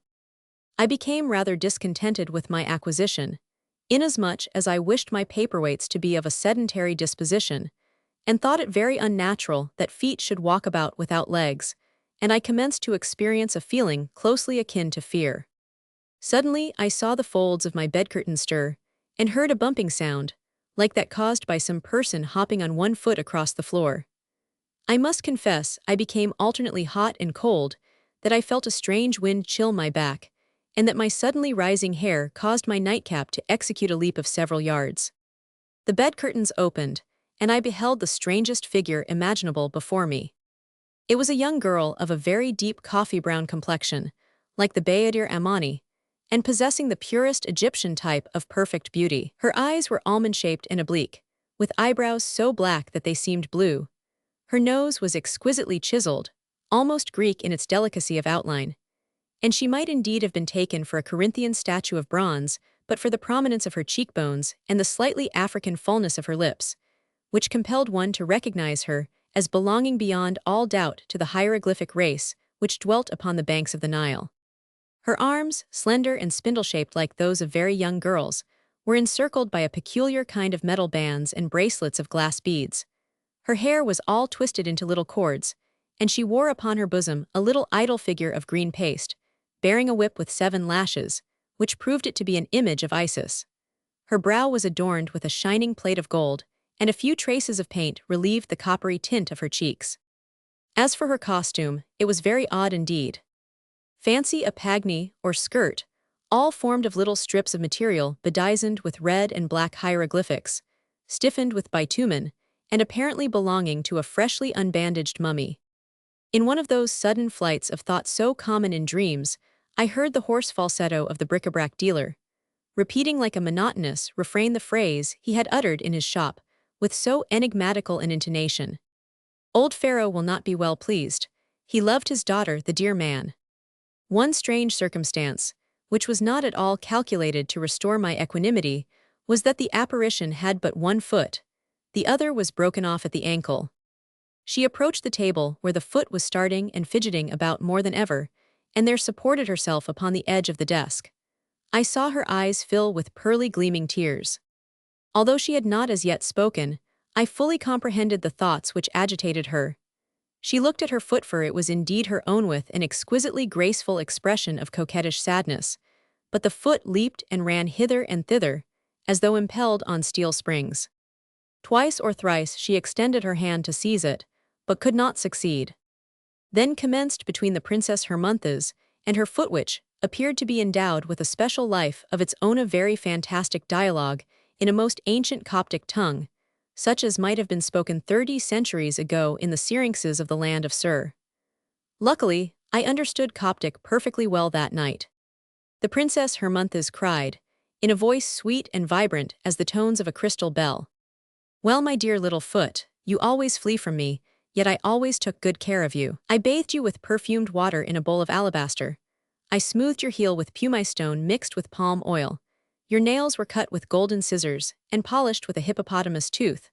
I was careful to select tatbebs for you, painted and embroidered and turned up at the toes, which were the envy of all the young girls in Egypt.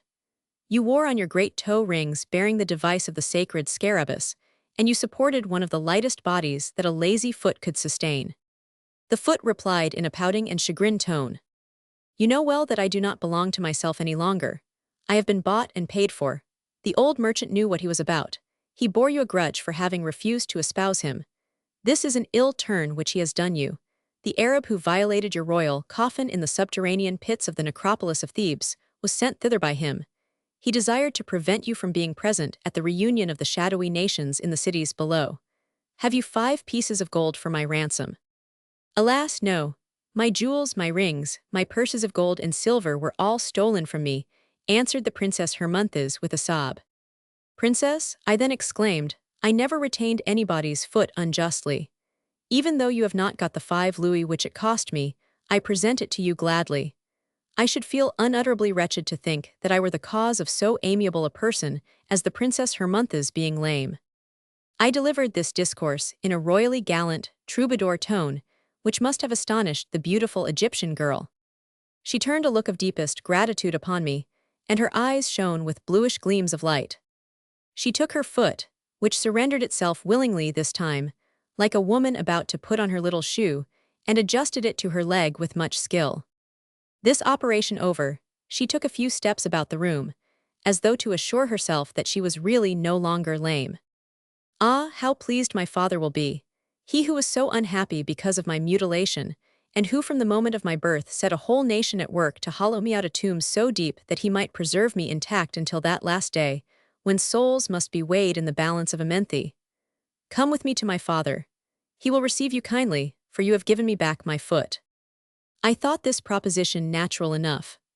I arrayed myself in a dressing gown of large flowered pattern, which lent me a very pharaonic aspect, hurriedly put on a pair of Turkish slippers, and informed the Princess Hermonthis that I was ready to follow her. Before starting, Hermonthis took from her neck the little idol of green paste, and laid it on the scattered sheets of paper which covered the table. "It is only fair," she observed smilingly, "that I should replace your paperweight." She gave me her hand, which felt soft and cold, like the skin of a serpent, and we departed. We passed for some time with the velocity of an arrow through a fluid and grayish expanse, in which half-formed silhouettes flitted swiftly by us, to right and left. For an instant we saw only sky and sea. A few moments later obelisks commenced to tower in the distance. Pylons and vast flights of steps guarded by sphinxes became clearly outlined against the horizon. We had reached our destination. The princess conducted me to a mountain of rose-colored granite, in the face of which appeared an opening so narrow and low that it would have been difficult to distinguish it from the fissures in the rock, had not its location been marked by 2 stelae wrought with sculptures. Hermonthis kindled a torch and led the way before me. We traversed corridors hewn through the living rock. Their walls, covered with hieroglyphics and paintings of allegorical processions, might well have occupied thousands of arms for thousands of years in their formation. These corridors of interminable length opened into square chambers, in the midst of which pits had been contrived, through which we descended by cramperns or spiral stairways. These pits again conducted us into other chambers, opening into other corridors, likewise decorated with painted sparrowhawks, serpents coiled in circles, the symbols of the Tao and prodigious works of art, which no living eye can ever examine, interminable legends of granite, which only the dead have time to read through all eternity. At last we found ourselves in a hall so vast, so enormous, so immeasurable, that the eye could not reach its limits. Files of monstrous columns stretched far out of sight on every side, between which twinkled livid stars of yellowish flame, points of light which revealed further depths incalculable in the darkness beyond. The Princess Hermonthis still held my hand, and graciously saluted the mummies of her acquaintance. My eyes became accustomed to the dim twilight, and objects became discernible. I beheld the kings of the subterranean races seated upon thrones, old men, though dry, withered, wrinkled like parchment, and blackened with naphtha and bitumenol, wearing peshents of gold, and breastplates and gorgets glittering with precious stones, their eyes immovably fixed like the eyes of sphinxes, and their long beards whitened by the snow of centuries. Behind them stood their peoples, in the stiff and constrained posture enjoined by Egyptian art, all eternally preserving the attitude prescribed by the hieratic code.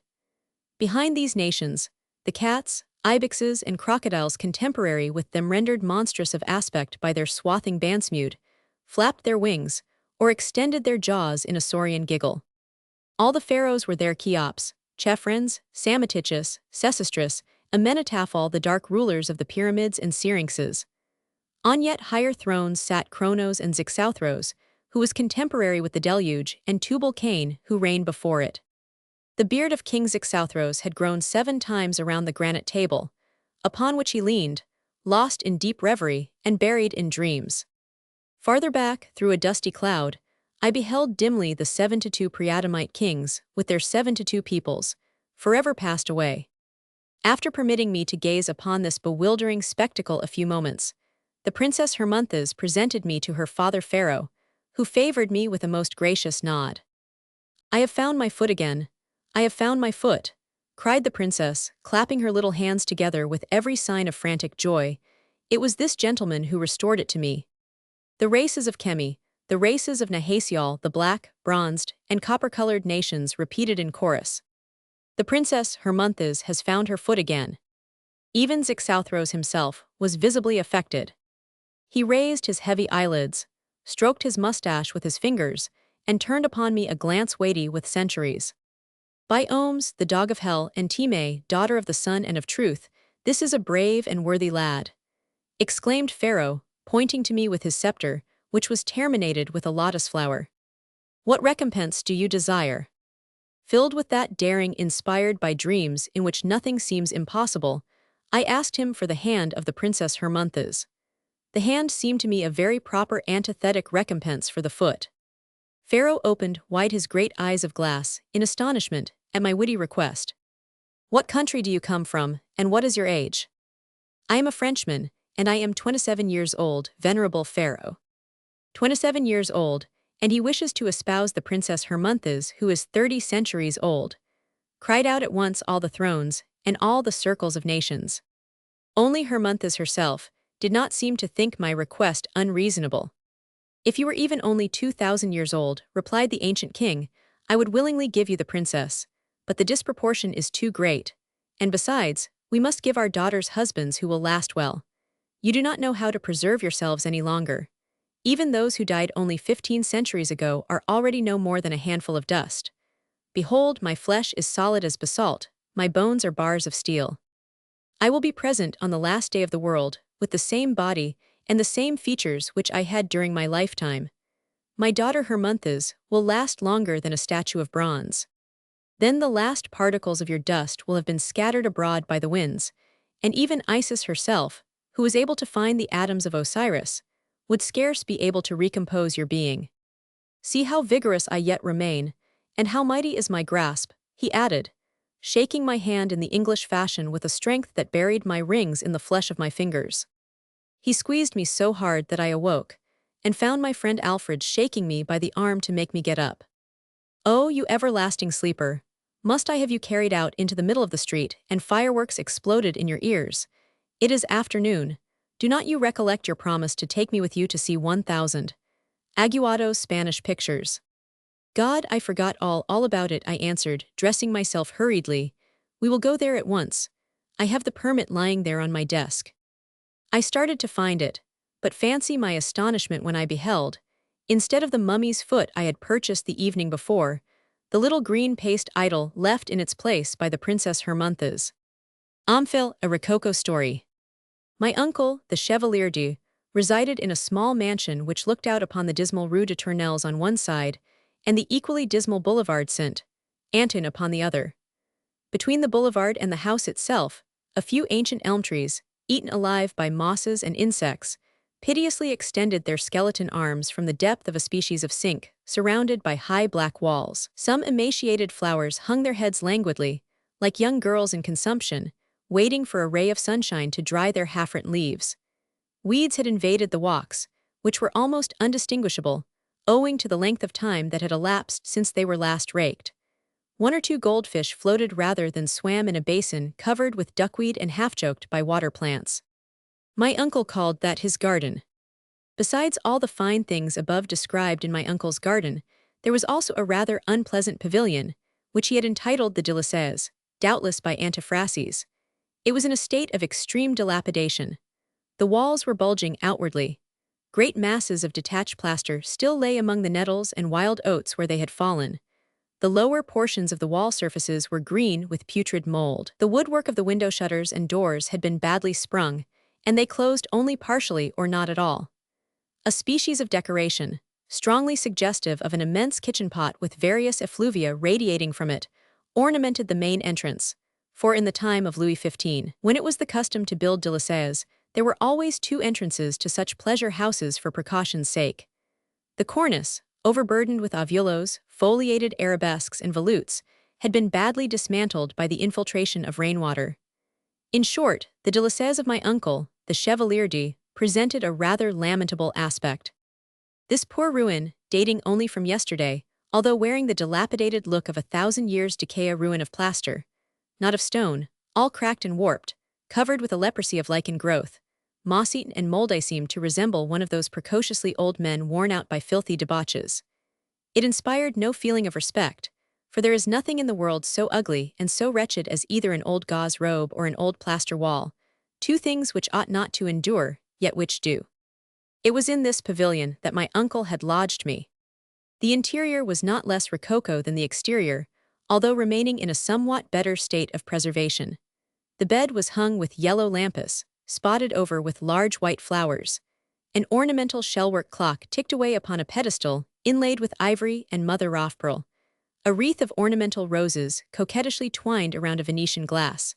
Above the door the four seasons were painted in cameo. A fair lady with thickly powdered hair, a sky-blue corset, and an array of ribbons of the same hue, who had a bow in her right hand, a partridge in her left, a crescent upon her forehead, and a leveret at her feet, strutted and smiled with ineffable graciousness from within a large oval frame. This was one of my uncle's mistresses of old, whom he had painted as Diana.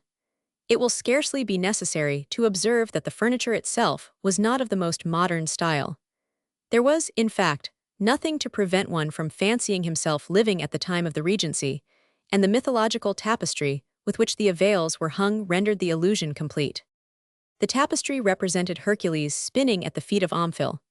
The design was tormented after the fashion of Vanloo, and in the most pompadour style possible to imagine. Hercules had a spindle decorated with rose-colored favors. He elevated his little finger with a peculiar and special grace, like a marquis in the act of taking a pinch of snuff, while turning a white flake of flax between his thumb and index finger. His muscular neck was burdened with bows of ribbons, rosettes, strings of pearls, and 1,000 other feminine gewgaws, and a large gorget-epigen-colored petticoat, with two very large panniers, lent quite a gallant air to the monster-conquering hero. Omphile's white shoulders were half covered by the skin of the Nemean lion. Her slender hand leaned upon her lover's knotty club.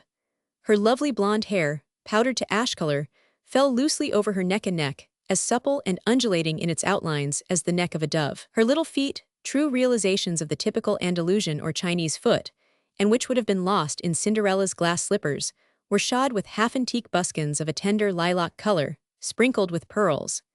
In truth, she was a charming creature. Her head was thrown back with an adorable little mock swagger, her dimpled mouth wore a delicious little pout, her nostrils were slightly expanded, her cheeks had a delicate glow. An assassin. Cunningly placed there, relieved their beauty in a wonderful way. She only needed a little mustache to make her a first-class mousquetaire. There were many other personages, also represented in the tapestry's kindly female attendant. The indispensable little Cupid, but they did not leave a sufficiently distinct outline in my memory to enable me to describe them. In those days I was quite young, not that I wish to be understood as saying that I am now very old. But I was fresh from college, and was to remain in my uncle's care until I could choose a profession. If the good man had been able to foresee that I should embrace that of a fantastic story writer, he would certainly have turned me out of doors forthwith, and irrevocably disinherited me, for he always entertained the most aristocratic contempt for literature in general and authors in particular. Like the fine gentleman that he was, it would have pleased him to have had all those petty scribblers who busy themselves in disfiguring paper, and speaking irreverentially about people of quality, hung or beaten to death by his attendants. Lord have mercy on my poor uncle. He really esteemed nothing in the world except the epistle to Zetulba. Well then, I had only just left college. I was full of dreams and illusions.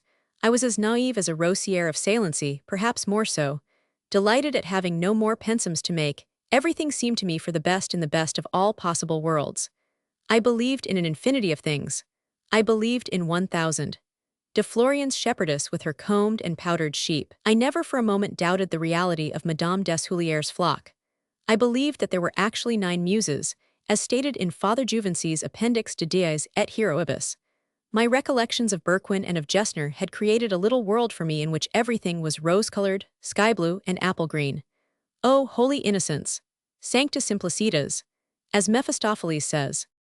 When I found myself alone in this fine roomy own room, all to myself, I felt superlatively overjoyed. I made a careful inventory of everything, even the smallest article of furniture. I rummaged every corner, and explored the chamber in the fullest sense of the word. I was in the 4th heaven, as happy as a king, or rather as 2 kings. After supper, for we used to sup at my uncle's, a charming custom, now obsolete, together with many other equally charming customs, which I mourn for with all the heart I have left, I took my candle and retired forthwith, so impatient did I feel to enjoy my new dwelling place. While I was undressing, I fancied that Omphale's eyes had moved. I looked more attentively in that direction, not without a slight sensation of fear, for the room was very large, and the feeble luminous penumbra which floated about the candle only served to render the darkness still more visible. I thought I saw her turning her head toward me. I became frightened in earnest and blew out the light. I turned my face to the wall, pulled the bedclothes over my head, drew my nightcap down to my chin, and finally went to sleep. I did not dare to look at the accursed tapestry again for several days. It may be well here, for the sake of imparting something of verisimilitude to the very unlikely story I am about to relate, to inform my fair readers that in those days I was really a very pretty boy. I had the handsomest eyes in the world, at least they used to tell me so, a much fairer complexion than I have now, a true carnation tint, curly brown hair which I still have, and 17 years which I have no longer. I needed only a pretty stepmother to be a very tolerable cherub. Unfortunately, mine was 57 years of age, and had only 3 teeth, which was too much of one thing and too little of the other. One evening, however, I finally plucked up courage enough to take a peep at the fair mistress of Hercules. She was looking at me with the saddest and most languishing expression possible. This time I pulled my nightcap down to my very shoulders, and buried my head in the coverlets. I had a strange dream that night, if indeed it was a dream. I heard the rings of my bed curtains sliding with a sharp squeak upon their curtain rods, as if the curtains had been suddenly pulled back. I awoke, at least in my dream it seemed to me that I awoke. I saw no one. The moon shone full upon the window panes, and projected her wan bluish light into the room. Vast shadows, fantastic forms, were defined upon the floor and the walls. The clock chimed a quarter, and the vibration of the sound took a long time to die away. It seemed like a sigh. The plainly audible strokes of the pendulum seemed like the pulsations of a young heart, throbbing with passion. I felt anything but comfortable, and a very bewilderment of fear took possession of me. A furious gust of wind banged the shutters and made the window sashes tremble. The woodwork cracked, the tapestry undulated. I ventured to glance in the direction of Omphale, with a vague suspicion that she was instrumental in all this unpleasantness, for some secret purpose of her own. I was not mistaken. The tapestry became violently agitated. Omphile detached herself from the wall and leaped lightly to the carpet. She came straight toward my bed, after having first turned herself carefully in my direction. I fancy it will hardly be necessary to describe my stupefaction. The most intrepid old soldier would not have felt very comfortable under similar circumstances, and I was neither old nor a soldier. I awaited the end of the adventure in terrified silence. A fluted, pearly little voice sounded softly in my ears, with that pretty lisp affected during the Regency by marchionesses and people of high degree. Do I really frighten you, my child? It is true that you are only a child, but it is not nice to be afraid of ladies, especially when they are young ladies and only wish you well. It is uncivil and unworthy of a French gentleman. You must be cured of such silly fears. Come, little savage, leave off these foolish airs and cease hiding your head under the bedclothes. Your education is by no means complete yet, my pretty page, and you have not learned so very much. In my time cherubs were more courageous. But lady, it is because it seems strange to you to find me here instead of there, she said, biting her ruddy lip with her white teeth and pointing toward the wall with her long taper finger. Well, in fact, the thing does not look very natural, but were I to explain it all to you, you would be none the wiser. Let it be sufficient for you to know that you are not in any danger. I am afraid you may be the devil out with the word, is it not? That is what you wanted to say. Well, at least you will grant that I am not black enough for a devil, and that if hell were peopled with devils shaped as I am, one might have quite as pleasant a time there as in paradise. And to prove that she was not flattering herself, Omphile threw back her lion's skin and allowed me to behold her exquisitely molded shoulders and bosom, dazzling in their white beauty. Well, what do you think of me? She exclaimed, with a pretty little air of satisfied coquetry. I think that even were you the devil himself, I should not feel afraid of you any more, Madame Omphile. Ah, now you talk sensibly, but do not call me Madame or Omphile. I do not wish you to look upon me as a Madame, and I am no more Omphile than I am the devil. Then who are you? I am the Marchioness de T. A short time after I was married, the Marquis had this tapestry made for my apartments, and had me represented on it in the character of Omphile. He himself figures there as Hercules. That was a queer notion he took, for God knows there never was anybody in the world who bore less resemblance to Hercules than the poor Marquis. It has been a long time since this chamber was occupied. I naturally love company, and I almost died of ennui in consequence. It gave me the headache. To be only with one's husband is the same thing as being alone. When you came, I was overjoyed. This dead room became reanimated. I had found someone to feel interested in. I watched you come in and go out. I heard you murmuring in your sleep, I watched you reading, and my eyes followed the pages.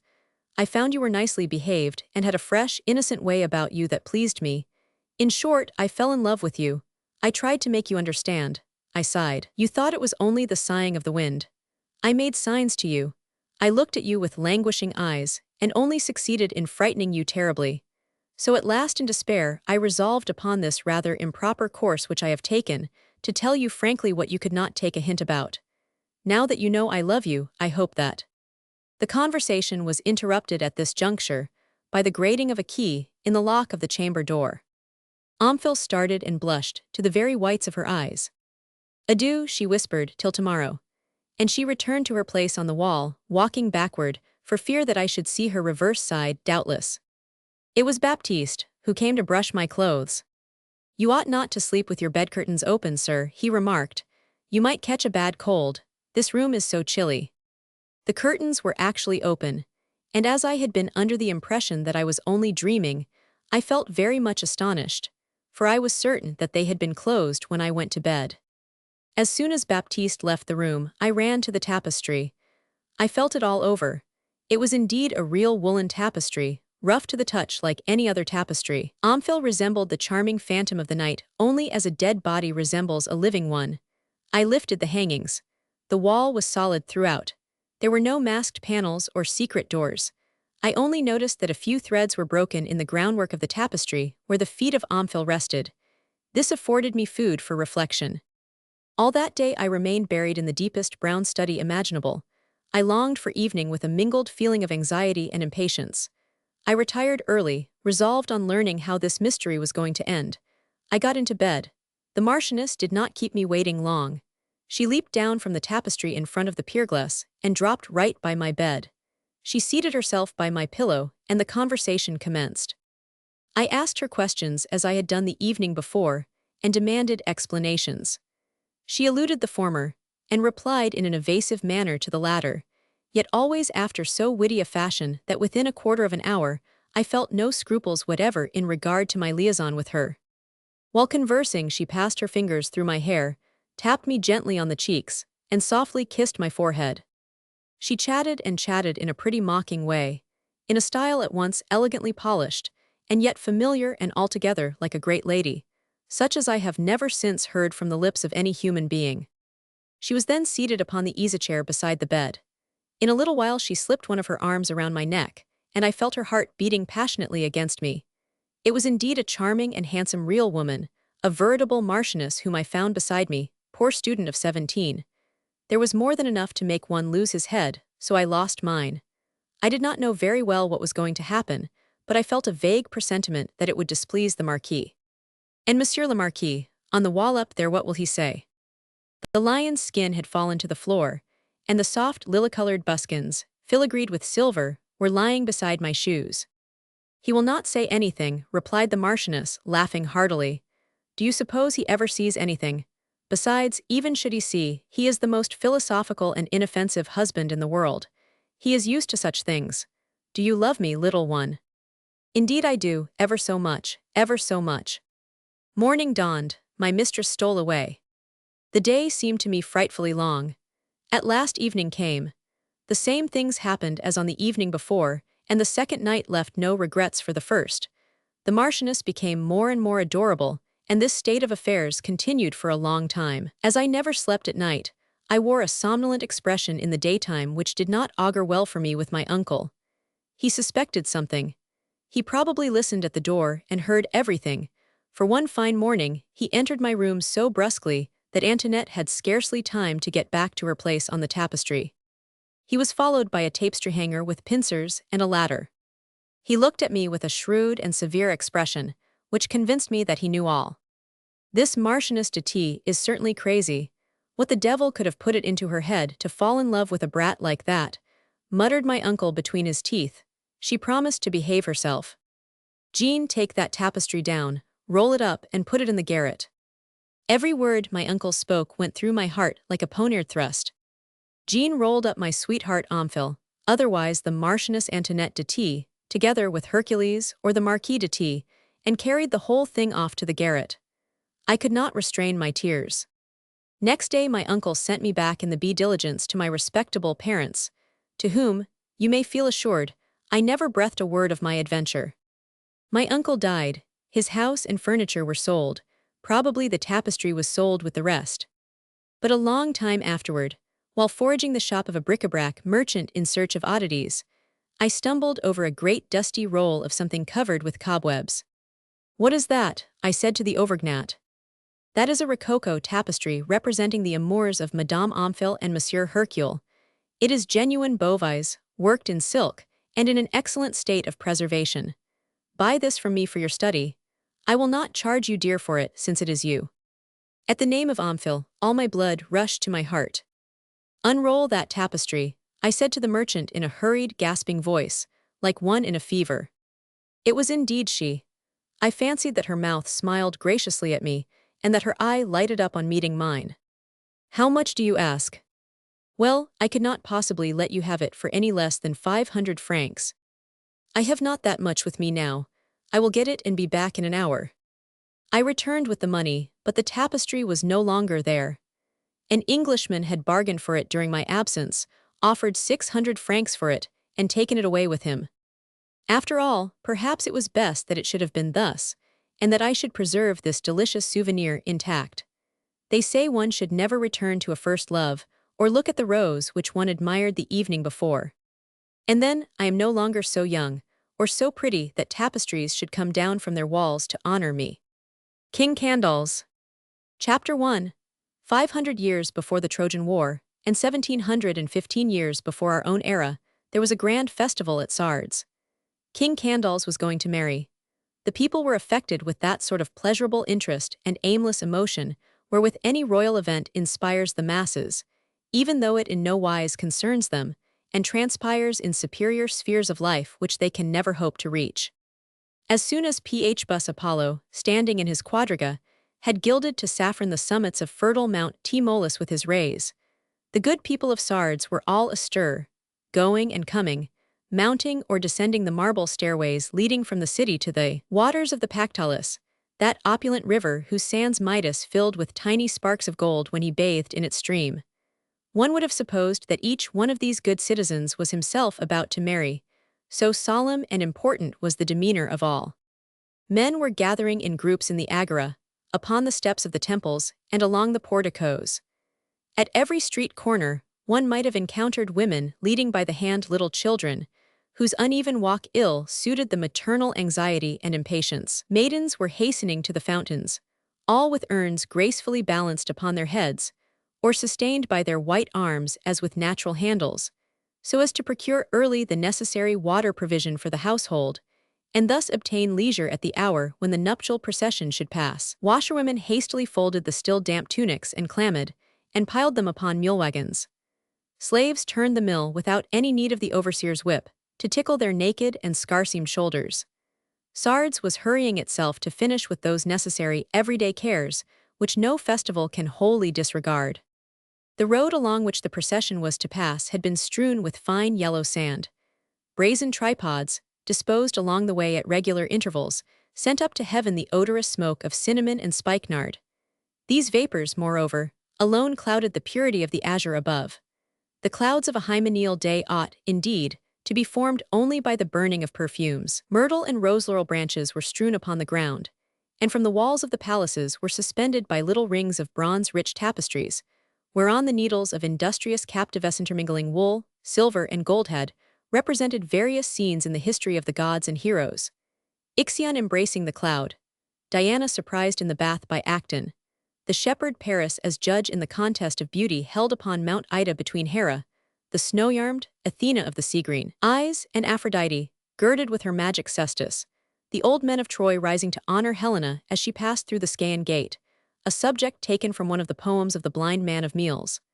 Others exhibited in preference scenes taken from the life of Heracles the Theban, through flattery to Candaules, himself a Heraclid, being descended from the hero through Alcus.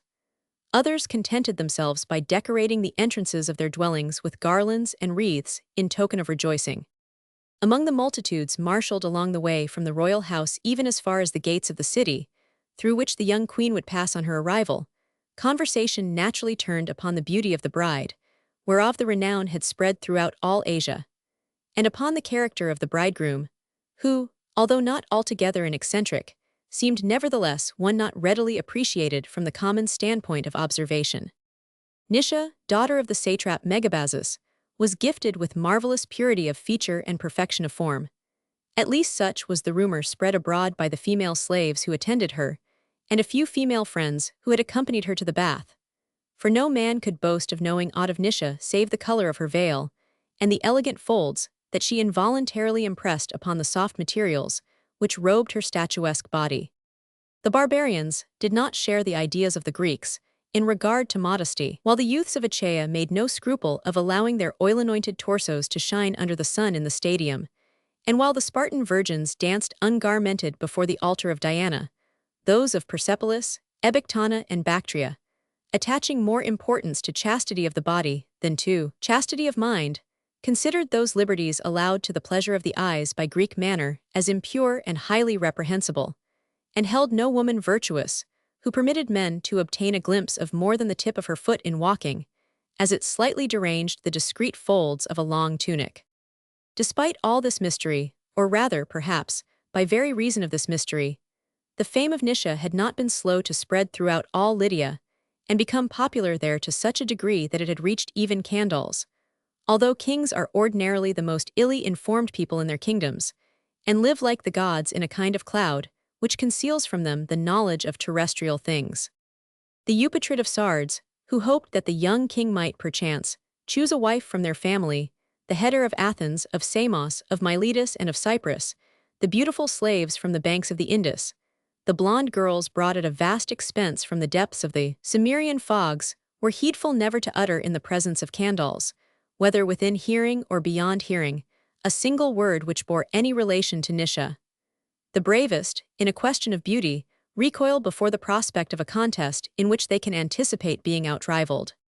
And nevertheless no person in Sardes, or even in Lydia, had beheld this redoubtable adversary, no person save one solitary being, who from the time of that encounter had kept his lips as firmly closed upon the subject as though Harpocrates, the god of silence, had sealed them with his finger, and that was Gyges, chief of the guards of Candles. One day Gyges, his mind filled with various projects and vague ambitions, had been wandering among the Bactrian hills, whither his master had sent him upon an important and secret mission. He was dreaming of the intoxication of omnipotence, of treading upon purple with sandals of gold, of placing the diadem upon the brows of the fairest of women.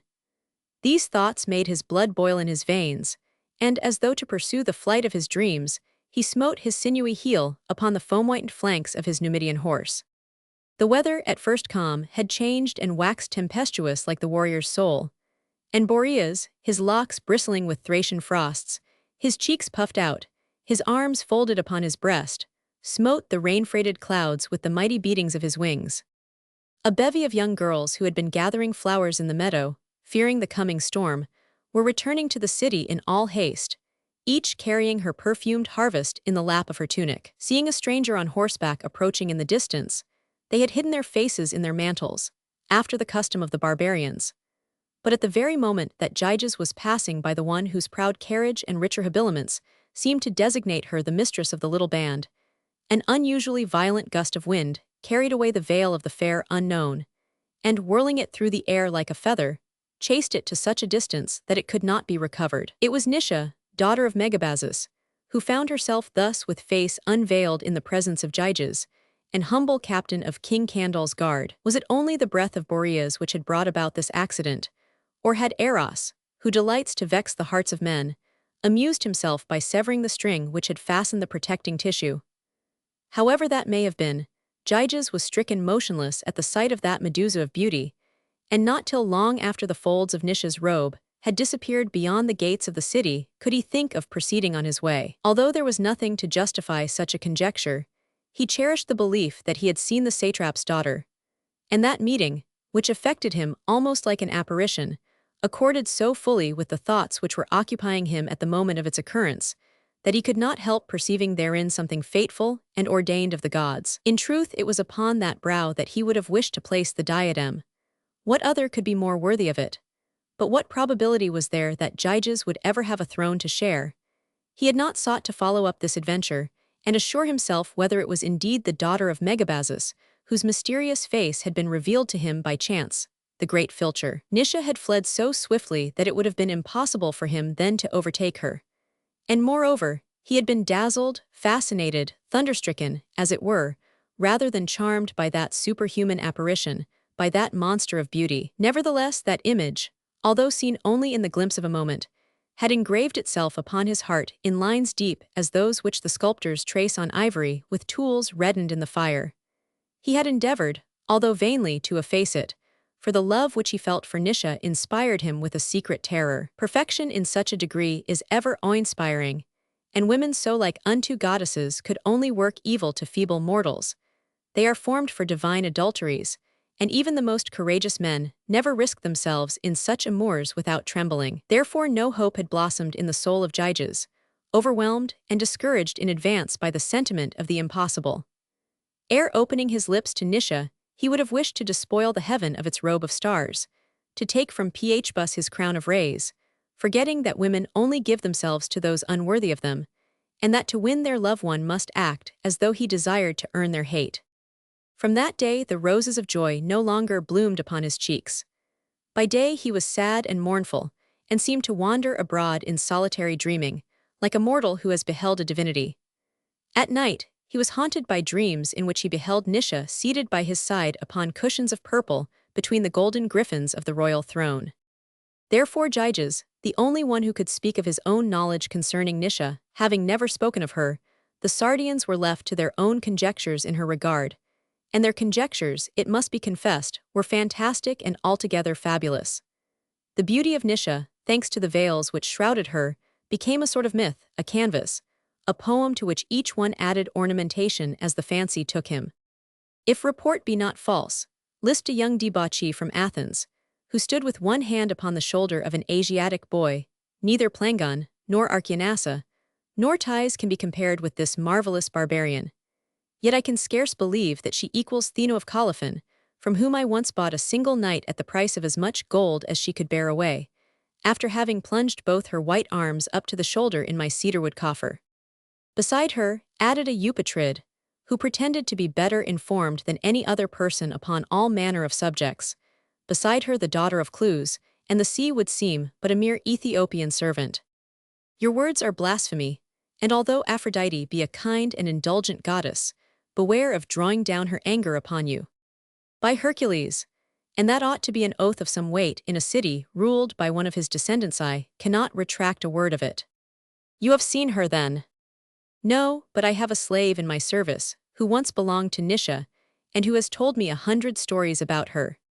Is it true? Demanded in infantile tones an equivocal-looking woman whose pallor rose tunic, painted cheeks, and locks shining with essences betrayed wretched pretensions to a youth long passed away.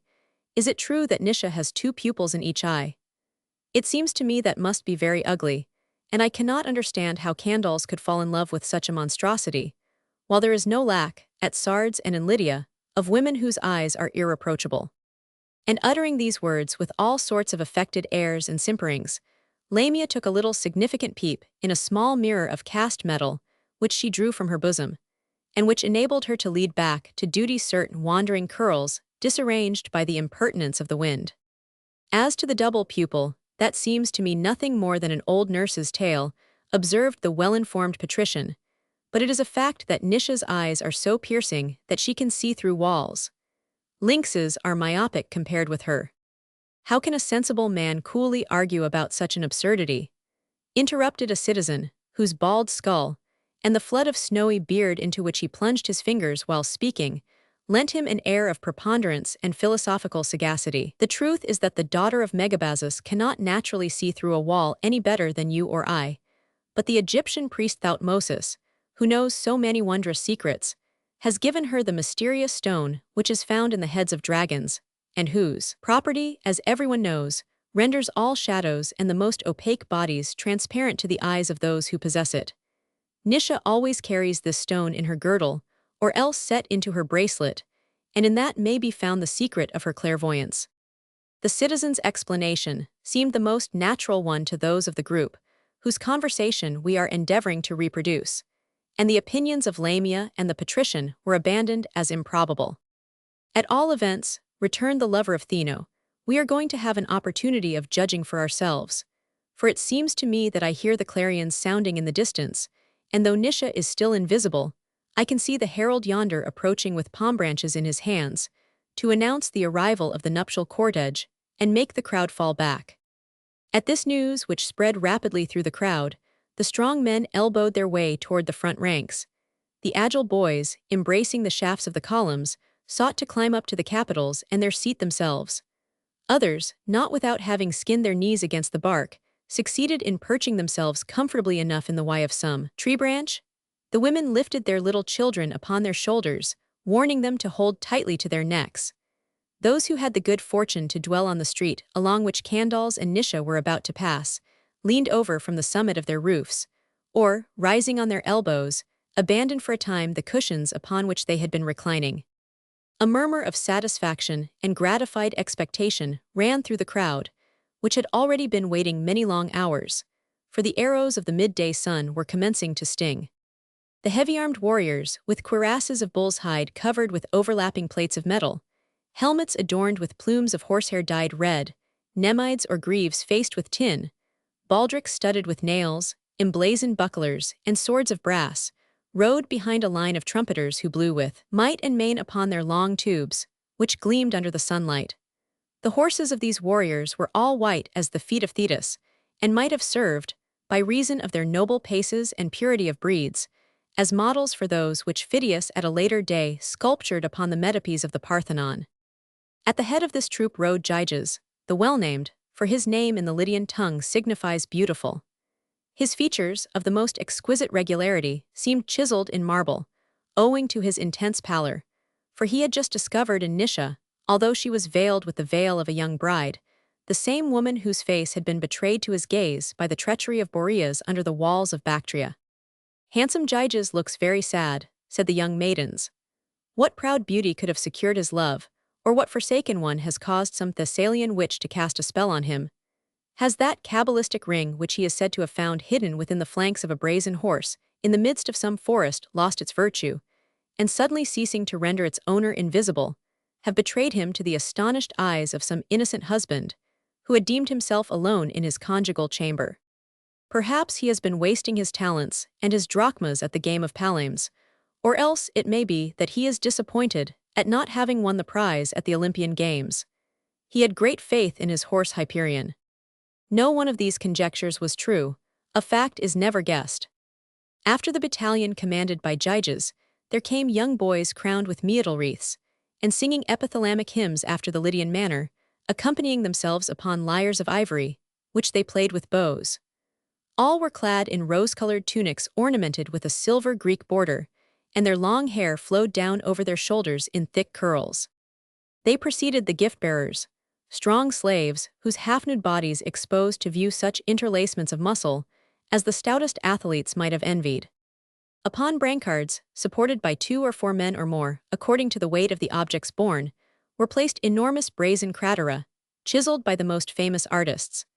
Vases of gold and silver whose sides were adorned with bas-reliefs and whose hands were elegantly worked into chimeras, foliage, and nude women, magnificent ewers to be used in washing the feet of illustrious guests, flagons encrusted with precious stones, and containing the rarest perfumes, myrrh from Arabia, cinnamon from the Indies, spikenard from Persia, essence of roses from Smyrna, clamclins or perfuming pans with perforated covers, cedarwood or ivory coffers of marvelous workmanship, which opened with a secret spring that none save the inventor could find, and which contained bracelets wrought from the gold of Ophir, necklaces of the most lustrous pearls, mantle brooches, constellated with rubies and carbuncles, toilet boxes containing blonde sponges, curling irons, sea-wolf's teeth to polish the nails, the green rouge of Egypt, which turns to a most beautiful pink on touching the skin, powders to darken the eyelashes and eyebrows, and all the refinements that feminine coquetry could invent. Other litters were freighted with purple robes of the finest linen, and of all possible shades from the incarnadine hue of the rose to the deep crimson of the blood of the grape. Calisiers of the linen of Canopus, which is thrown all white into the vat of the dyer, and comes forth again, owing to the various astringents in which it had been steeped, diapered with the most brilliant colors. Tunics brought from the fabulous land of Seers, made from the spun slime of a worm which feeds upon leaves, and so fine that they might be drawn through a fingering. Ethiopians whose bodies shone like jet and whose temples were tightly bound with cords, lest they should burst the veins of their foreheads in the effort to uphold their burden, carried in great pomp a statue of Hercules, the ancestor of Candals of colossal size, wrought of ivory and gold, with the club, the skin of the Nemean lion, the 3 apples from the garden of the Hesperides, and all the traditional attributes of the hero. Statues of Venus Urania, and of Venus Genitrix, sculptured by the best pupils of the Sicyan school in that marble of Paros, whose gleaming transparency seemed expressly created for the representation of the ever-youthful flesh of the immortals, were born after the statue of Hercules, which admirably relieved the harmony and elegance of their proportions by contrast with its massive outlines and rugged forms. A painting by Bularchus, which Candals had purchased for its weight in gold, executed upon the wood of the female larch tree, and representing the defeat of the Magnesians, evoked universal admiration by the beauty of its design, the truthfulness of the attitude of its figures, and the harmony of its coloring. Although the artist had only employed in its production the 4 primitive colors, Attic ochre, white, Pontic sinopes, and atramentum, the young king loved painting and sculpture even more, perhaps, than well became a monarch, and he had not unfrequently bought a picture at a price equal to the annual revenue of a whole city. Camels and dromedaries, splendidly caparisoned, with musicians seated on their necks performing upon drums and cymbals, carried the gilded stakes, the cords, and the material of the tent, designed for the use of the queen during voyages and hunting parties. These spectacles of magnificence would upon any other occasion have ravished the people of Sardes with delight, but their curiosity had been enlisted in another direction, and it was not without a certain feeling of impatience that they watched this portion of the procession file by. The young maidens and the handsome boys, bearing flaming torches and strewing handfuls of crocus flowers along the way, hardly attracted any attention. The idea of beholding Nisha had preoccupied all minds. At last Candles appeared, riding in a chariot drawn by 4 horses, as beautiful and spirited as those of the sun, all rolling their golden bits in foam, shaking their purple-decked manes, and restrained with great difficulty by the driver, who stood erect at the side of Candles, and was leaning back to gain more power on the reins. Candles was a young man full of vigor, and well worthy of his Herculean origin. His head was joined to his shoulders by a neck massive as a bull's, and almost without a curve. His hair, black and lustrous, twisted itself into rebellious little curls, here and there concealing the circlet of his diadem. His ears, small and upright, were of a ruddy hue. His forehead was broad and full, though a little low, like all antique foreheads.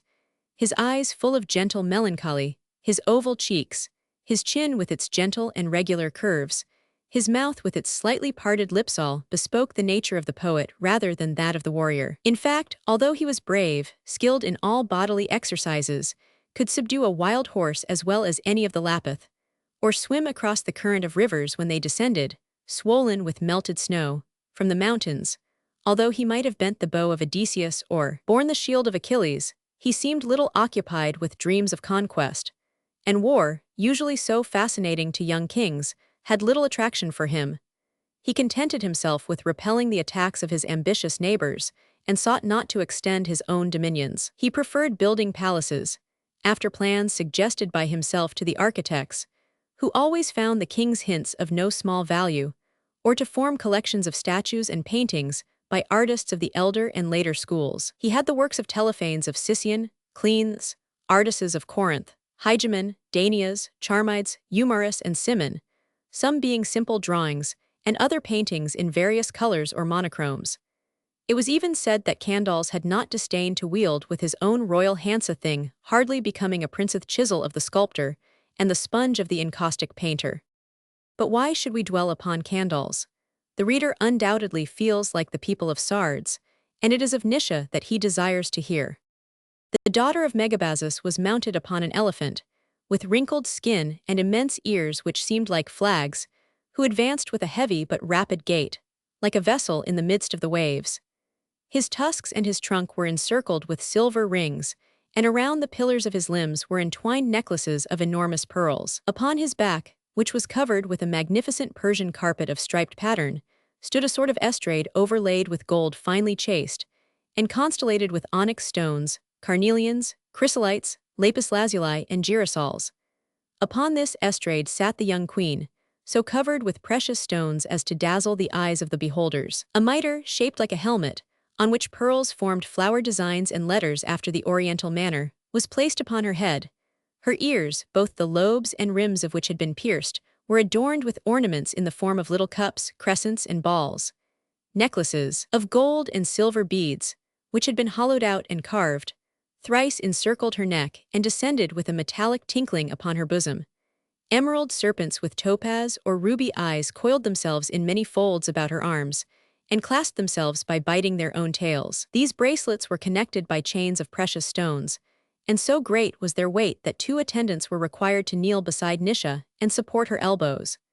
She was clad in a robe embroidered by Syrian workmen with shining designs of golden foliage and diamond fruits, and over this she wore the short tunic of Persepolis, which hardly descended to the knee, and of which the sleeves were slit and fastened by sapphire clasps. Her waist was encircled from hip to loins by a girdle wrought of narrow material, variegated with stripes and flowered designs, which formed themselves into symmetrical patterns, as they were brought together by a certain arrangement of the folds, which Indian girls alone know how to make. Her trousers of byssus, which the Phoenicians called sindan, were confined at the ankles by anklets adorned with gold and silver bells, and completed this toilet, so fantastically rich and wholly opposed to Greek taste. But alas!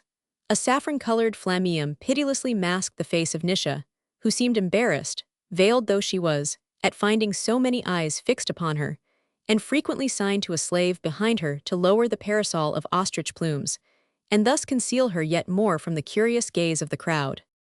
Candles had vainly begged of her to lay aside her veil, even for that solemn occasion. The young barbarian had refused to pay the welcome of her beauty to his people. Great was the disappointment. Lamia declared that Nisha dared not uncover her face for fear of showing her double pupil. The young libertine remained convinced that Theno of Colophon was more beautiful than the Queen of Sardes. And Gyges sighed when he beheld Nisha, after having made her elephant kneel down, descend upon the inclined heads of Damascus slaves, as upon a living ladder, to the threshold of the royal dwelling, where the elegance of Greek architecture was blended with the fantasies and enormities of Asiatic taste. Chapter 2. In our character of poet, we have the right to lift the saffron-colored flammeum which concealed the young bride, being more fortunate in this wise than the Sardians, who after a whole day's waiting were obliged to return to their houses, and were left, as before, to their own conjectures. Nisha was really far superior to her reputation, great as it was. It seemed as though nature in creating her had resolved to exhaust her utmost powers, and thus make atonement for all former experimental attempts and fruitless essays. One would have said that, moved by jealousy of the future marvels of the Greek sculptors, she also had resolved to model a statue herself, and to prove that she was still sovereign mistress in the plastic art. The grain of snow, the micaceous brilliancy of Parian marble, the sparkling pulp of balsamine flowers, would render but a feeble idea of the ideal substance whereof Nisha had been formed. That flesh, so fine, so delicate, permitted daylight to penetrate it, and modeled itself in transparent contours, in lines as sweetly harmonious as music itself. According to different surroundings, it took the color of the sunlight or of purple, like the aromal body of a divinity, and seemed to radiate light and life. The world of perfections enclosed within the nobly lengthened oval of her chaste face could have been rendered by no earthly art, neither by the chisel of the sculptor, nor the brush of the painter, nor the style of any poet, though it were Praxiteles, Apelles, or Mimnermus. And on her smooth brow, bathed by waves of hair amber bright as molten electrum, and sprinkled with gold filings, according to the Babylonian custom, sat as upon a jasper throne the unalterable serenity of perfect loveliness. As for her eyes, though they did not justify what popular credulity said of them, they were at least wonderfully strange eyes. Brown eyebrows, with extremities ending in points elegant as those of the arrows of Eros, and which were joined to each other by a streak of henna after the Asiatic fashion, and long fringes of silkelishadowed eyelashes, contrasted strikingly with the twin sapphire stars rolling in the heaven of dark silver which formed those eyes. The irises of those eyes, whose pupils were blacker than atrament, varied singularly in shades of shifting color. From sapphire they changed to turquoise, from turquoise to beryl, from beryl to yellow amber, and sometimes, like a limpid lake whose bottom is strewn with jewels, they offered, through their incalculable depths, glimpses of golden and diamond sands upon which green fibrils vibrated and twisted themselves into emerald serpents. In those orbs of phosphoric lightning the rays of suns extinguished, the splendors of vanished worlds, the glories of Olympus eclipsed all seemed to have concentrated their reflections. When contemplating them, one thought of eternity, and felt himself seized with a mighty giddiness, as though he were leaning over the verge of the infinite. The expression of those extraordinary eyes was not less variable than their tint. At times their lids opened like the portals of celestial dwellings. They invited you into elysiums of light, of azure, of ineffable felicity. They promised you the realization, tenfold, a hundredfold, of all your dreams of happiness, as though they had divined your soul's most secret thoughts. Again, impenetrable as sevenfold plated shields of the hardest metals, they flung back your gaze like blunted and broken arrows. With a simple inflection of the brow, a mere flash of the pupil, more terrible than the thunder of Zeus, they precipitated you from the heights of your most ambitious escalades into depths of nothingness, so profound that it was impossible to rise again. Typhon himself, who writhes under TNA, could not have lifted the mountains of disdain with which they overwhelmed you. One felt that though he should live for 1,000 Olympiads endowed with the beauty of the fair son of Latona, the genius of Orpheus, the unbounded might of Assyrian kings, the treasures of the Cabaret, the Telchanes, and the Dactyli, gods of subterranean wealth, he could never change their expression to mildness. At other times their languishment was so liquidly persuasive, their brilliancy and irradiation so penetrating, that the icy coldness of Nestor and Priam would have melted under their gaze, like the wax of the wings of Icarus when he approached the flaming zones, For one such glance a man would have gladly steeped his hands in the blood of his host, scattered the ashes of his father to the four winds, overthrown the holy images of the gods, and stolen the fire of heaven itself, like the sublime thief, Prometheus. Nevertheless, their most ordinary expression, it must be confessed, was of a chastity to make one desperate a sublime coldness and ignorance of all possibilities of human passion, such as would have made the moonbright eyes of Phbe, or the sea-green eyes of Athena, appear by comparison more liquidly tempting than those of a young girl of Babylon, sacrificing to the goddess Mylata within the cord-circled enclosure of Succoth-Benol. Their invincible virginity seemed to bid love defiance. The cheeks of Nisha, which no human gaze had ever profaned, save that of Gyges on the day when the veil was blown away, possessed a youthful bloom, a tender pallor, a delicacy of grain, and a downiness whereof the faces of our women, perpetually exposed to sunlight and air, cannot convey the most distant idea. Modesty created fleeting rosy clouds upon them like those which a drop of crimson essence would form in a cup of milk, and when uncolored by any emotion, they took a silvery sheen, a warm light, like an alabaster vessel illumined by a lamp within. That lamp was her charming soul, which exposed to view the transparency of her flesh.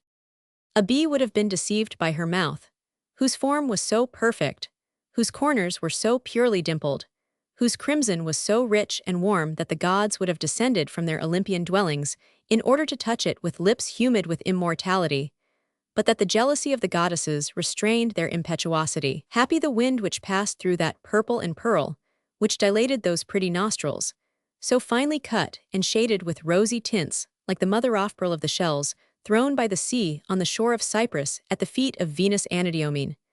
But are there not a multitude of favors thus granted to things which cannot understand them?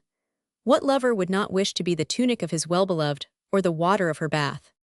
Such was Nisha, if we dare make use of the expression after so vague a description of her face. If our foggy northern idioms had the warm liberty, the burning enthusiasm of the Circassian, we might perhaps, by comparisons awakening in the mind of the reader memories of flowers and perfumes, of music and sunlight, evoking, by the magic of words, all the graceful and charming images that the universe can contain, have been able to give some idea of Nisha's features. But it is permitted to Solomon alone to compare the nose of a beautiful woman to the tower of Lebanon which looketh toward Damascus. And yet what is there in the world of more importance than the nose of a beautiful woman? Had Helen, the white Tyndarid, been flat-nosed, would the Trojan War have taken place? And if the profile of Semiramis had not been perfectly regular, would she have bewitched the old monarch of Nineveh and encircled her brow with the mitre of pearls, the symbol of supreme power? Although Candaules had brought to his palace the most beautiful slaves from the people of the Sor, of Ascalon, of Sogdiana, of the Sac, of Rapta, the most celebrated courtesans from Ephesus, from Pergamus, from Smyrna, and from Cyprus, he was completely fascinated by the charms of Nisha. Up to that time he had not even suspected the existence of such perfection. Privileged as a husband to enjoy fully the contemplation of this beauty, he found himself dazzled, giddy, like one who leans over the edge of an abyss, or fixes his eyes upon the sun. He felt himself seized, as it were, with the delirium of possession, like a priest drunk with the god who fills and moves him. All other thoughts disappeared from his soul, and the universe seemed to him only as a vague mist in the midst of which beamed the shining phantom of Nisha. His happiness transformed itself into ecstasy, and his love into madness. At times his very felicity terrified him, to be only a wretched king, only a remote descendant of a hero who had become a god by mighty labors, only a common man formed of flesh and bone, and without having an aught rendered himself worthy of it, without having even, like his ancestor, strangled some hydra, or torn some lion asunder, to enjoy a happiness, whereof Zeus of the ambrosial hair would scarce be worthy, though lord of all Olympus. He felt, as it were, ashamed to thus hoard up for himself alone so rich a treasure, to steal this marvel from the world, to be the dragon with scales and claws, who guarded the living type of the ideal of lovers, sculptors, and poets. All they had ever dreamed of in their hope, their melancholy, and their despair, he possessed. Candaules, poor tyrant of Sardes, who had only a few wretched coffers filled with pearls, a few cisterns filled with gold pieces, and 30 or 40,000 slaves, purchased or taken in war. Candaules's felicity was too great for him, and the strength which he would doubtless have found at his command in time of misfortune was wanting to him in time of happiness. His joy overflowed from his soul like water from a vase placed upon the fire, and in the exasperation of his enthusiasm for Nisha, he had reached the point of desiring that she were less timid and less modest, for it cost him no little effort to retain in his own breast the secret of such wondrous beauty. Ah, he would murmur to himself during the deep reveries which absorbed him at all hours, that he did not spend at the queen's side. How strange a lot is mine! I am wretched because of that which would make any other husband happy. Nisha will not leave the shadow of the Gynceum, and refuses, with barbarian modesty, to lift her veil in the presence of any other than myself. Yet with what an intoxication of pride would my love behold her, radiantly sublime, gaze down upon my kneeling people from the summit of the royal steps, and, like the rising dawn, extinguish all those pale stars who during the night thought themselves suns. Proud Lydian women, who believe yourselves beautiful, but for Nisha's reserve you would appear, even to your lovers, as ugly as the obliqued and thick-lipped slaves of Nahasi and Cush. Were she but once to pass along the streets of Sardes with face unveiled, you might in vain pull your adorers by the lappet of their tunic, for none of them would turn his head, or, if he did, it would be to demand your name, so utterly would he have forgotten you. They would rush to precipitate themselves beneath the silver wheels of her chariot, that they might have even the pleasure of being crushed by her, like those devotees of the Indus who paved the pathway of their idol with their bodies. And you, O goddesses, whom Paris Alexander judged, had Nisha appeared among you, not one of you would have borne away the golden apple, not even Aphrodite, despite her cestus and her promise to the shepherd arbiter that she would make him beloved by the most beautiful woman in the world. Alas, to think that such beauty is not immortal, and that years will alter those divine outlines, that admirable hymn of forms, that poem whose strophes are contours, and which no one in the world has ever read or may ever read save myself, to be the sole depositary of so splendid a treasure. If I knew even, by imitating the play of light and shadow with the aid of lines and colors, how to fix upon wood a reflection of that celestial face, if marble were not rebellious to my chisel, how well would I fashion in the purest vein of Paros or Pentelicus an image of that charming body, which would make the proud effigies of the goddesses fall from their altars. And long after, when deep below the slime of deluges, and beneath the dust of ruined cities, the men of future ages should find a fragment of that petrified shadow of Nisha, they would cry, "Behold, how the women of this vanished world were formed," and they would erect a temple wherein to enshrine the divine fragment. But I have not save a senseless admiration and a love that is madness. Sole adorer of an unknown divinity, I possess no power to spread her worship through the world. Thus in Candles had the enthusiasm of the artist extinguished the jealousy of the lover. Admiration was mightier than love. If in place of Nisha, daughter of the satrap Megabazus, all imbued with oriental ideas, he had espoused some Greek girl from Athens or Corinth, he would certainly have invited to his court the most skillful painters and sculptors, and have given them the queen for their model, as did afterward Alexander his favorite Campaspe, who posed naked before Apelles. Such a whim would have encountered no opposition from a woman of the land, where even the most chaste made a boast of having contributed some for the back, some for the bosamto, the perfection of a famous statue. But hardly would the bashful Nisha consent to unveil herself in the discreet shadow of the thalamus, and the earnest prayers of the king really shocked her rather than gave her pleasure. The sentiment of duty and obedience alone induced her to yield at times to what she styled the whims of Candles.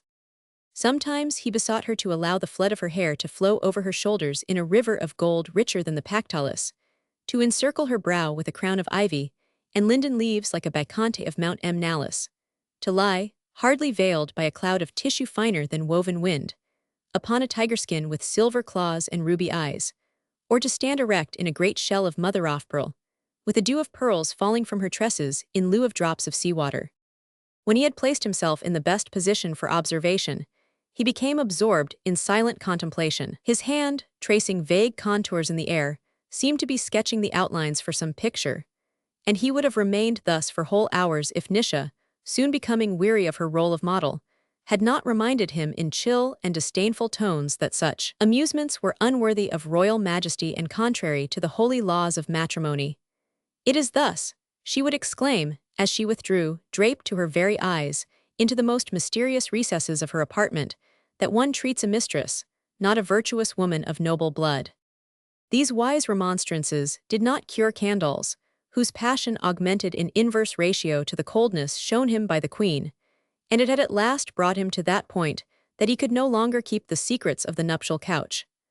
A confidant became as necessary to him as to the prince of a modern tragedy. He did not proceed, you may feel assured, to fix his choice upon some crabbed philosopher of frowning mien, with a flood of grey and white beard rolling down over a mantle in proud tatters, nor a warrior who could talk of nothing save ballista, catapults, and scythe chariots, nor a sententious Eupatrid full of counsels and politic maxims, but Gyges, whose reputation for gallantry caused him to be regarded as a connoisseur in regard to women.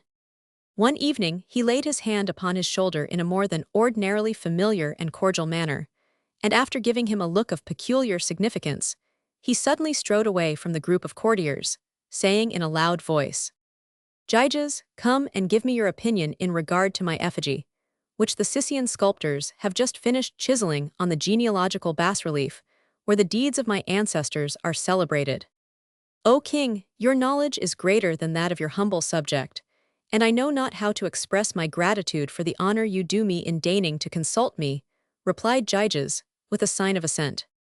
Candles and his favorite traversed several halls ornamented in the Hellenic style, where the Corinthian acanthus and the Ionic volute bloomed or curled in the capitals of the columns, where the friezes were peopled with little figures in polychromatic plastique representing processions and sacrifices, and they finally arrived at a remote portion of the ancient palace, whose walls were built with stones of irregular form, put together without cement in the Cyclopean manner. This ancient architecture was colossally proportioned and weirdly grim. The immeasurable genius of the elder civilizations of the Orient was there legibly written, and recalled the granite and brick debauches of Egypt and Assyria. Something of the spirit of the ancient architects of the Tower of Lilacs survived in those thick-set pillars with their deep-fluted trunks, whose capitals were formed by 4 heads of bulls, placed forehead to forehead, and bound together by knots of serpents that seemed striving to devour them, an obscure cosmogonic symbol, whereof the meaning was no longer intelligible, and had descended into the tomb with the hierophants of preceding ages. The gates were neither of a square nor rounded form. They described a sort of ogive much resembling the mitre of the Magi, and by their fantastic character gave still more intensity to the character of the building. This portion of the palace formed a sort of court, surrounded by a portico, whose architecture was ornamented with the genealogical bas-relief to which Candles had alluded. In the midst thereof sat Heracles upon a throne, with the upper part of his body uncovered, and his feet resting upon a stool, according to the rite for the representation of divine personages. His colossal proportions would otherwise have left no doubt as to his apotheosis, and the archaic rudeness and hugeness of the work, wrought by the chisel of some primitive artist, imparted to his figure an air of barbaric majesty, a savage grandeur more appropriate, perhaps, to the character of this monster-slaying hero than would have been the work of a sculptor consummate in his art. On the right of the throne were Alcus, son of the hero and of Omphale, Ninus, Belus, Argon, the earlier kings of the dynasty of the Heraclid, then all the line of intermediate kings, terminating with Ardes, Aliats, Meles or Measus, father of Candles, and finally Candles himself. All these personages, with their hair braided into little strings, their beards spirally twisted, their oblique eyes, angular attitudes, cramped and stiff gestures, seemed to own a sort of factitious life, due to the rays of the setting sun, and the ruddy hue which time lends to marble in warm climates. The inscriptions in antique characters, graven beside them after the manner of legends, enhanced still more the mysterious weirdness of the long procession of figures in strange barbarian garb.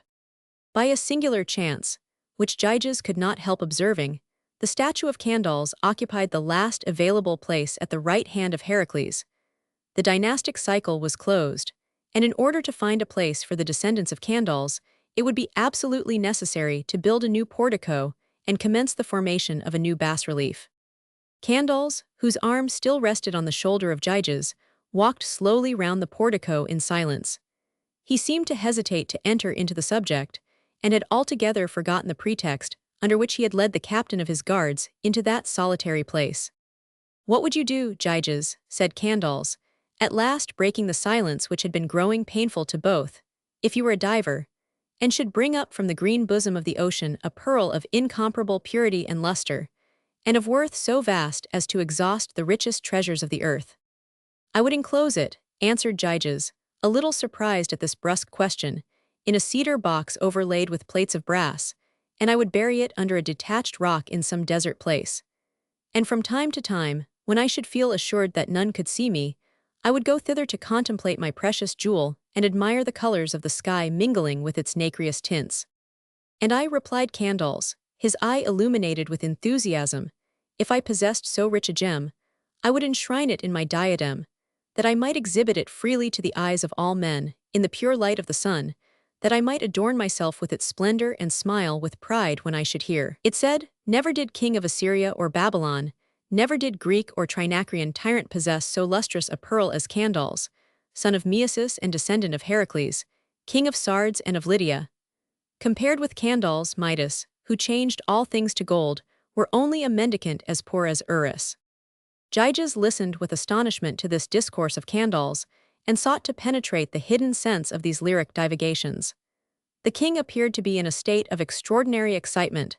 His eyes sparkled with enthusiasm, a feverish rosiness tinted his cheeks, his dilated nostrils inhaled the air with unusual effort. Well, Gyges, continued Candles, without appearing to notice the uneasiness of his favorite, I am that diver. Amid this dark ocean of humanity, wherein confusedly move so many defective or misshapen beings, so many forms incomplete or degraded, so many types of bestial ugliness, wretched outlines of nature's experimental essays, I have found beauty, pure, radiant, without spot, without flaw, the ideal made real, the dream accomplished, a form which no painter or sculptor has ever been able to translate upon canvas or into marble. I have found Nisha. Although the queen has the timid modesty of the women of the Orient, and that no man save her husband has ever beheld her features, fame, hundred-tongued and hundred-eared, has celebrated her praise throughout the world, answered Gyges, respectfully inclining his head as he spoke. Mere vague, insignificant rumors. They say of her, as of all women not actually ugly, that she is more beautiful than Aphrodite or Helen, but no person could form even the most remote idea of such perfection. In vain have I besought Nisha to appear unveiled at some public festival, some solemn sacrifice, or to show herself for an instant leaning over the royal terrace, bestowing upon her people the immense favor of one look, the prodigality of one profile view, more generous than the goddesses who permit their worshippers to behold only pale simulacra of ivory or alabaster. She would never consent to that. Now there is one strange thing which I blush to acknowledge even to you, dear Gyges. Formerly I was jealous. I wished to conceal my amours from all eyes. No shadow was thick enough, no mystery sufficiently impenetrable. Now I can no longer recognize myself. I have the feelings neither of a lover nor a husband. My love has melted in adoration like thin wax in a fiery brazier. All petty feelings of jealousy or possession have vanished. No, the most finished work that heaven has ever given to earth, since the day that Prometheus held the flame under the right breast of the statue of clay, cannot thus be kept hidden in the chill shadow of the gynceum. Were I to die, then the secret of this beauty would forever remain shrouded beneath the somber draperies of widowhood. I feel myself culpable in its concealment, as though I had the sun in my house, and prevented it from illuminating the world. And when I think of those harmonious lines, those divine contours which I dare scarcely touch with a timid kiss, I feel my heart ready to burst. I wish that some friendly eye could share my happiness, and like a severe judge to whom a picture is shown, recognize after careful examination that it is irreproachable, and that the possessor has not been deceived by his enthusiasm.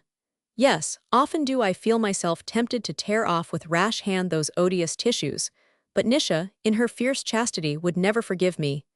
And still I cannot alone endure such felicity. I must have a confidant for my ecstasies, an echo which will answer my cries of admiration, and it shall be none other than you. Having uttered these words, Candles brusquely turned and disappeared through a secret passage. Gyges, left thus alone, could not avoid noticing the peculiar concourse of events which seemed to place him always in Nisha's path. A chance had enabled him to behold her beauty, though walled up from all other eyes. Among many princes and satraps she had chosen to espouse Candles, the very king he served. And through some strange caprice, which he could only regard as fateful, this king had just made him, Gyges, his confidant in regard to the mysterious creature whom none else had approached, and absolutely sought to complete the work of Boreas on the plain of Bactria. Was not the hand of the gods visible in all these circumstances? That spectre of beauty, whose veil seemed to be lifted slowly, a little at a time, as though to enkindle a flame within him, was it not leading him, without his having suspected it, toward the accomplishment of some mighty destiny? Such were the questions which Gyges asked himself, but being unable to penetrate the obscurity of the future, he resolved to await the course of events, and left the court of images, where the twilight darkness was commencing to pile itself up in all the angles, and to render the effigies of the ancestors of Candals yet more and more weirdly menacing.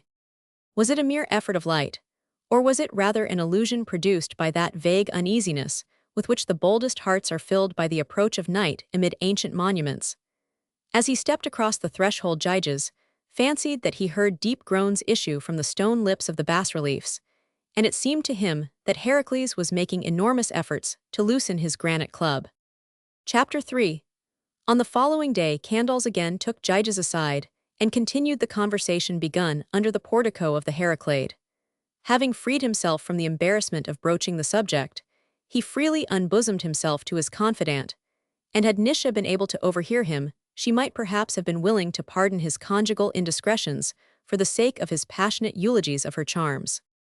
Gyges listened to all these bursts of praise with the slightly constrained air of one who is yet uncertain whether his interlocutor is not feigning an enthusiasm more ardent than he actually feels, in order to provoke a confidence naturally cautious to utter itself. Candals at last said to him in a tone of disappointment, "I see, Gyges, that you do not believe me. You think I am boasting, or have allowed myself to be fascinated like some clumsy laborer by a robust country girl on whose cheeks Hygeia has crushed the gross hues of health. No, by all the gods.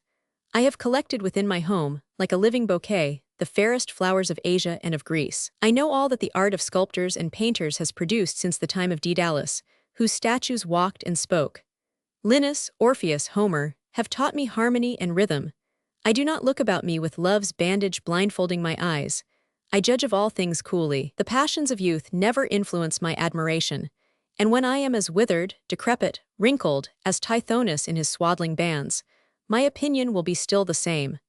But I forgive your incredulity and want of sympathy. In order to understand me fully, it is necessary that you should see Nisha in the radiant brilliancy of her shining whiteness, free from jealous drapery, even as nature with her own hands molded her in a lost moment of inspiration which never can return.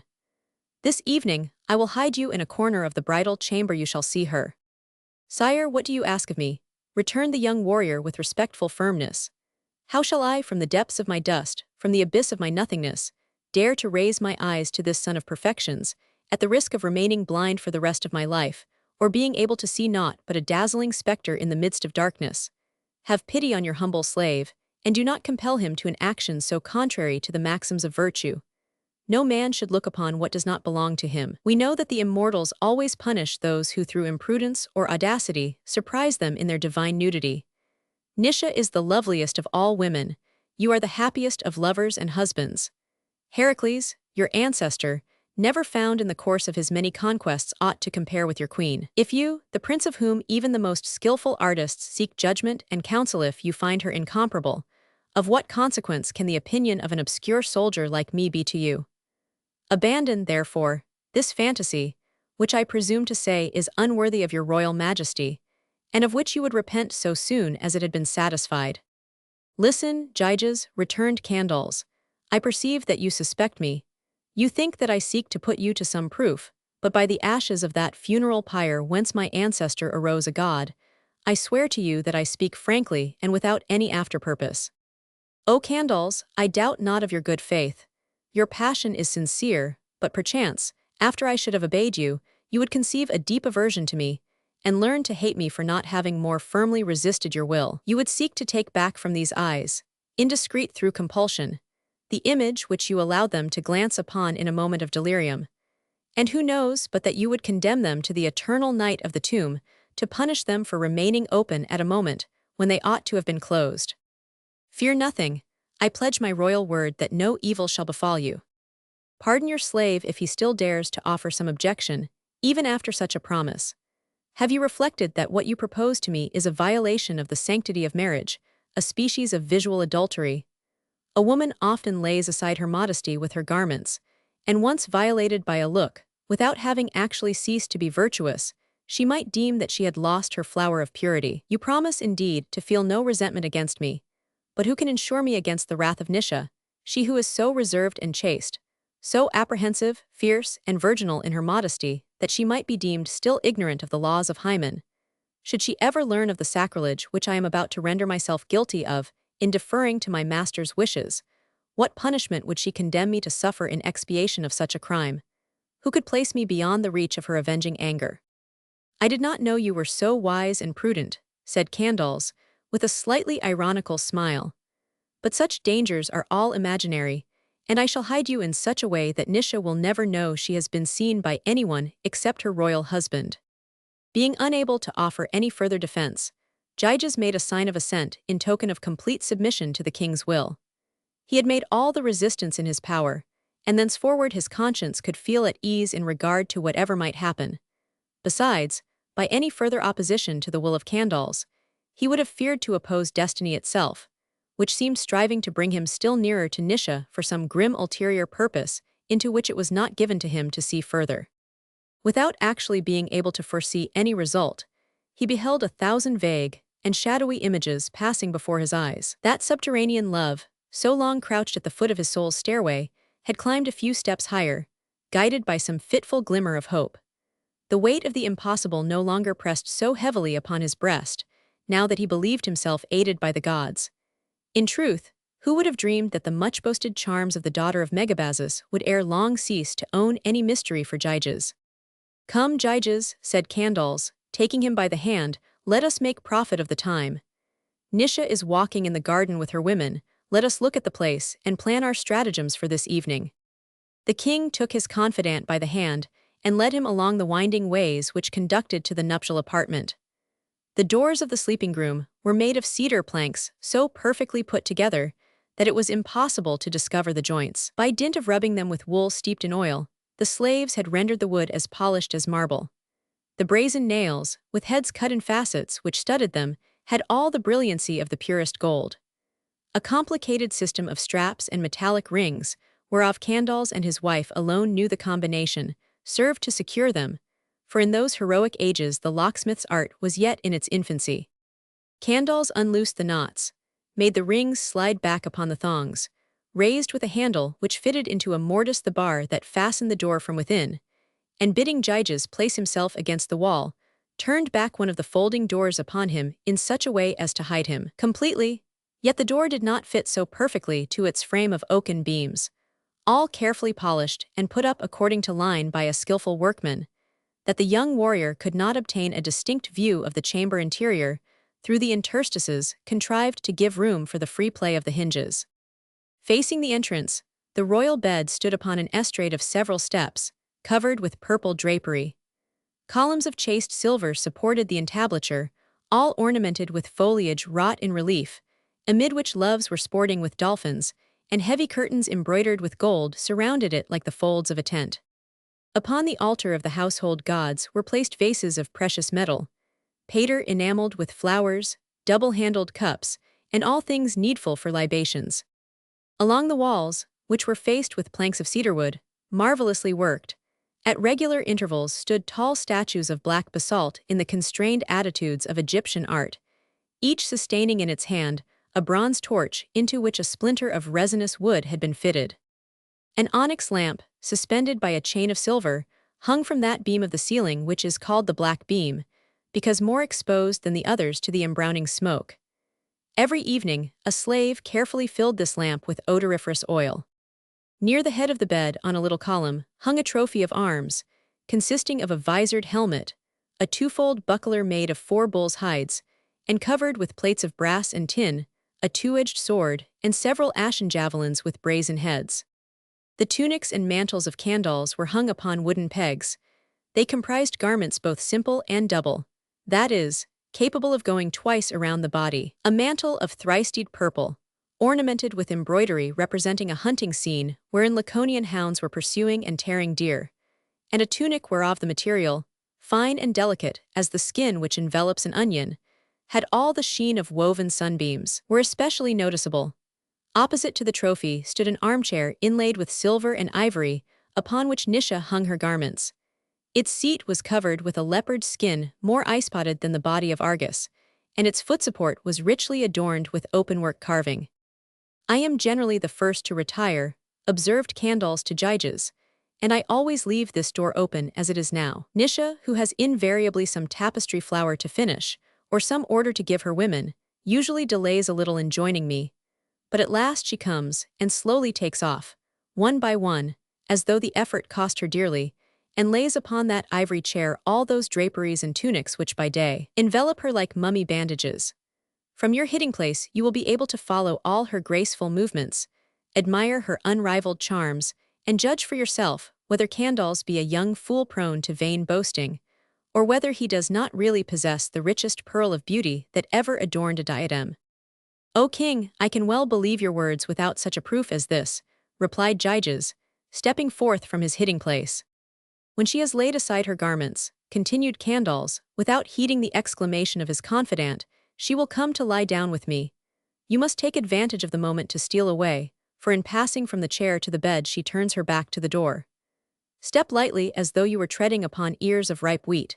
Take heed that no grain of sand squeaks under your sandals, hold your breath, and retire as stealthily as possible. The vestibule is all in darkness, and the feeble rays of the only lamp which remains burning do not penetrate beyond the threshold of the chamber. It is therefore certain that Nisha cannot possibly see you, and tomorrow there will be someone in the world who can comprehend my ecstasies, and will feel no longer astonished at my bursts of admiration. But see, the day is almost spent. The sun will soon water his steeds in the Hesperian waves at the further end of the world, and beyond the pillars erected by my ancestors. Return to your hiding place, Gyges, and though the hours of waiting may seem long, I can swear by Eros of the golden arrows that you will not regret having waited." After this assurance, Candles left Gyges again hidden behind the door. The compulsory quiet which the king's young confidant found himself obliged to maintain left him ample leisure for thought. His situation was certainly a most extraordinary one. He had loved Nisha as one loves a star. Convinced of the hopelessness of the undertaking, he had made no effort to approach her. And nevertheless, by a succession of extraordinary events, he was about to obtain a knowledge of treasures reserved for lovers and husbands only. Not a word, not a glance had been exchanged between himself and Nisha, who probably ignored the very existence of the one being for whom her beauty would so soon cease to be a mystery. Unknown to her, whose modesty would have naught to sacrifice for you. How strange a situation! To love a woman in secret and find one's self led by her husband to the threshold of the nuptial chamber. To have for guide to that treasure the very dragon who should defend all approach to it. Was there not in all this ample food for astonishment and wonder at the combination of events wrought by destiny? In the midst of these reflections, he suddenly heard the sound of footsteps on the pavement. It was only the slaves coming to replenish the oil in the lamp, throw fresh perfumes upon the coals of the clamclins, and arrange the purple and saffron-tinted sheepskins which formed the royal bed. Hour approached, and Gyges felt his heart beat faster, and the pulsation of his arteries quicken. He even felt a strong impulse to steal away before the arrival of the queen, and after averring subsequently to Candles that he had remained, abandoned himself confidently to the most extravagant eulogiums. He felt a strong repugnance for, despite his somewhat free life, Gyges was not without delicacy to take by stealth a favor for the free granting of which he would gladly have paid with his life. The husband's complicity rendered this theft more odious in a certain sense, and he would have preferred to owe to any other circumstance the happiness of beholding the marvel of Asia in her nocturnal toilet. Perhaps, indeed, the approach of danger, let us acknowledge as veracious historians, had no little to do with his virtuous scruples. Undoubtedly, Gyges did not lack courage. Mounted upon his war chariot, with quiver rattling upon his shoulder, and bow in hand, he would have defied the most valiant warriors. In the chase he would have attacked without fear the Calydon boar or the Nemean lion. Bute explain the enigma as you will trembled at the idea of looking at a beautiful woman through a chink in a door. No one possesses every kind of courage. He felt likewise that he could not behold Nisha with impunity. It would be a decisive epoch in his life. Through having obtained but a momentary glimpse of her, he had lost all peace of mind. What, then, would be the result of that which was about to take place? Could life itself continue for him, when to that divine head, which fired his dreams, should be added a charming body formed for the kisses of the immortals? What would become of him should he find himself unable thereafter to contain his passion in darkness and silence, as he had done till that time? Would he exhibit to the court of Lydia the ridiculous spectacle of an insane love, or would he strive by some extravagant action to bring down upon himself the disdainful pity of the queen? Such a result was strongly probable, since the reason of Candles himself, the legitimate possessor of Nisha, had been unable to resist the vertigo caused by that superhuman beauty, the thoughtless young king who till then had laughed at love, and preferred pictures and statues before all things. These arguments were very rational but wholly useless, for at the same moment Candles entered the chamber, and exclaimed in a low but distinct voice as he passed the door, "Patience, my poor Gyges, Nisha will soon come." When he saw that he could no longer retreat, Gyges, who was but a young man after all, forgot every other consideration, and no longer thought of aught save the happiness of feasting his eyes upon the charming spectacle which Candles was about to offer him.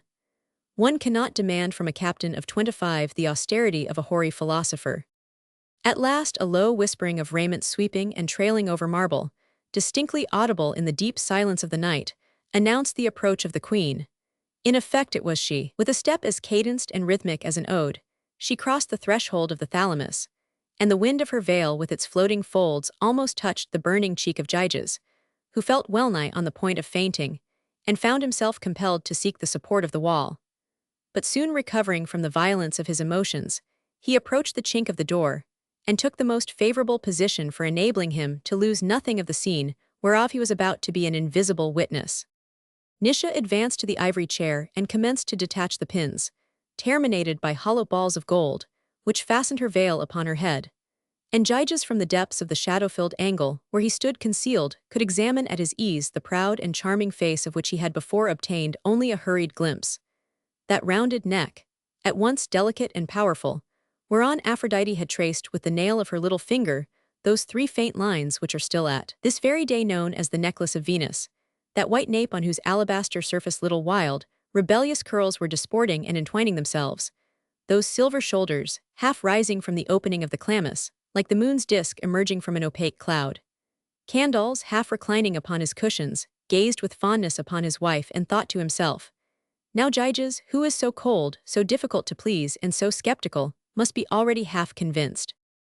Opening a little coffer which stood on a table supported by one leg terminating in carven lion's paws, the queen freed her beautiful arms from the weight of the bracelets and jewelry, wherewith they had been overburdened during the day, arms whose form and whiteness might well have enabled them to compare with those of Hera, sister and wife of Zeus, the lord of Olympus. Precious as were her jewels, they were assuredly not worth the spots which they concealed, and had Nisha been a coquette, one might have well supposed that she only donned them in order that she should be entreated to take them off.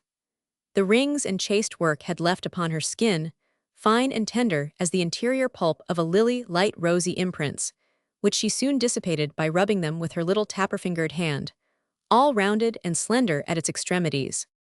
Then with the movement of a dove trembling in the snow of its feathers, she shook her hair, which being no longer held by the golden pins, rolled down in languid spirals like hyacinth flowers over her back and bosom. Thus she remained for a few moments ere reassembling the scattered curls, and finally reuniting them into one mass. It was marvelous to watch the blonde ringlets streaming like jets of liquid gold between the silver of her fingers, and her arms undulating like swans' necks as they were arched above her head in the act of twisting and confining the natural bullion. If you have ever by chance examined one of those beautiful Etruscan vases with red figures on a black ground, and decorated with one of those subjects which are designated under the title of Greek toilette, then you will have some idea of the grace of Nisha in that attitude which, from the age of antiquity to our own era, has furnished such a multitude of happy designs for painters and statuaries. Having thus arranged her coiffure, she seated herself upon the edge of the ivory footstool and commenced to untie the little bands which fastened her buskins. We moderns, owing to our horrible system of footgear, which is hardly less absurd than the Chinese shoe, no longer know what a foot is.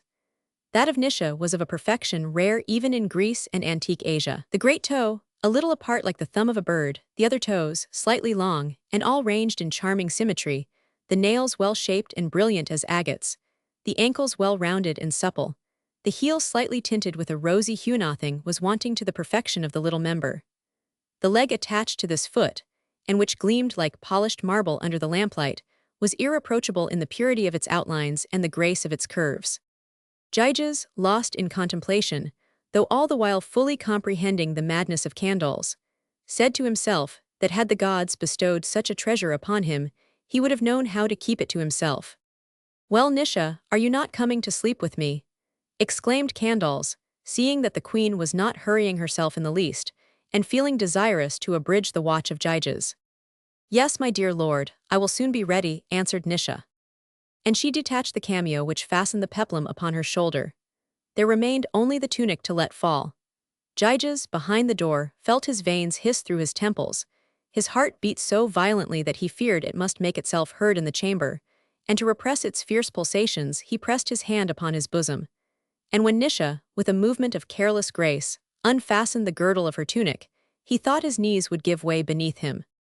Was it an instinctive presentiment, or was her skin, virginally pure from profane looks, so delicately magnetic in its susceptibility that it could feel the rays of a passionate eye, though that eye was invisible? Nisha hesitated to strip herself of that tunic, the last rampart of her modesty. Twice or thrice her shoulders, her bosom, and bare arms shuddered with a nervous chill, as though they had been suddenly grazed by the wings of a nocturnal butterfly, or as though an insolent lip had dared to touch them in the darkness. At last, seeming to nerve herself for a sudden resolve, she doffed the tunic in its turn, and the white poem of her divine body suddenly appeared in all its splendor, like the statue of a goddess, unveiled on the day of a temple's inauguration. Shuddering with pleasure, the light glided and gloated over those exquisite forms, and covered them with timid kisses, profiting by an occasion, alas, rare indeed. The rays scattered through the chamber, disdaining to illuminate golden arms, jeweled clasps, or brazen tripods, all concentrated themselves upon Nisha, and left all other objects in obscurity. Were we Greeks of the age of Pericles, we might at our ease eulogize those beautiful serpentine lines, those polished flanks, those elegant curves, those breasts which might have served as moukies for the cup of Hebe. But modern prudery forbids such descriptions, for the pen cannot find pardon for what is permitted to the chisel. And besides, there are some things which can be written of only in marble. Candles smiled in proud satisfaction, with a rapid step, as though ashamed of being so beautiful, for she was only the daughter of a man and a woman. Nisha approached the bed, her arms folded upon her bosom. But with a sudden movement she turned round ere taking her place upon the couch beside her royal spouse, and beheld through the aperture of the door a gleaming eye flaming like the carbuncle of Oriental legend. For if it were false that she had a double pupil, and that she possessed the stone which is found in the heads of dragons, it was at least true that her green glance penetrated darkness like the glaucous eye of the cat and tiger. A cry like that of a fawn who receives an arrow in her flank while tranquilly dreaming among the leafy shadows was on the point of bursting from her lips, yet she found strength to control herself, and lay down beside Candles, cold as a serpent, with the violets of death upon her cheeks and lips.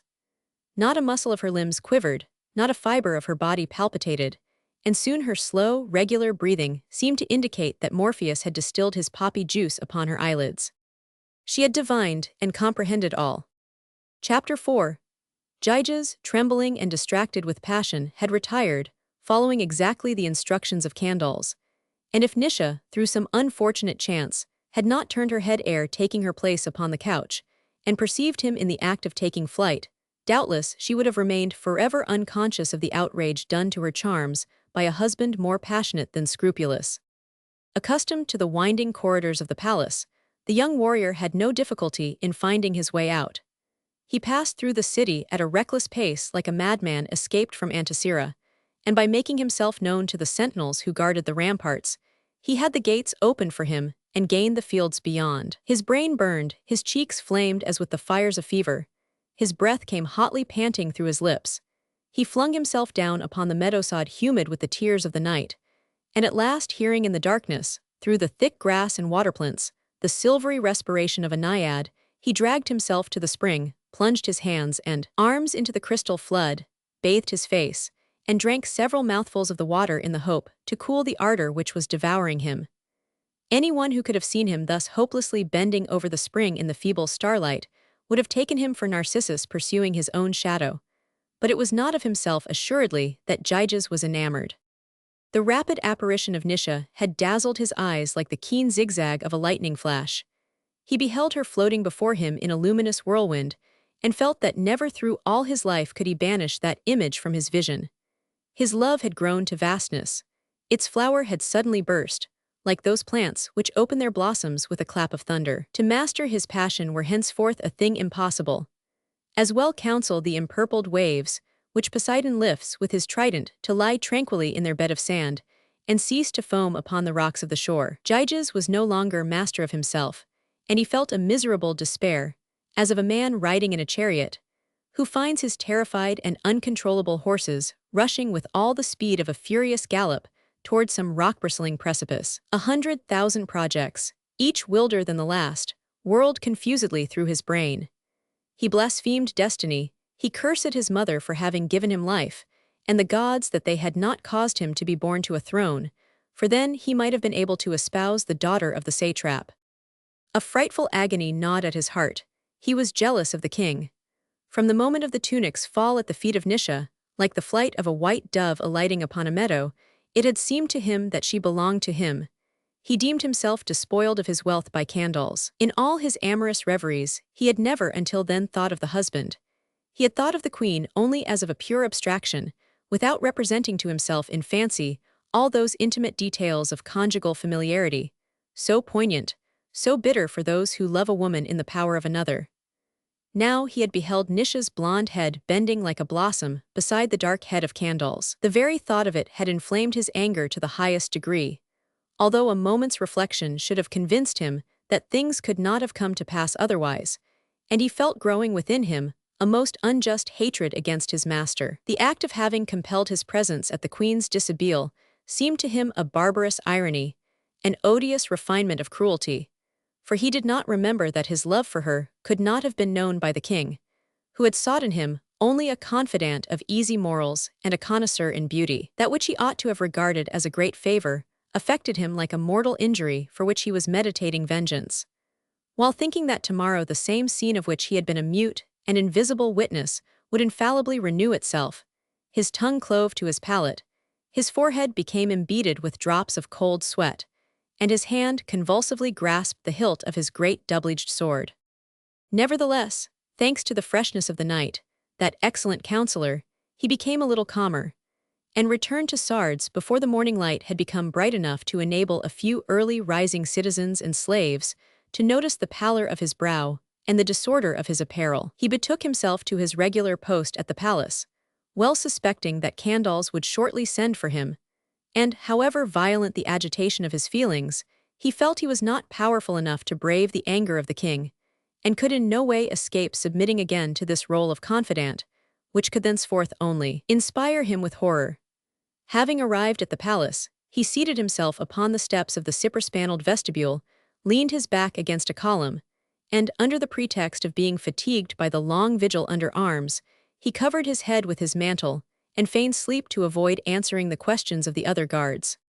If the night had been terrible to Gyges, it had not been less so to Nisha, as she never for an instant doubted that he had been purposely hidden there by Candles. The king's persistency in begging her not to veil so austerely a face which the gods had made for the admiration of men, his evident vexation upon her refusal to appear in Greek costume at the sacrifices and public solemnities, his unsparing raillery at what he termed her barbarian shyness, all tended to convince her that the young Heraclid had sought to admit someone into those mysteries which should remain secret to all. For without his encouragement, no man could have dared to risk himself in an undertaking the discovery of which would have resulted in the punishment of a speedy death. How slowly did the black hours seem to her to pass! How anxiously did she await the coming of dawn to mingle its bluish tints with the yellow gleams of the almost exhausted lamp! It seemed to her that Apollo would never mount his chariot again, and that some invisible hand was sustaining the sand of the hourglass in air. Though brief as any other, that night seemed to her like the Cimmerian nights, 6 long months of darkness. While it lasted, she lay motionless, and rigid at full length on the very edge of her couch, in dread of being touched by Candles. If she had not up to that night felt a very strong love for the son of Miosis, she had, at least, ever exhibited toward him that grave and serene tenderness which every virtuous woman entertains for her husband, although the altogether Greek freedom of his morals frequently displeased her, and though he entertained ideas at variance with her own in regard to modesty. But, after such an affront, she could only feel the chilliest hatred and most icy contempt for him. She would have preferred even death to one of his caresses. Such an outrage it was impossible to forgive, for among the barbarians, and above all among the Persians and Bactrians, it was held a great disgrace, not for women only, but even for men, to be seen without their garments. At length Candles arose, and Nisha, awaking from her simulated sleep, hurried from that chamber now profaned in her eyes as though it had served for the nocturnal orgies of bacchantes and courtesans. It was agony for her to breathe that impure air any longer, and that she might freely give herself up to her grief, she took refuge in the upper apartments reserved for the women, summoned her slaves by clapping her hands, and poured ewers of water over her shoulders, her bosom, and her whole body, as, though hoping by this species of lustral ablution to efface the soil imprinted by the eyes of Gyges, she would have voluntarily torn, as it were, from her body that skin upon which the rays shot from a burning pupil seemed to have left their traces. Taking from the hands of her waiting women the thick downy materials which served to drink up the last pearls of the bath, she wiped herself with such violence that a slight purple cloud rose to the spots she had rubbed. In vain, she exclaimed, letting the damp tissues fall, and dismissing her attendants in vain would I pour over myself all the waters of all the springs and the rivers. The ocean with all its bitter gulfs could not purify me. Such a stain may be washed out only with blood. Oh, that look, that look! It has encrusted itself upon me. It clasps me, covers me, burns me like the tunic dipped in the blood of Nessus. I feel it beneath my draperies, like an envenomed tissue which nothing can detach from my body. Now indeed would I vainly pile garments upon garments, select materials the least transparent, and the thickest of mantles.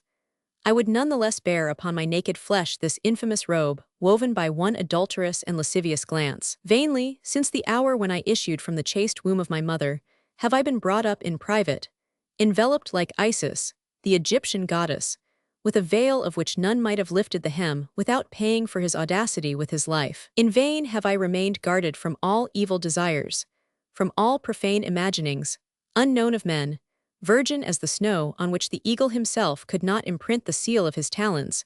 So loftily does the mountain, which it covers, lift its head in the pure and icy air. The depraved caprice of a Lydian Greek has sufficed to make me lose in a single instant, without any guilt of mine, all the fruit of long years of precaution and reserve. Innocent and dishonored, hidden from all yet made public to all, this is the lot to which Candles has condemned me. Who can assure me that, at this very moment, Gyges is not in the act of discoursing upon my charms with some soldiers at the very threshold of the palace? O shame! O infamy! 2 men have beheld me naked, and yet at this instant enjoy the sweet light of the sun. In what does Nisha now differ from the most shameless hetera, from the vilest of courtesans? This body which I have striven to render worthy of being the habitation of a pure and noble soul, serves for a theme of conversation. It is talked of like some lascivious idol brought from Sicyon or from Corinth. It is commended or found fault with. The shoulder is perfect, the arm is charming, perhaps a little thin. What know I? All the blood of my heart leaps to my cheeks at such a thought. O beauty, fatal gift of the gods! Why am I not the wife of some poor mountain goatherd of innocent and simple habits? He would not have suborned a goatherd like himself at the threshold of his cabin to profane his humble happiness. My lean figure, my unkempt hair, my complexion faded by the burning sun, would then have saved me from so gross an insult, and my honest homeliness would not have been compelled to blush. How shall I dare, after the scene of this night, to pass before those men, proudly erect under the folds of a tunic which has no longer aught to hide from either of them? I should drop dead with shame upon the pavement. Candles, Candles, I was at least entitled to more respect from you, and there was nothing in my conduct which could have provoked such an outrage. Was I one of those ones whose arms forever cling like ivy to their husbands' necks, and who seem more like slaves bought with money for a master's pleasure than freeborn women of noble blood? Have I ever after a repast sung amorous hymns accompanying myself upon the lyre, with wine-moist lips, naked shoulders, and a wreath of roses about my hair, or given you cause, by any immodest action, to treat me like a mistress whom one shows after a banquet to his companions in debauch? While Nisha was thus buried in her grief, great tears overflowed from her eyes like raindrops from the azure chalice of a lotus flower after some storm, and rolling down her pale cheeks fell upon her fair forlorn hands, languishingly open, like roses whose leaves are half shed.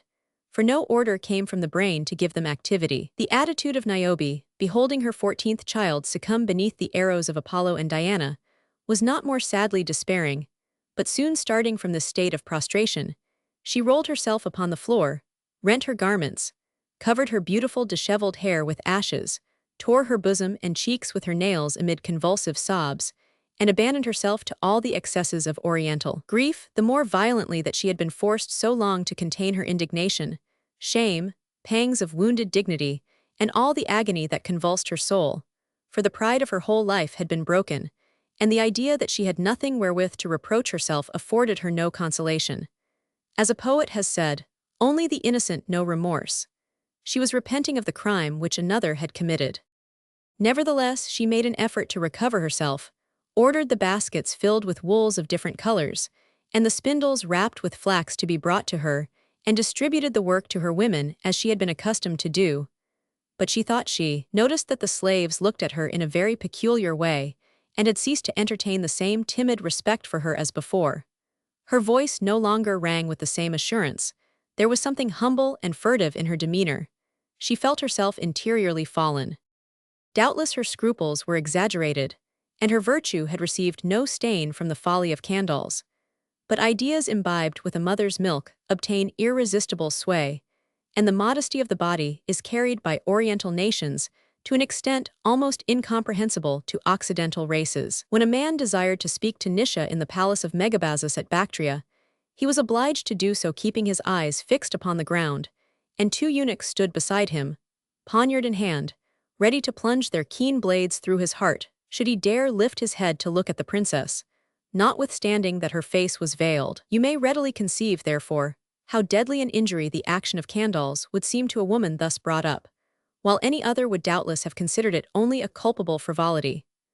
Thus the idea of vengeance had instantly presented itself to Nisha, and had given her sufficient self-control to strangle the cry of her offended modesty ere it reached her lips, at the moment when, turning her head, she beheld the burning eyes of Gyges flaming through the darkness. She must have possessed the courage of the warrior in ambush, who, wounded by a random dart, utters no syllable of pain through fear of betraying himself behind his shelter of foliage or river reeds, and in silence permits his blood to stripe his flesh with long red lines. Had she not withheld that first impulse to cry aloud, Candles, alarmed and forewarned, would have kept upon his guard, which must have rendered it more difficult, if not impossible, to carry out her purpose. Nevertheless, as yet she had conceived no definite plan, but she had resolved that the insult done to her honor should be fully expiated. At first she had thought of killing Candles herself while he slept, with the sword hung at the bedside. But she recoiled from the thought of dipping her beautiful hands in blood. She feared lest she might miss her blow, and with all her bitter anger, she hesitated at so violent and unwomanly an act. Suddenly she appeared to have decided upon some project. She summoned Statira, one of the waiting women who had come with her from Bactria, and in whom she placed much confidence, and whispered a few words close to her ear in a very low voice, although there were no other persons in the room, as if she feared that even the walls might hear her. Statira bowed low, and immediately left the apartment. Like all persons who are actually menaced by some great peril, Candles presumed himself perfectly secure. He was certain that Gyges had stolen away unperceived, and he thought only upon the delight of conversing with him about the unrivaled attractions of his wife. So he caused him to be summoned, and conducted him to the court of the Heracleid. "Well, Gyges," he said to him with laughing mien, "I did not deceive you when I assured you that you would not regret having passed a few hours behind that blessed door. Am I right? Do you know of any living woman more beautiful than the queen? If you know of any superior to her, tell me so frankly, and go bear her in my name this string of pearls, the symbol of power." "Sire," replied Gyges in a voice trembling with emotion, "no human creature is worthy to compare with Nisha. It is not the pearl fillet of queens which should adorn her brows, but only the starry crown of the immortals. I well knew that your ice must melt at last in the fires of that sun. Now can you comprehend my passion, my delirium, my mad desires? Is it not true, Gyges, that the heart of a man is not great enough to contain such a love? It must overflow and diffuse itself." A hot blush overspread the cheeks of Gyges, who now but too well comprehended the admiration of Candles. The king noticed it, and said, with a manner half smiling, half serious, My poor friend, do not commit the folly of becoming enamored of Nisha, you would lose your pains. It is a statue which I have enabled you to see, not a woman. I have allowed you to read some stanzas of a beautiful poem, whereof I alone possess the manuscript, merely for the purpose of having your opinion, that is all. You have no need, sire, to remind me of my nothingness.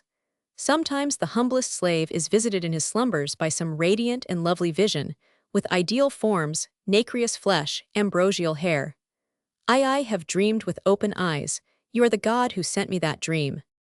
Now, continued the king, it will scarcely be necessary for me to enjoin silence upon you. If you do not keep a seal upon your lips, you might learn to your cost that Nisha is not as good as she is beautiful.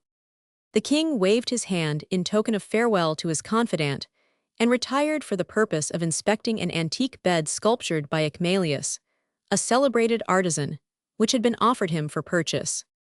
Candles had scarcely disappeared when a woman, wrapped in a long mantle so as to leave, but one of her eyes exposed, after the fashion of the barbarians, came forth from the shadow of a column behind which she had kept herself hidden during the conversation of the king and his favorite, walked straight to Gyges, placed her finger upon his shoulder, and made a sign to him to follow her.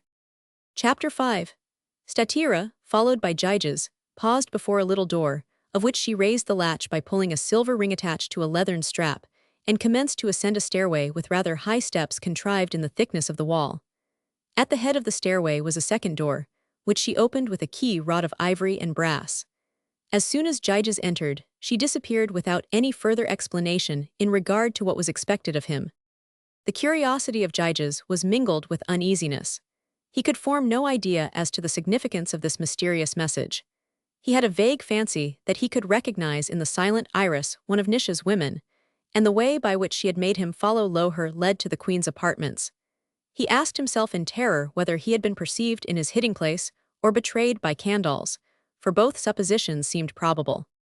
At the idea that Nisha knew all, he felt his face bedewed with a sweat alternately burning and icy. He sought to fly, but the door had been fastened upon him by Statira, and all escape was cut off. Then he advanced into the chamber, which was shadowed by heavy purple hangings, and found himself face to face with Nisha. He thought he beheld a statue rise before him, such was her pallor. The hues of life had abandoned her face. A feeble rose tint alone animated her lips. On her tender temples, a few almost imperceptible veins intercrossed their azure network. Tears had swollen her eyelids, and left shining furrows upon the down of her cheeks. The chrysoprase tints of her eyes had lost their intensity. She was even more beautiful and touching thus. Sorrow had given soul to her marmorean beauty. Her disordered robe, scarcely fastened to her shoulders, left visible her beautiful bare arms, her throat, and the commencement of her death-white bosom. Like a warrior vanquished in his first conflict, her beauty had laid down its arms. Of what use to her would have been the draperies which conceal form, the tunics with their carefully fastened folds? Did not Gyges know her? Wherefore defend what has been lost in advance? She walked straight to Gyges, and fixing upon him an imperial look, clear and commanding, said to him, in a quick, abrupt voice, "Do not lie, seek no vain subterfuges, have at least the dignity and courage of your crime. I know all, I saw you, not a word of excuse, I would not listen to it. Candles himself concealed you behind the door. Is it not so the thing happened? And you fancy, doubtless, that it is all over. Unhappily I am not a Greek woman, pliant to the whims of artists and voluptuaries. Nisha will not serve for anyone's toy. There are now two men, one of whom is a man too much upon the earth. He must disappear from it. Unless he dies, I cannot live. It will be either you or Candles. I leave you master of the choice. Kill him, avenge me, and win by that murder both my hand and the throne of Lydia, or else shall a prompt death henceforth prevent you from beholding, through a cowardly complacence, what you have not the right to look upon. He who commanded is more culpable than he who has only obeyed. And moreover, should you become my husband, no one will have ever seen me without having the right to do so. But make your decision at once, for two of those 4 eyes in which my nudity has reflected itself must before this very evening be forever extinguished." This strange alternative, proposed with a terrible coolness, with an immutable resolution, so utterly surprised Gyges, who was expecting reproaches, menaces, and a violent scene, that he remained for several minutes without color and without voice, livid as a shade on the shores of the black rivers of hell. "I to dip my hands in the blood of my master. Is it indeed you, O queen, who demand of me so great a penalty? I comprehend all your anger, I feel it to be just, and it was not my fault that this outrage took place. But you know that kings are mighty, they descend from a divine race. Our destinies repose on their august knees, and it is not we, feeble mortals, who may hesitate at their commands. There will overthrows our refusal, as a dike is swept away by a torrent. By your feet that I kiss, by the hem of your robe which I touch as a suppliant, be clement. Forget this injury, which is known to none, and which shall remain eternally buried in darkness and silence. Candles worships you, admires you, and his fault springs only from an excess of love. Were you addressing a sphinx of granite in the arid sands of Egypt, you would have more chance of melting her. The winged words might fly uninterruptedly from your lips for a whole Olympiad, you could not move my resolution in the slightest. A heart of brass dwells in this marble breast of mine.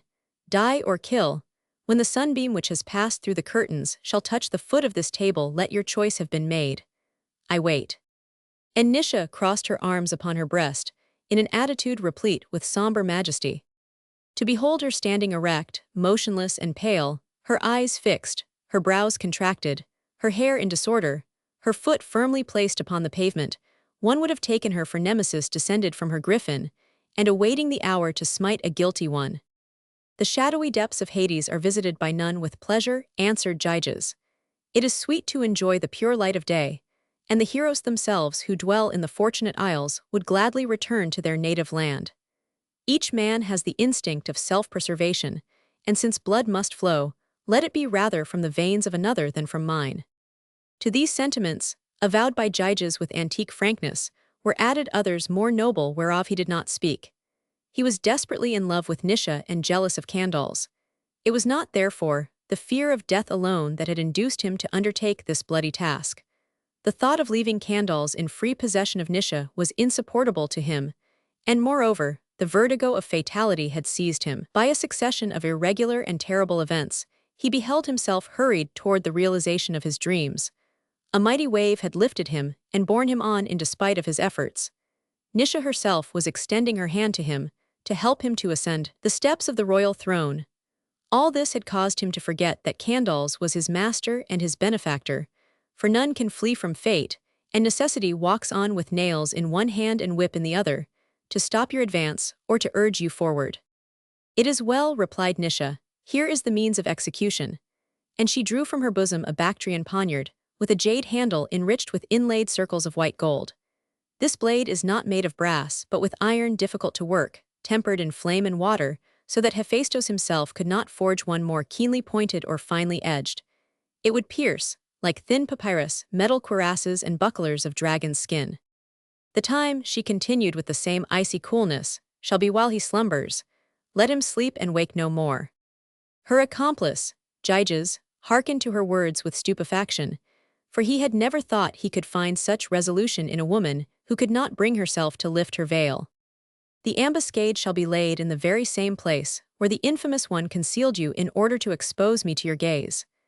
At the approach of night, I shall turn back one of the folding doors upon you, undress myself, lie down, and when he shall be asleep I will give you a signal. Above all things, let there be no hesitancy, no feebleness, and take heed that your hand does not tremble when the moment shall have come.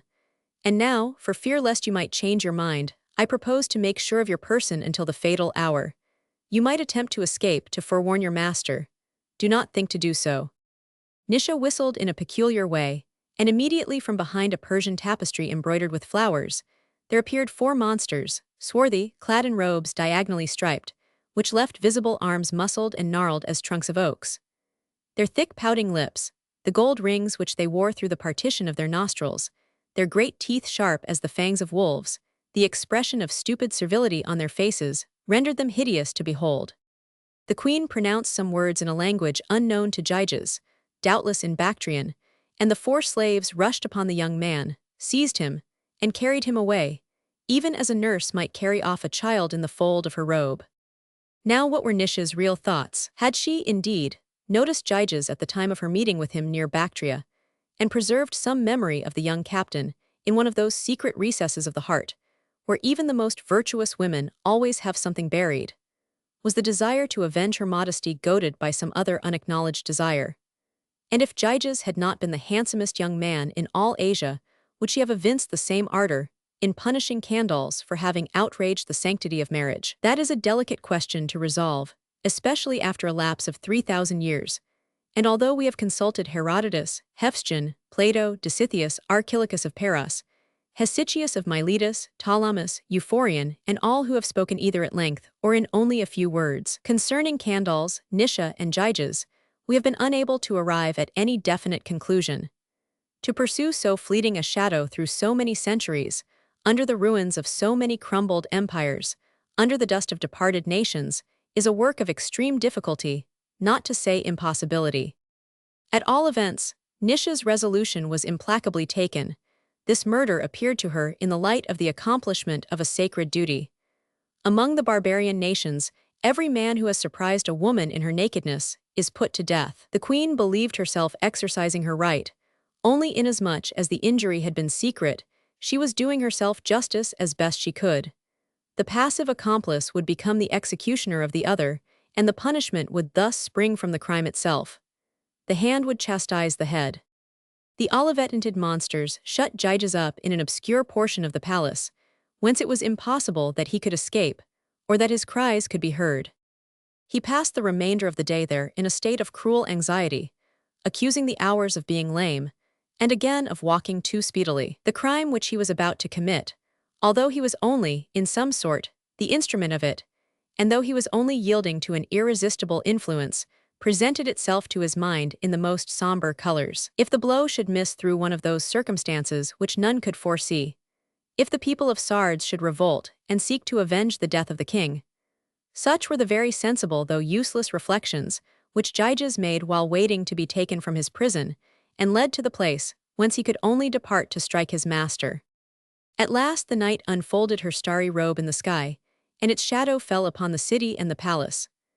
A light footstep became audible. A veiled woman entered the room and conducted him through the obscure corridors and multiplied mazes of the royal edifice, with as much confidence as though she had been preceded by a slave bearing a lamp or a torch. The hand which held that of Gyges was cold, soft, and small. Nevertheless, those slender fingers clasped it with a bruising force, as the fingers of some statue of brass animated by a prodigy would have done. The rigidity of an inflexible will betray itself in that ever-equal pressure, as of a vicia pressure which no hesitation of head or heart came to vary. Gyges, conquered, subjugated, crushed, yielded to that imperious traction, as though he were borne along by the mighty arm of fate. Alas, it was not thus he had wished to touch for the first time that fair royal hand, which had presented the poniard to him, and was leading him to murder, for it was Nisha herself who had come for Gyges, to conceal him in the place of ambuscade. No word was exchanged between the sinister couple on the way from the prison to the nuptial chamber.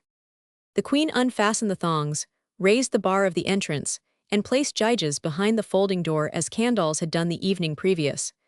This repetition of the same acts, with so different a purpose, had something of a lugubrious and fatal character. Vengeance, this time, had placed her foot upon every track left by the insult. The chastisement and the crime alike followed the same path. Yesterday it was the turn of Candles, today it was that of Nisha, and Gyges, accomplice in the injury, was also accomplice in the penalty. He had served the king to dishonor the queen, he would serve the queen to kill the king, equally exposed by the vices of the one and the virtues of the other. The daughter of Megabazus seemed to feel a savage joy, a ferocious pleasure, in employing only the same means chosen by the Lydian king, and turning to account for the murder those very precautions which had been adopted for voluptuous fantasy. You will again this evening see me take off these garments which are so displeasing to Candles. This spectacle should become wearisome to you, said the queen in accents of bitter irony, as she stood on the threshold of the chamber. You will end by finding me ugly. And a sardonic, forced laugh momentarily curled her pale mouth. Then, regaining her impassible severity of mien, she continued, Do not imagine you will be able to steal away this time as you did before. You know my sight is piercing. At the slightest movement on your part one shall awake Candles, and you know that it will not be easy for you to explain what you are doing in the king's apartments, behind a door, with a poniard in your hand. Further, my Bactrian slaves, the copper-colored mutes who imprisoned you a short time ago, guard all the issues of the palace, with orders to massacre you should you attempt to go out. Therefore let no vain scruples of fidelity cause you to hesitate. Think that I will make you king of Sardes, and that I will love you if you avenge me. The blood of Candles will be your purple, and his death will make for you a place in that bed." The slaves came according to their custom to change the fuel in the tripod, renew the oil in the lamps, spread tapestry and the skins of animals upon the royal couch. And Nisha hurried into the chamber as soon as she heard their footsteps resounding in the distance. In a short time, Candles arrived all joyous. He had purchased the bed of Icmalius and proposed to substitute it for the bed wrought after the Oriental fashion, which he declared had never been much to his taste. He seemed pleased to find that Nisha had already retired to the nuptial chamber. The trade of embroidery and spindles and needles seems not to have the same attraction for you today as usual. In fact, it is a monotonous labor to perpetually pass one thread between other threads, and I wonder at the pleasure which you seem ordinarily to take in it. To tell the truth, I am afraid that some fine day Pallas Athena, on finding you so skillful, will break her shuttle over your head as she once did to poor Arachne. My lord, I felt somewhat tired this evening, and so came downstairs sooner than usual. Would you not like, before going to sleep, to drink a cup of black Samian wine mixed with the honey of Hymettus? And she poured from a golden urn into a cup of the same metal the somber-colored beverage which she had mingled with the soporiferous juice of the Nepenthe. Candles took the cup by both handles and drained it to the last drop. But the young Heraclid had a strong head, and sinking his elbow into the cushions of his couch, he watched Nisha undressing without any sign that the dust of sleep was commencing to gather upon his eyes. As on the evening before, Nisha unfastened her hair and permitted its rich blonde waves to ripple over her shoulders. From his hiding place, Gyges fancied that he saw those locks slowly becoming suffused with tawny tints, illuminated with reflections of blood and flame, and their heavy curls seemed to lengthen with vibrant undulations, like the hair of the Gorgons and Medusas.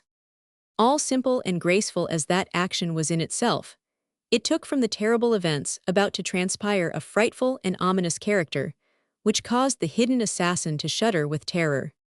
Nisha then unfastened her bracelets, but agitated as her hands had been by nervous straining, they ill served her will.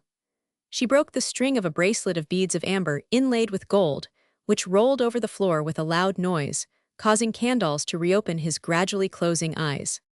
Each one of those beads fell upon the heart of Gyges, as a drop of molten lead falls upon water. Having unlaced her buskins, the queen threw her upper tunic over the back of an ivory chair.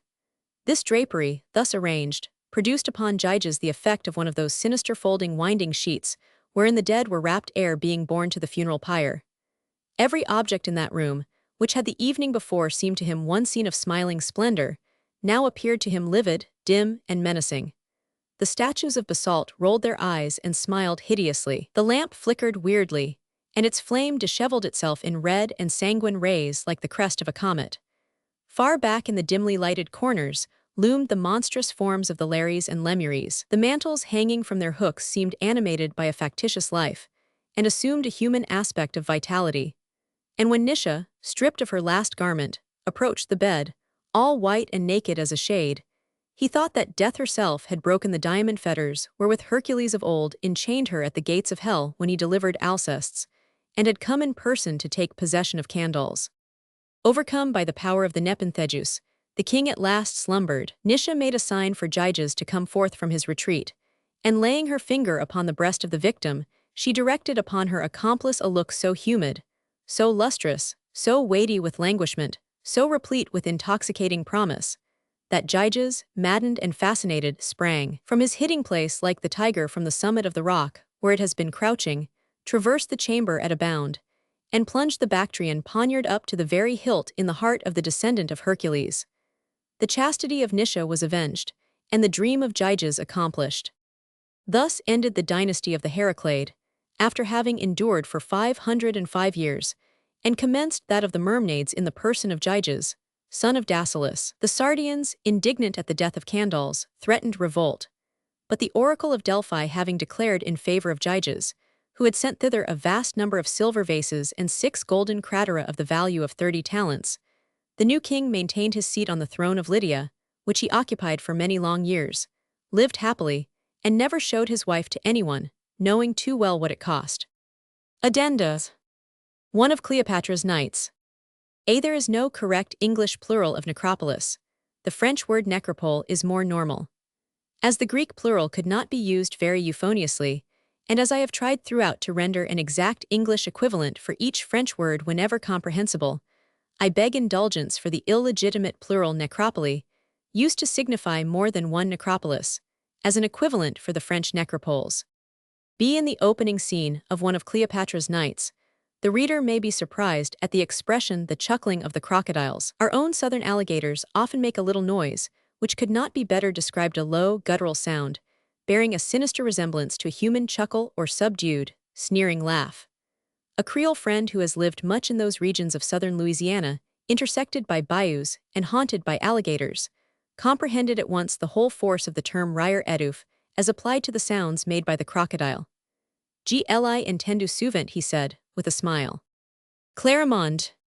The idea of love after death has been introduced by Gautier into several beautiful creations, sometimes Hoffmannesquely, sometimes with an exquisite sweetness peculiarly his own. Among his most touching poems, there is a fantastic les tax jeunesse so remarkable that I cannot refrain from offering a rude translation of it.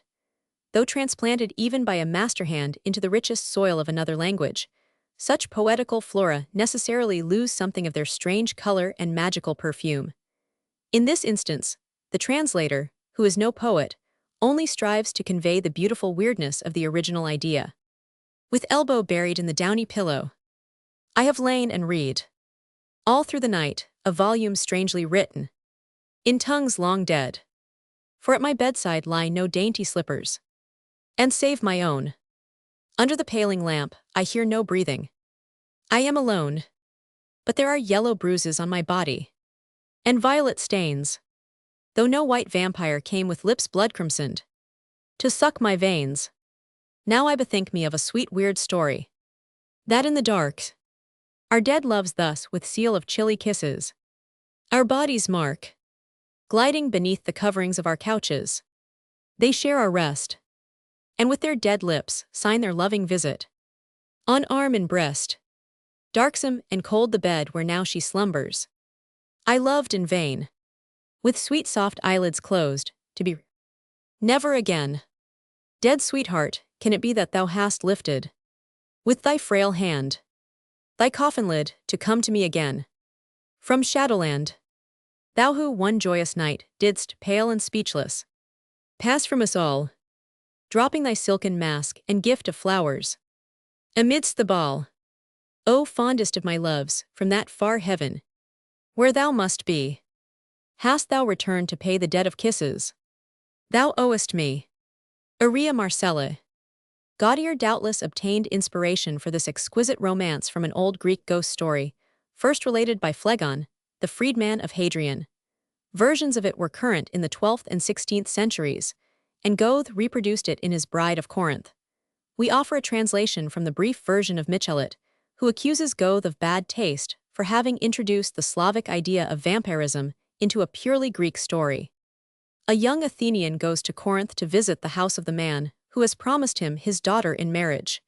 He has always remained a pagan, and does not know that the family into which he hopes to enter has been converted to Christianity. He arrives at a very late hour. All are in bed except the mother, who prepares a hospitable repast for him and then leaves him to repose. He throws himself upon a couch, overwhelmed with fatigue. Scarcely has he closed his eyes when a figure enters the room. It is a girl, all clad in white with a white veil. There is a black and gold fillet about her brows. She beholds him. Astonishment. Lifting her white hand, she exclaims, "Am I then such a stranger in the house? Alas, poor recluse that I am, but I am ashamed to be here. I shall now depart, repose in peace." "Nay, remain, beautiful young girl, behold, here are Ceres, Bacchus, and with thee love, fear not, be not so pale. Ah, touch me not, young man, I belong no more to joy. Through a vow made by my sick mother, my youth and life are fettered forever. The gods have fled away, and now the only sacrifices are sacrifices of human victims. What is it thou, my beloved affianced, betrothed to me from childhood? The oath of our fathers bound us together forever under the benediction of heaven. O virgin, be mine. Nay, friend, nay, not one. Thou shalt have my young sister. If I sigh in my chill prison, thou mayst, at least, while in her arms, think of me who pines and thinks only of thee, and whom the earth must soon cover again. Never, I swear it by this flame, it is the torch of Hymen. Thou shalt come with me to my father's house. Remain, my well-beloved. For marriage gift, he offers her a cup of gold. She gives him her chain, but prefers a lock of his hair to the cup. It is the ghostly hour. She sips with her pale lips the dark wine that is the color of blood. Eagerly he drinks after her. He invokes love. She, though her poor heart was dying for it, nevertheless resists him. But he, in despair, casts himself upon the bed and weeps. Then she, flinging herself down beside him, murmurs, "Ah, how much hurt thy pain causes me, yet shouldst thou touch Muhet horror. White as snow, cold as ice, alas, is thy betrothed. I shall warm thee, love, come to me, even though thou hadst but this moment left the tomb. Sighs and kisses are exchanged, love binds and fetters them, tears mingle with happiness." Thirstily she drinks the fire of his lips, her long-congealed blood takes flame with amorous madness, yet no heart beats in her breast. But the mother was there, listening. Sweet vows, cries of plaint and pleasure. "Hush," says the bride, "I hear the cock crow. Farewell till tomorrow after nightfall." Then adieu, and the sound of kisses smothering kisses. Indignant, the mother enters. What does she behold? Her daughter. He seeks to hide her, to veil her, but she disengages herself, and waxing taller, towers from the couch to the roof. "O mother, mother, dost thou then envy me, my sweet night? Dost thou seek to drive me from this warm place? Was it not enough to have wrapped me in the shroud and borne me so early to the tomb? But there was a power that lifted the stone. Vainly did thy priests hum above my grave. What avail salt and water where youth burns? The earth may not chill love thou didst promise me. To this youth I come to claim my right. Alack, friend, thou must die. Here thou must pine and wither away. I possess thy hair, tomorrow it shall be white. Mother, a last prayer. Open my black dungeon, erect a funeral pyre, and let the sweetheart obtain the repose that only flames can give. Let the sparks gush out, let the ashes redden. We return to our ancient gods." La Sorcière, pages 32-34, edition of 1863.